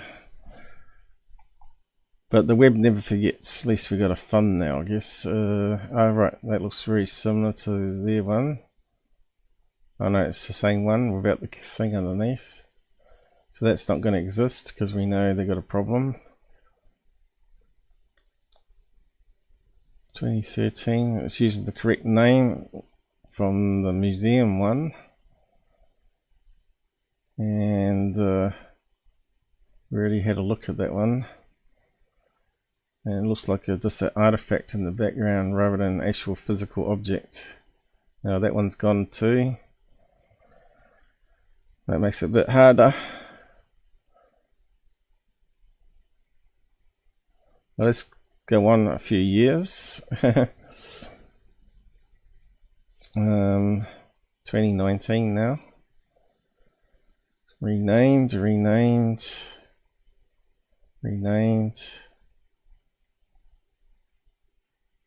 So they'll keep renaming it. American UFO renamed. Pentagon UFO renamed. So there's no case number associated with it if it was in Pentagon's thing. Telegraphed. So it's on RAGS 950C Edwards. So that's been renamed.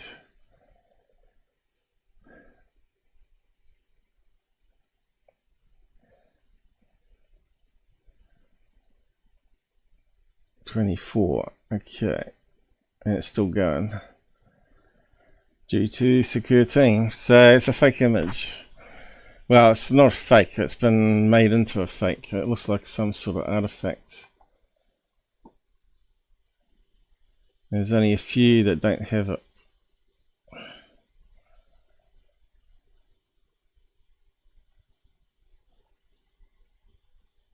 Yep. And that's early on.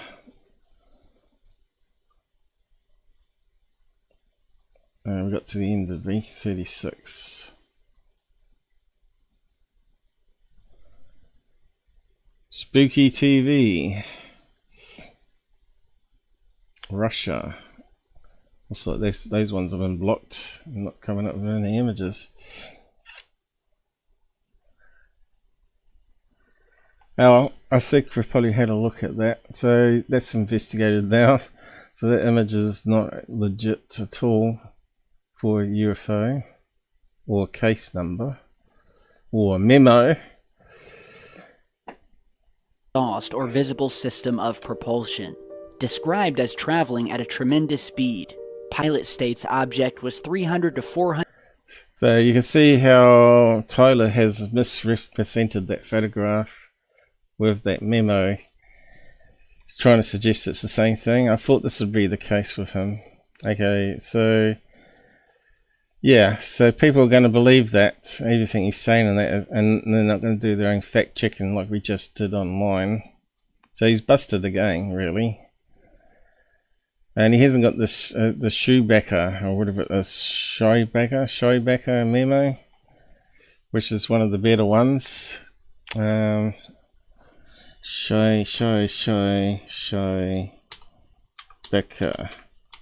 memo. I think it's called the shoebacker memo, is it?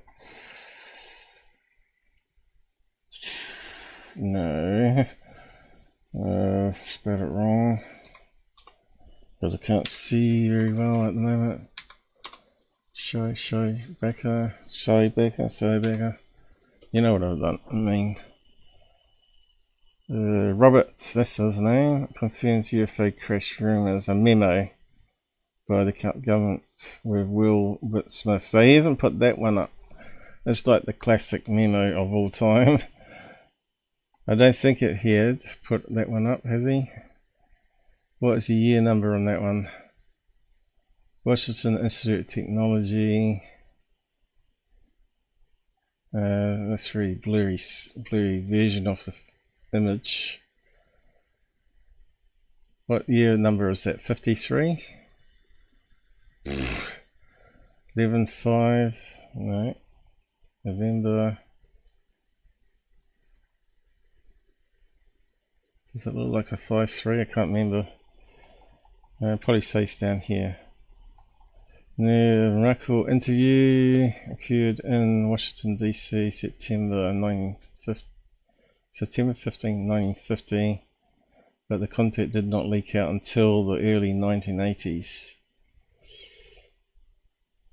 Schreibecker, a consultant with US. So he hasn't got that one up there, unless we skim past it. Died in 1961.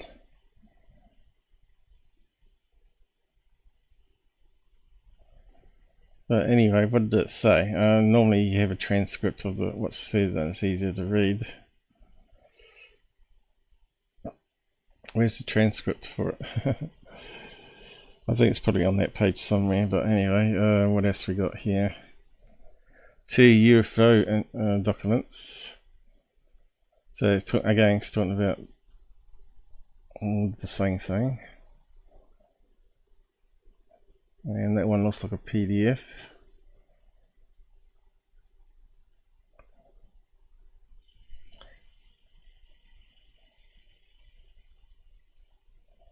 Is that the same one? It's on Reddit.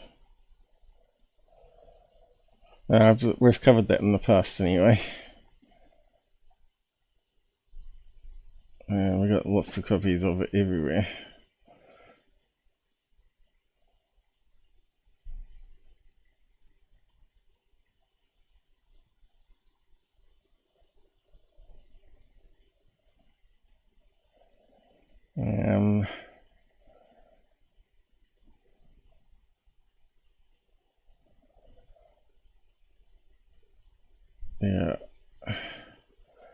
Yeah, I'm not too sure which ones will be subscribed. Right.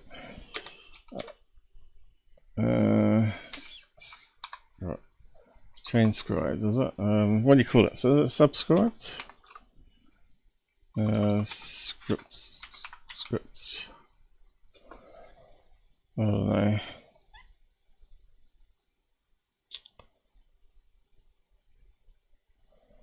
Focus of photography. Is that what you just looked at? No, can't be, can it?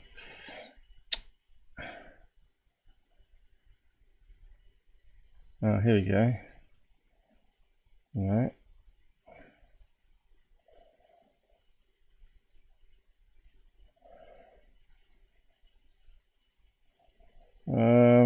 It's on the Wikipedia somewhere.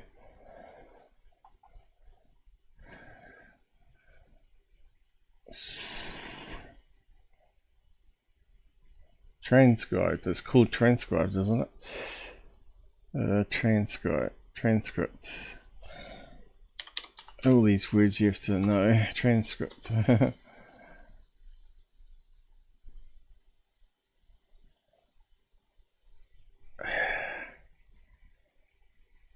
David Grush.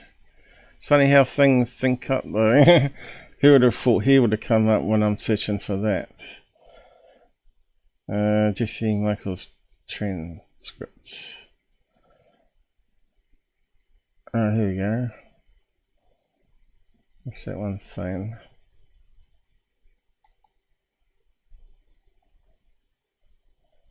No, that's not what we're after, I don't think. Oh, geez, it shouldn't be this hard. Just want an easy to read thing. 1983. I said it was 53. So yeah, it came out in 1983. Okay, it's got a transcript. Yeah, has it?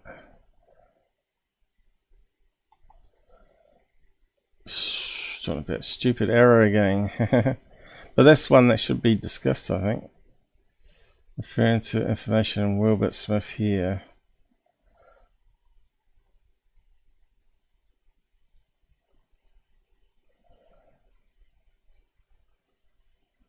External quotes. The matter is most likely classified subject in the United States. Flying saucers exist.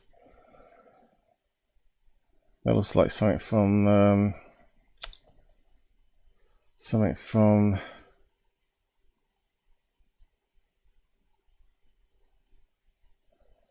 the Herons, where they're quoting it. Was after the transcript for the real thing.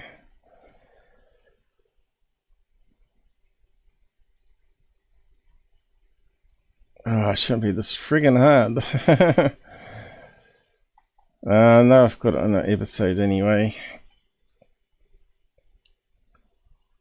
How do you spell his name again? Robert Scheisbecker. We've talked about it a few times, but I've got proper links to it. That makes a difference.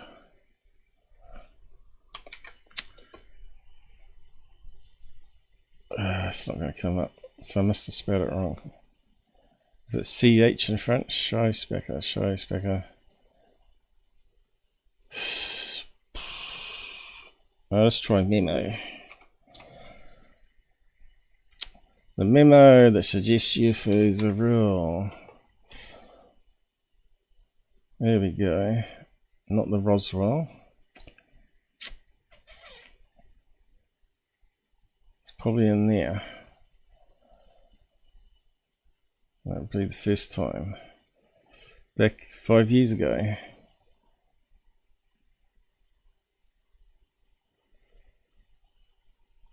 And there probably.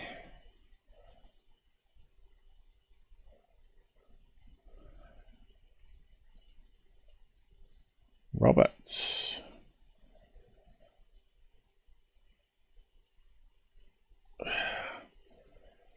Let's see, which one would it be? It'll probably be that one.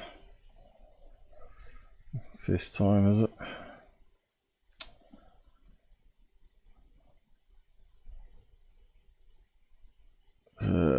More.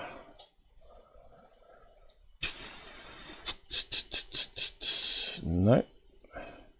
It'll be listed here if I had it. It'll be added in the bookmarks.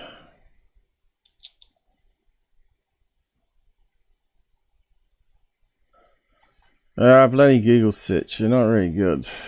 It shouldn't be this hard. Robert Memo, because then it's going to bring up Robert Farmer. Yeah, there you go. Shakara. Suspect Sky.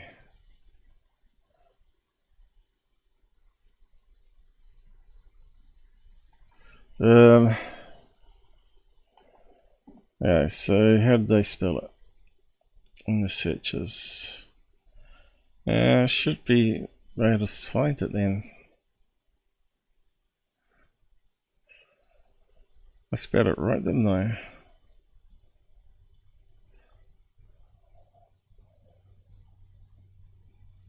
Sarbecker, is it? Including the salt. Sarbecker. Oh, there we go. I missed out a R, that's why. Robert. Oh, crikey, can't even highlight it. Let's try searching. Memo. Sarbecker.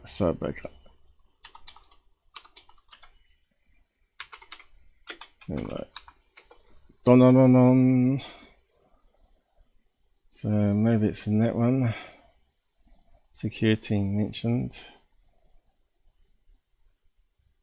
So I don't know. Is it in this one? Let's have a find out.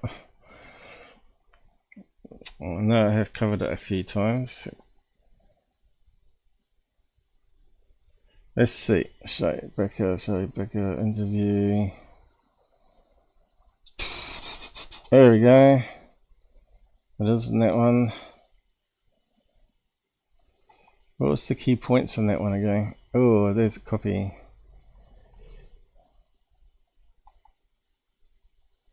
Why is it not playing? Alright, I got it muted.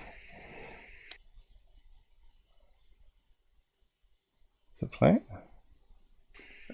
Is it an H? I think it is. I'm trying to read this. I find out that the link I posted actually has the transcript.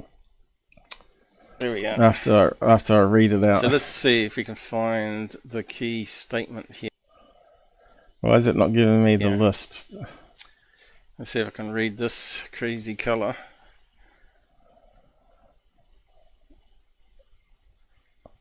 You can see I had a problem back then too. Let's see, memo. Twining memo, there you go, twining. That one. That wasn't the Tribeca one though, was it?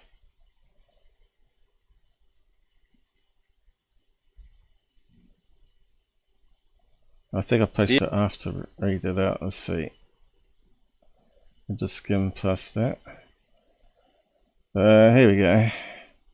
So we did the twining, or twinning.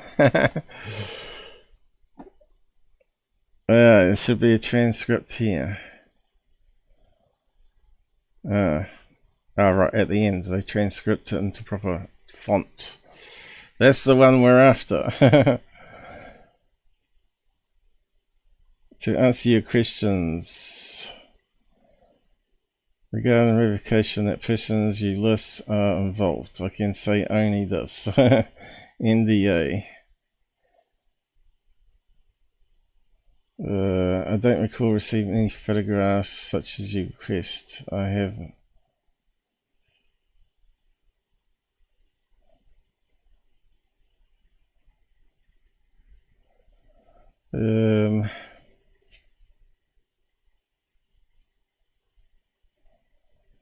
What's the key parts of it though?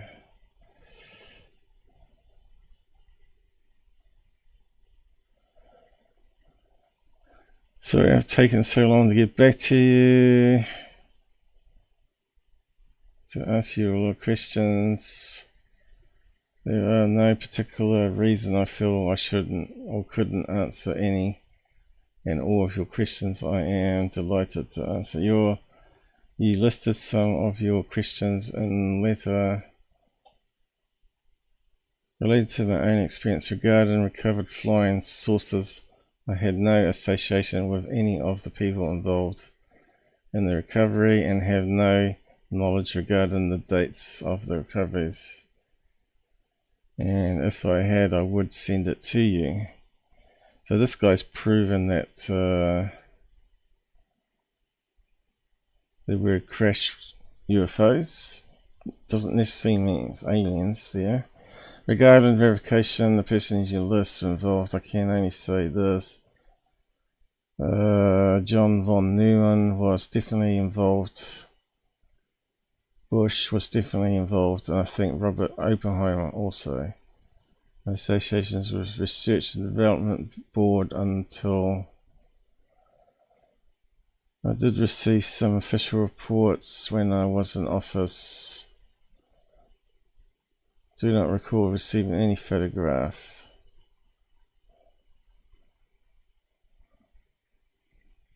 So what was the letter?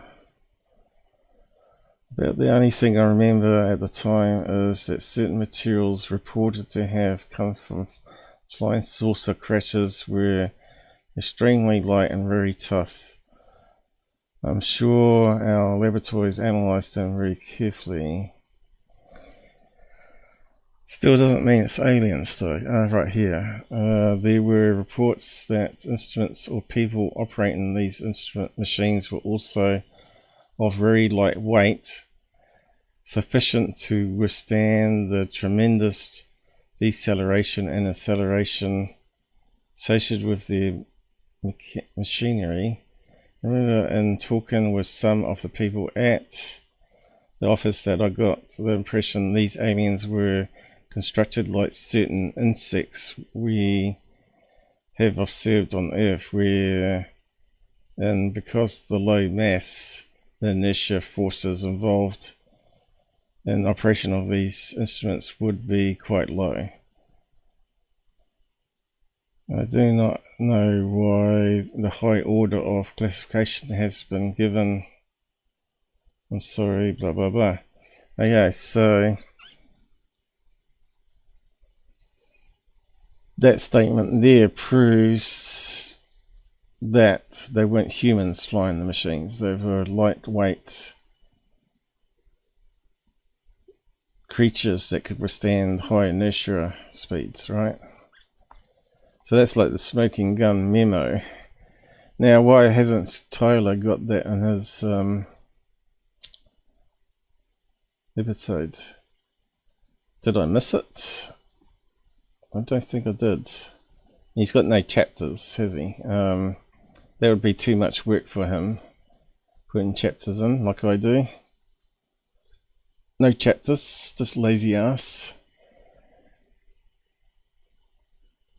But there's no Robert Scharsbacher. Hello there. Okay, first one is the At the Twiner. beginning of the so-called modern UFO era, General Nathan Twining, head of the Twining, yeah, dope. So Twining. And that's the same memo. I don't really want to go through it all again. And scientific reasons why the objects could not have been meteorites. that was some other reports. What was it though? 7.5 miles per second, or 27. That's not the Twining memo, is it? I mean, not the Scharsbacher memo. So he hasn't even got the really good one. He's talking about that thing there. 1989 to the spring of 1990, hundreds of reports of lighted objects. Okay, no Scharsbacher. So it's really poorly done there, Tyler. Twining one, yes, you can include it, which we ain't going to go through now. Scharsbacher should have been there as a second one, or even the first one, I'd say. And the other ones could be included, the other reports, but not with the fake pictures, of course. So let's just have a look at the comments here. It's funny how we always end up spending a lot of time on this guy. So because he's disinformation, right? Crazy new moon anomaly. So that's the next video. Holy crap.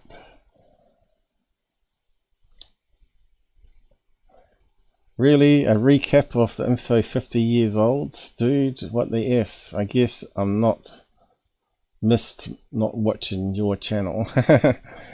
Plus it's incorrect. He's mixing stuff up. Surprised by you pronouncing of Twining. Twinning.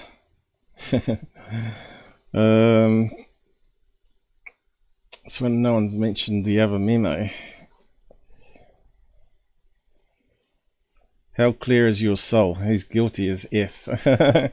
His soul's going to the dungeons when he dies. YouTube ads are out of control. That's because he doesn't delete what Google auto inserts now. On my videos I have like a couple hundred ads planted into them if I don't turn it off and put my own 5 or 6 in. But yeah, Google ads are definitely out of control now.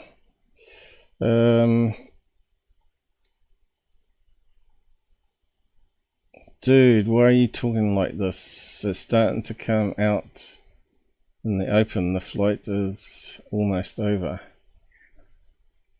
44 seconds. It looks like USS Voyager. I don't know what these guys are on. Tyler, do longer vids, please. No, that takes too much work doing an editor. I'm frustrated. Me too. Glad to see you're posting more often. Why? Because you like disinformation? Good to see you back. Hey, Tyler. Wasn't Wells. Who cares? Okay. Still nothing there, is it? You still sound like a robot. That might be why it's pronounced the word wrong too.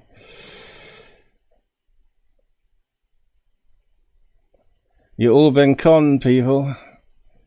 Not only did he fake videos using his own voice, now he has a robot making his episodes for him. It's probably said to one of the AI things, "Make me a UFO history and use my voice print." He's probably found out some way in doing it. Anyway, good way to make $1,000 each time, though. Anyway, let's go back to the other video. Back to moon anomalies. That's what it's called. Desperate, I think. Suddenly got louder all of a sudden. Pilot program. I discovered something eerie in a rare NASA moon photo. Well, we debunked all the ones he's put up before. So anyone call him out? Probably not. The images, besides being very exclusive, are convincing for skeptics. Okay? Especially with the astronaut quickly changing angles. I suppose we've got to watch it. Unfortunate. Okay, I've got to zoom out. And before we carry on though, I should check the comments. What's happened? Oh well, I zoomed it down. Who we got here? We got someone unpilled. No, that's me. Just me talking to myself. Okay, Tyler has the painkiller approaching him from the rear. No, Tyler, I would make you. What you saying there, like a king? I got no painkiller in my ass. Tyler would make that mistake. He is stupid. Star Trek Voyager, that looks like. Okay, that Voyager. Didn't he steal that intro tune? No, apparently it's a free one you can use on your videos. A lot of people use it actually. You know, I'm gonna VR and listen back in a second. Okay. Israel people are on to us. Shut down, Paul. Shut down. Shut down. Burning up. Burning up. No, we'll finish up on this. My brain's gone. I've got aches and pains. Here we go for time anyway. Probably another hour gone, is it? Coming up to 5 hours. Maybe I'll just keep the Tyler one for next time, maybe. Let's see. Coming up to 5 hours is a bit much, isn't it? Let's have a quick look, though. Let's see. Do we really need to spend much time on this one? You've got to check it out. Where we... He's promoting himself on his own video. How stupid. You got to check out my videos. No one's watching them. That you'd like me to cover, whether it be the Booga Sphere or a number... Oh, crap. He's asking people what he should cover. He should know. And I will show you guys slowed down and enhanced versions here in just a second. The moon rolling slowly beneath them in the film, miles down, as the two vehicles prepare to link up and head home. Everything seems routine until then, we just stopped it. I cut in the video. Something unexpected shows up. And in my opinion, of all of the years that I have documented lunar anomalies, UFOs, and happenings surrounding our moon, and just the mysteriousness of our moon altogether, this footage that you're about to see, and that I doubt many of you, or any of you for that matter, have seen unless you're a true lunar anomaly hunting sleuth like I am. Of course, this is filmed through a window. Proves yet once again something other than human activity was occurring Blah, blah, and blah. is still He's got to spend the time so he can put enough ads on occurring down above the surface. And where in this particular piece of film, down in the bottom right hand corner of the frame, just above the moon's surface, a small white orb UFO appears, shooting Oh, we saw some dirt on the window there. Up and out of a crater, moving in the opposite direction of the capsule. It's not drifting like space junk or dust. It's fast, it's smooth, and it clearly has direction. Almost immediately, the camera pans away, as if the astronaut behind it spotted the UFO Conspiracy. and tried to chase it with the lens. Seconds later, the camera pans back, and just for a moment, it So we saw a scratch in the film there. A little black blob. catches what looks to be the same object, still low over the moon and still moving with purpose. Now, I've slowed You'd have to slow it down to see what he's the talking footage about. down so you can see exactly what I'm talking about, because Oh, look. Is it that? Is it that? Is it that? On the window? it's subtle, but it's Looks like it's on the window, that one. there, and it doesn't belong. And you guys are going to see it here You in mean like the scratches and the debris on the window? just a second. And I just want to note here, I love footage like this because unlike a lot of the footage that we're seeing today, this is not AI generated. This isn't some new Yeah, so he's looking out the window here of stuff. fake UFO video that someone cooked up for clicks. This is raw NASA film, and whatever this object is, Okay, that's if it isn't too completely Isn't it just because the thing's spinning? separate objects, it was captured on real government footage during one of the most iconic moments in space history. So go ahead and check this out.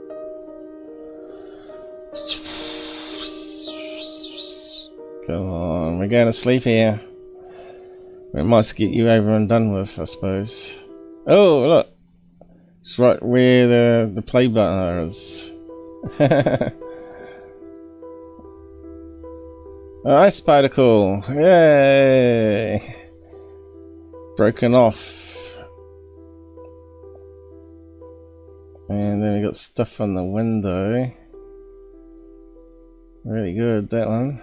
Or it could be writing. Writing on the slide even. Really, Charlie, is that the best we can come up with? A little speck. Slowing it down. Look out for the speck, people. There it is. Bollocks.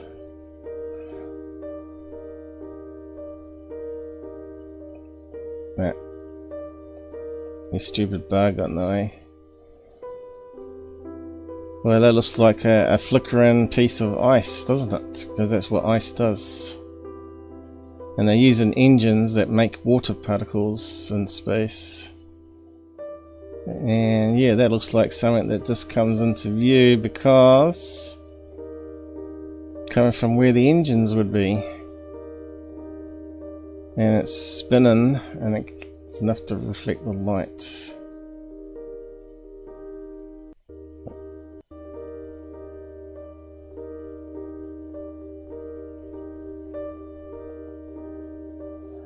Terrible. You'd then cameraman pans back to find UFO. Does he now? Why would he do that then? I'd say that's an ice particle.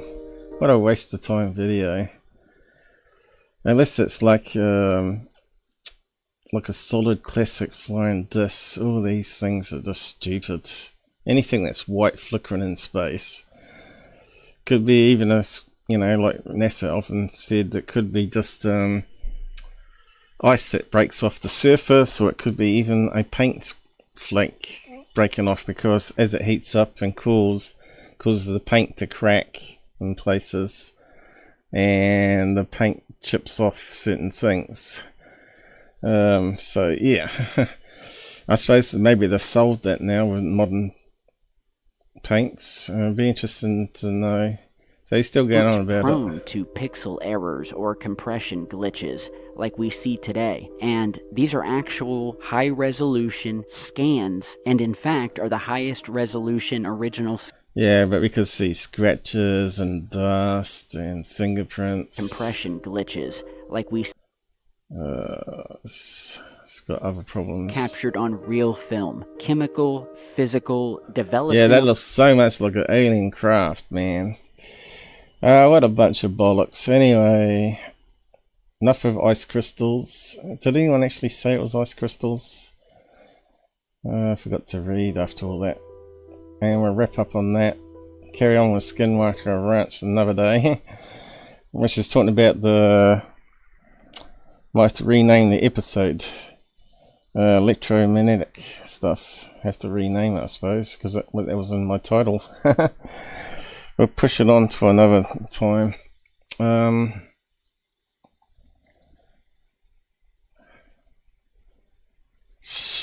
Is people actually impressed with this? How many people watched that garbage?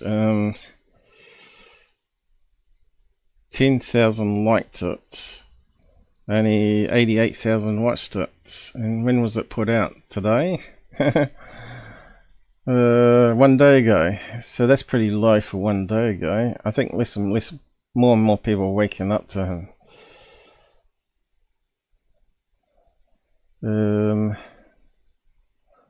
Wow, surprise, glad to hear you're back. What's up, Tyler? What's up, Tyler?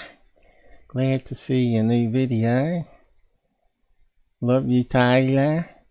I want to have your babies. Reminds me of the old times. My dad died. Yes, you'll be listening to Commute shortly. Don't play with my heart. Stupid people. There's a crater that has a tower. Oh no, back to the towers on the moon.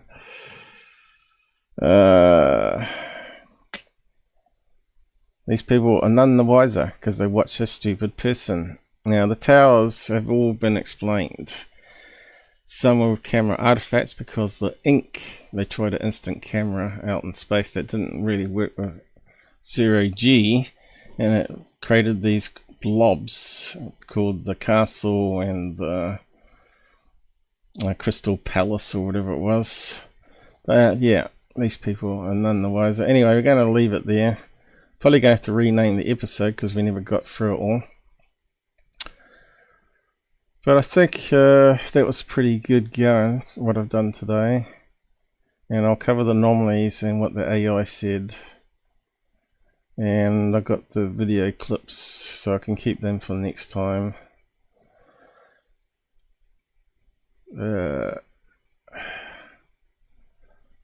What else? Anything else I missed? Probably not. Okay, we'll leave that for next time. And I'll rename the episode after I finish up here.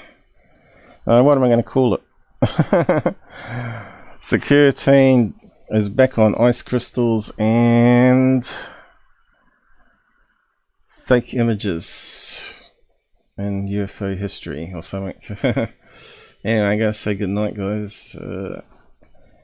I think most of you have gone already. Good night. Oh. See you soon. Take care on the road anyway. Why is it not scrolling up? Going really slow. Come on. Don't crash. Don't crash on me. Was there any last requests here down the side? Did I miss anything?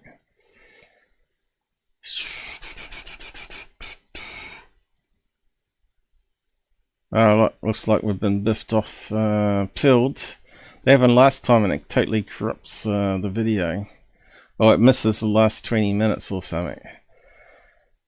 So yeah, that's the reason why you got to do it in 5 hours, because they're now limited to 5 hours there.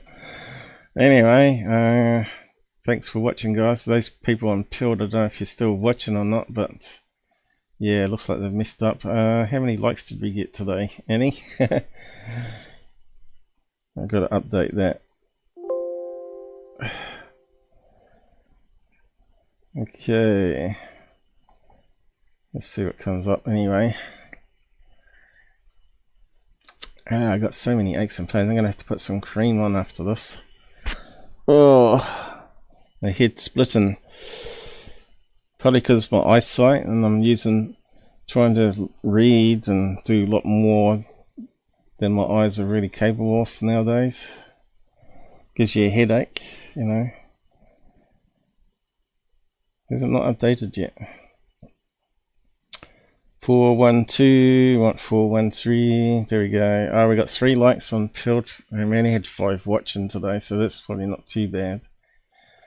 4 watching, 2 likes on Rumble still, and the most likes on YouTube with 1 watching. Well, I think we got up to 3 or 4 there at one stage, but anyway. It is what it is, I guess, guys. Thanks for those newcomers on the side chat today. That makes a lot of difference. Also 1 from Rumble, which is rare. So I've got to try and focus my eyes lastly on this last bit.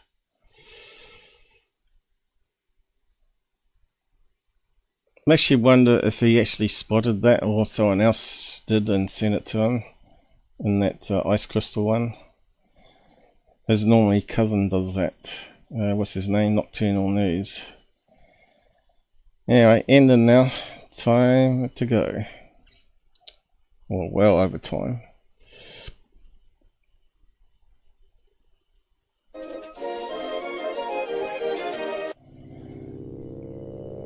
I'll probably end it quick actually. Won't go through the full rundown.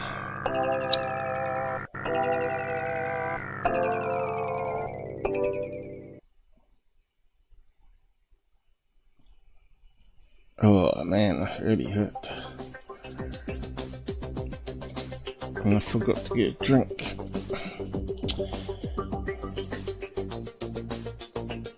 Time to relax now. So I need to keep this title for next week one when we do Skinwalker Ranch.